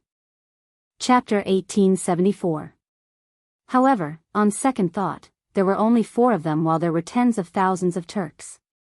Maybe there were even hundreds of thousands of them. How could they blow up this small amount of gunpowder? They couldn't even move a hair of the Turks. No, this method wouldn't work. The 3 of them looked at each other and talked for a while as if they had reached some kind of agreement. Wait, let us think about it first. Qing Chimo said casually. After that, he waved his hand and pulled Zhang Sun Chong and Du go to one side. Come here. This was a big matter. He wanted to discuss it with these 2 guys. Humph, you still need to discuss such a small matter. Zhang Feng looked disdainful and turned to look at the Turk camp. At first, he didn't want to blow up the Turk camp in Xingzhou. However, the hot air balloon kept floating in the direction of Xingzhou. Moreover, Qing Tiniu even took out the gunpowder. This terrible idea slowly emerged. The Turks were the enemies of the Tang dynasty. Even if they didn't blow up today, these guys would still come south after a while. Therefore, it was better to take action before they came to plunder. After a while, the 3 guys finally finished their discussion. They came to Zhang Feng and said, Fengzi, we've decided to do it. In fact, they didn't want to do it, but they found a very serious problem. They had boarded a pirate ship and couldn't get off. Yes, this was a hot air balloon. They couldn't land now unless they jumped down. It was better to fight than to fall into the hands of the Turks. That's my good brother. Zhang Feng chuckled and patted the 3 on their shoulders. Come, take out the gunpowder. Let's get ready. Qing Chimo smiled bitterly. Who was your good brother? Was this how good brothers should be? However, he naturally didn't dare to say these words. He looked in the direction of Chang'an and found that he suddenly missed old Cheng. His father was still the best. He usually taught him to march and fight at home. He also said that a real soldier wasn't a hothead, but someone who could eat and sleep. Once on the battlefield, don't rush to charge first. You must hide at the back and fight for the head. Although he was afraid, when he thought of his father's teachings, he couldn't help but feel more confident. Back then, his father treated him very well.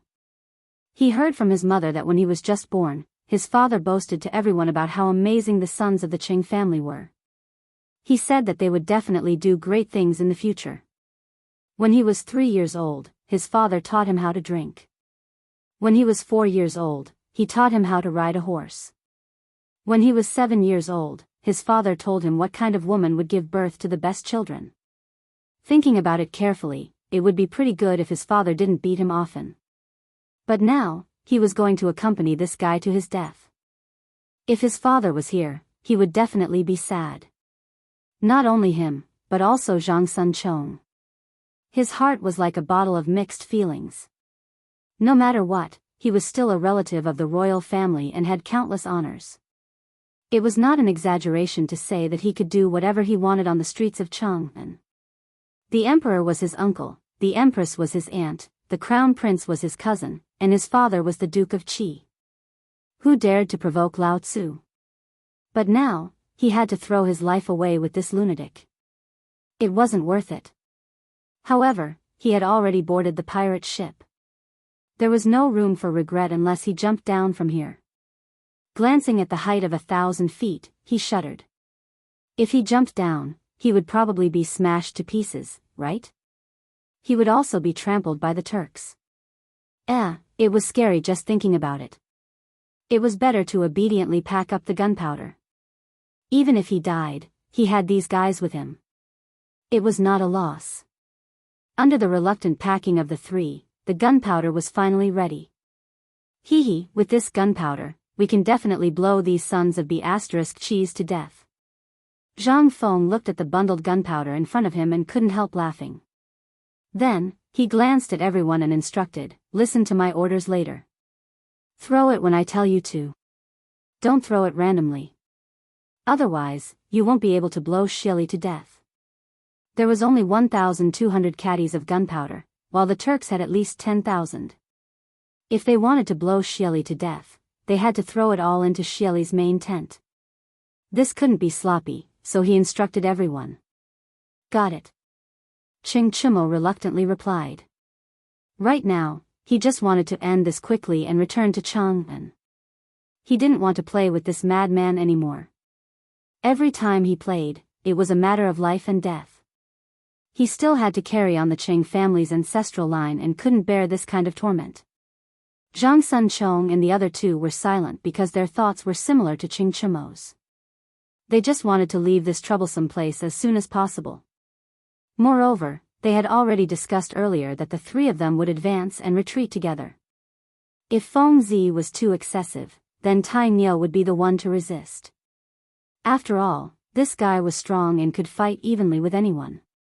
Since you guys don't have any objections, then I'll go do some work now. Zhang Feng smiled. He actually knew what these guys were thinking. However, since they had boarded Lao Tzu's ship, there was no reason to disembark. Cough, cough. From now on, the three of you will take turns to keep watch. Once you see Shili's main tent, notify immediately.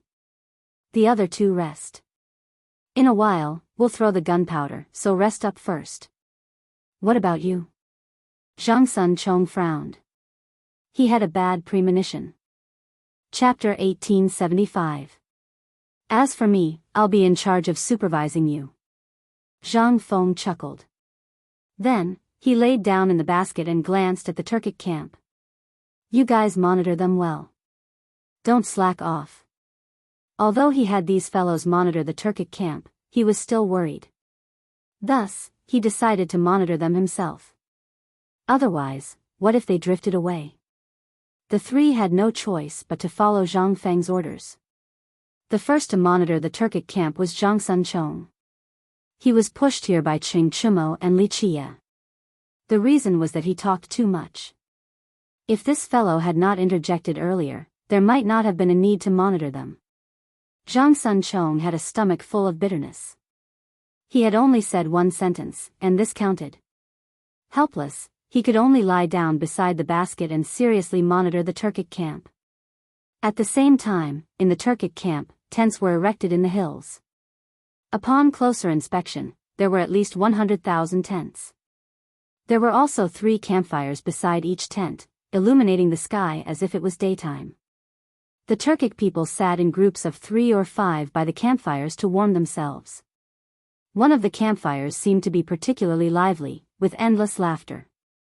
Bao Shan, I heard that your tribe brought 10,000 men this time. A bearded man tore off a lamb leg from the rack and said with a smile as he chewed. That's right, Kaiki. Our tribe has a strong army this year. 10,000 men is nothing. The man called Bao Shan picked up the wineskin in front of him and clinked it with the person beside him. Then, he drank it in one gulp, his face filled with pride.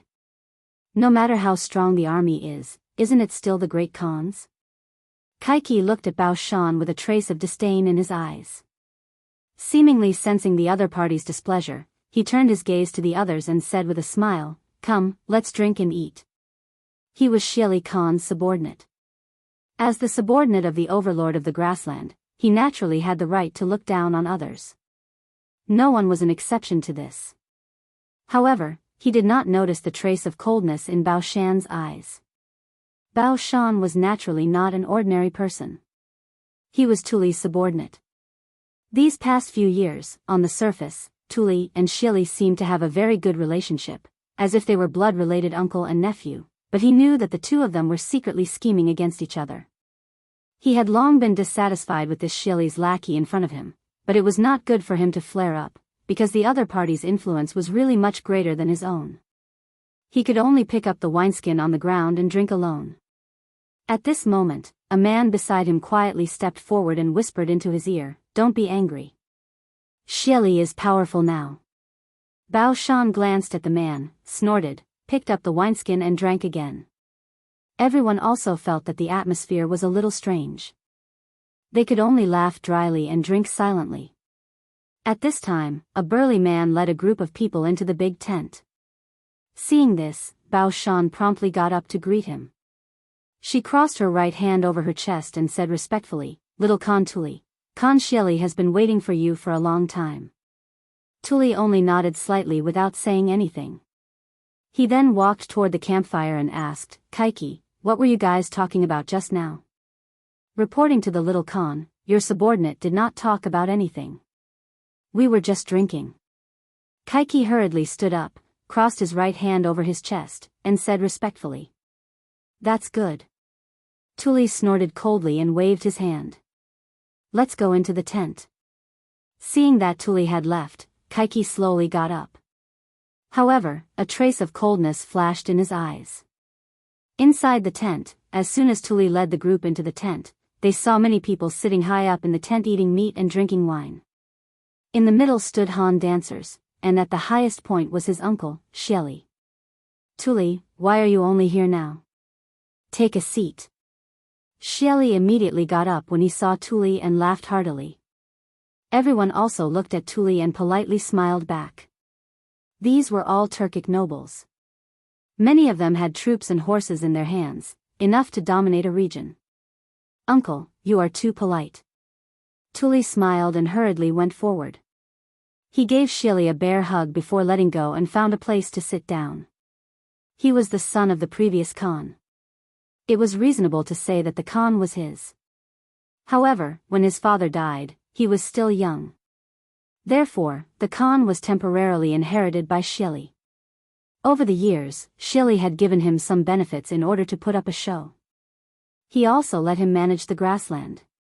However, he knew very well that Xie did this to shut the nobles' mouths.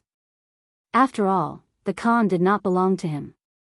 He had not forgotten how to take back the Khan that belonged to him. However, Xie's power was too great. There was no chance at all. He also knew that his uncle had been guarding against him. Therefore, he had not lived well over the years. Sometimes, he even thought of forming an alliance with the Tang dynasty to destroy Xie together.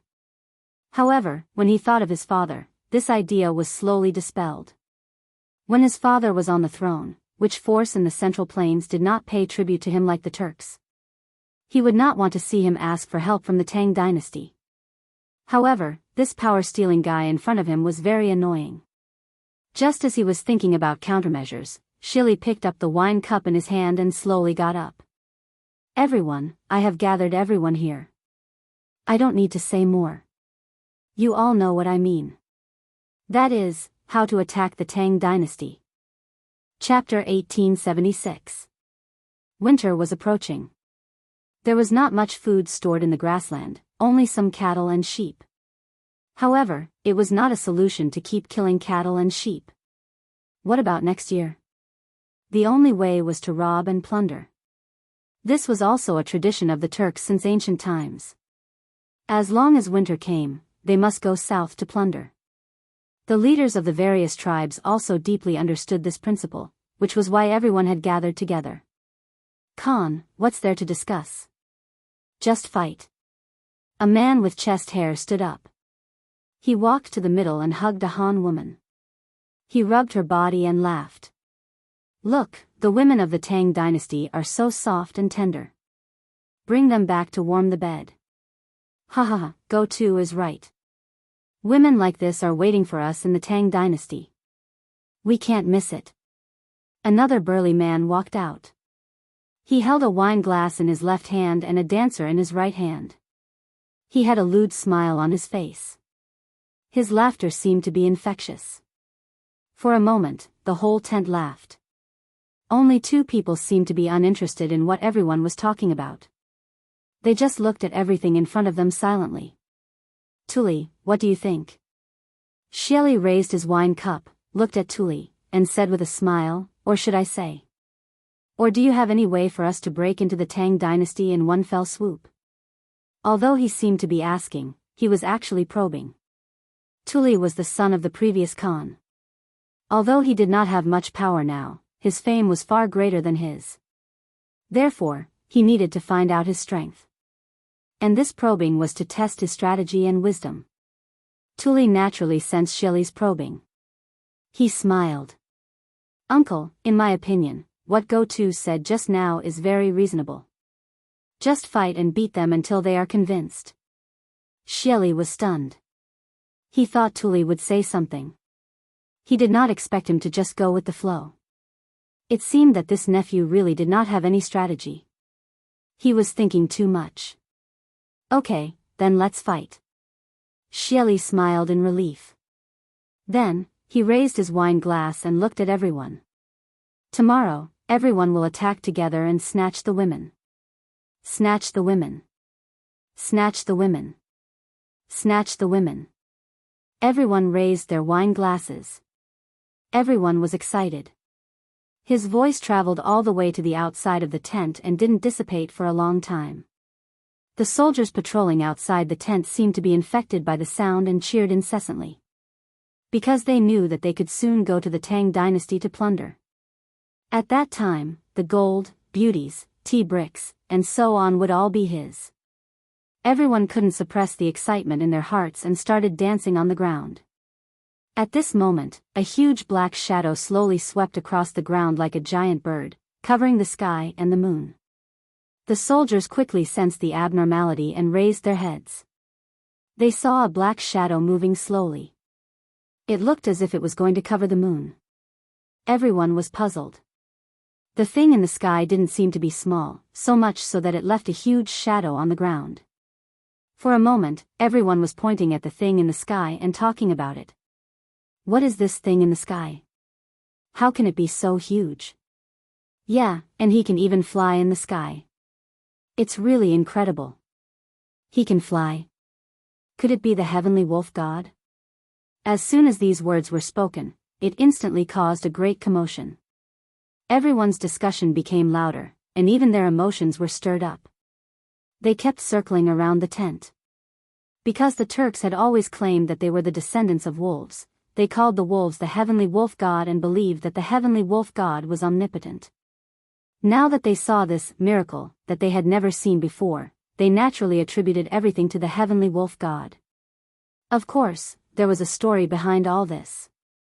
The Turks were originally a branch of the Xiongnu, but they were later destroyed by a neighboring country. At that time, there was a 10-year-old boy. The soldiers saw that he was too young and couldn't bear to kill him. So they chopped off his legs and threw him into the grass. Later, the child was saved by a female wolf. When he grew up, he mated with the wolf. When the king of the neighboring country heard that the child had grown up, he was afraid that there would be trouble in the future, so he sent people to kill him. The people who killed the child saw that there was a wolf beside him and wanted to kill it as well. The wolf escaped and fled to a cave in the north of Gaochang. In that cave, the wolf gave birth to 10 little boys. They gradually grew up, formed their own families, and reproduced. One of them lived in the area of Altai Mountain. Altai Mountain was shaped like a helmet during battle. The locals called them the Turks, so they took the name of the Turks. There was another story. The Turks were originally in the north of the Xiongnu. The leader of the tribe had 17 brothers. One of them was called Iji Nishitu, who was born of a wolf. Nishitu married 2 wives, and one wife gave birth to 4 boys. The eldest son was called Nadu Lu, who was later promoted to the leader of the tribe and named the Turks. Nadu Lu had 10 wives. After Nadu Lu's death, the 10 wives brought their sons to the tree and agreed that all the children would jump toward the tree.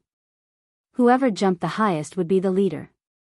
Ashi, who was born of Nadu Lu's concubine, was young and agile. He jumped higher than all the other children and was promoted to the leader. This story also showed that the Turks were passed down by wolves.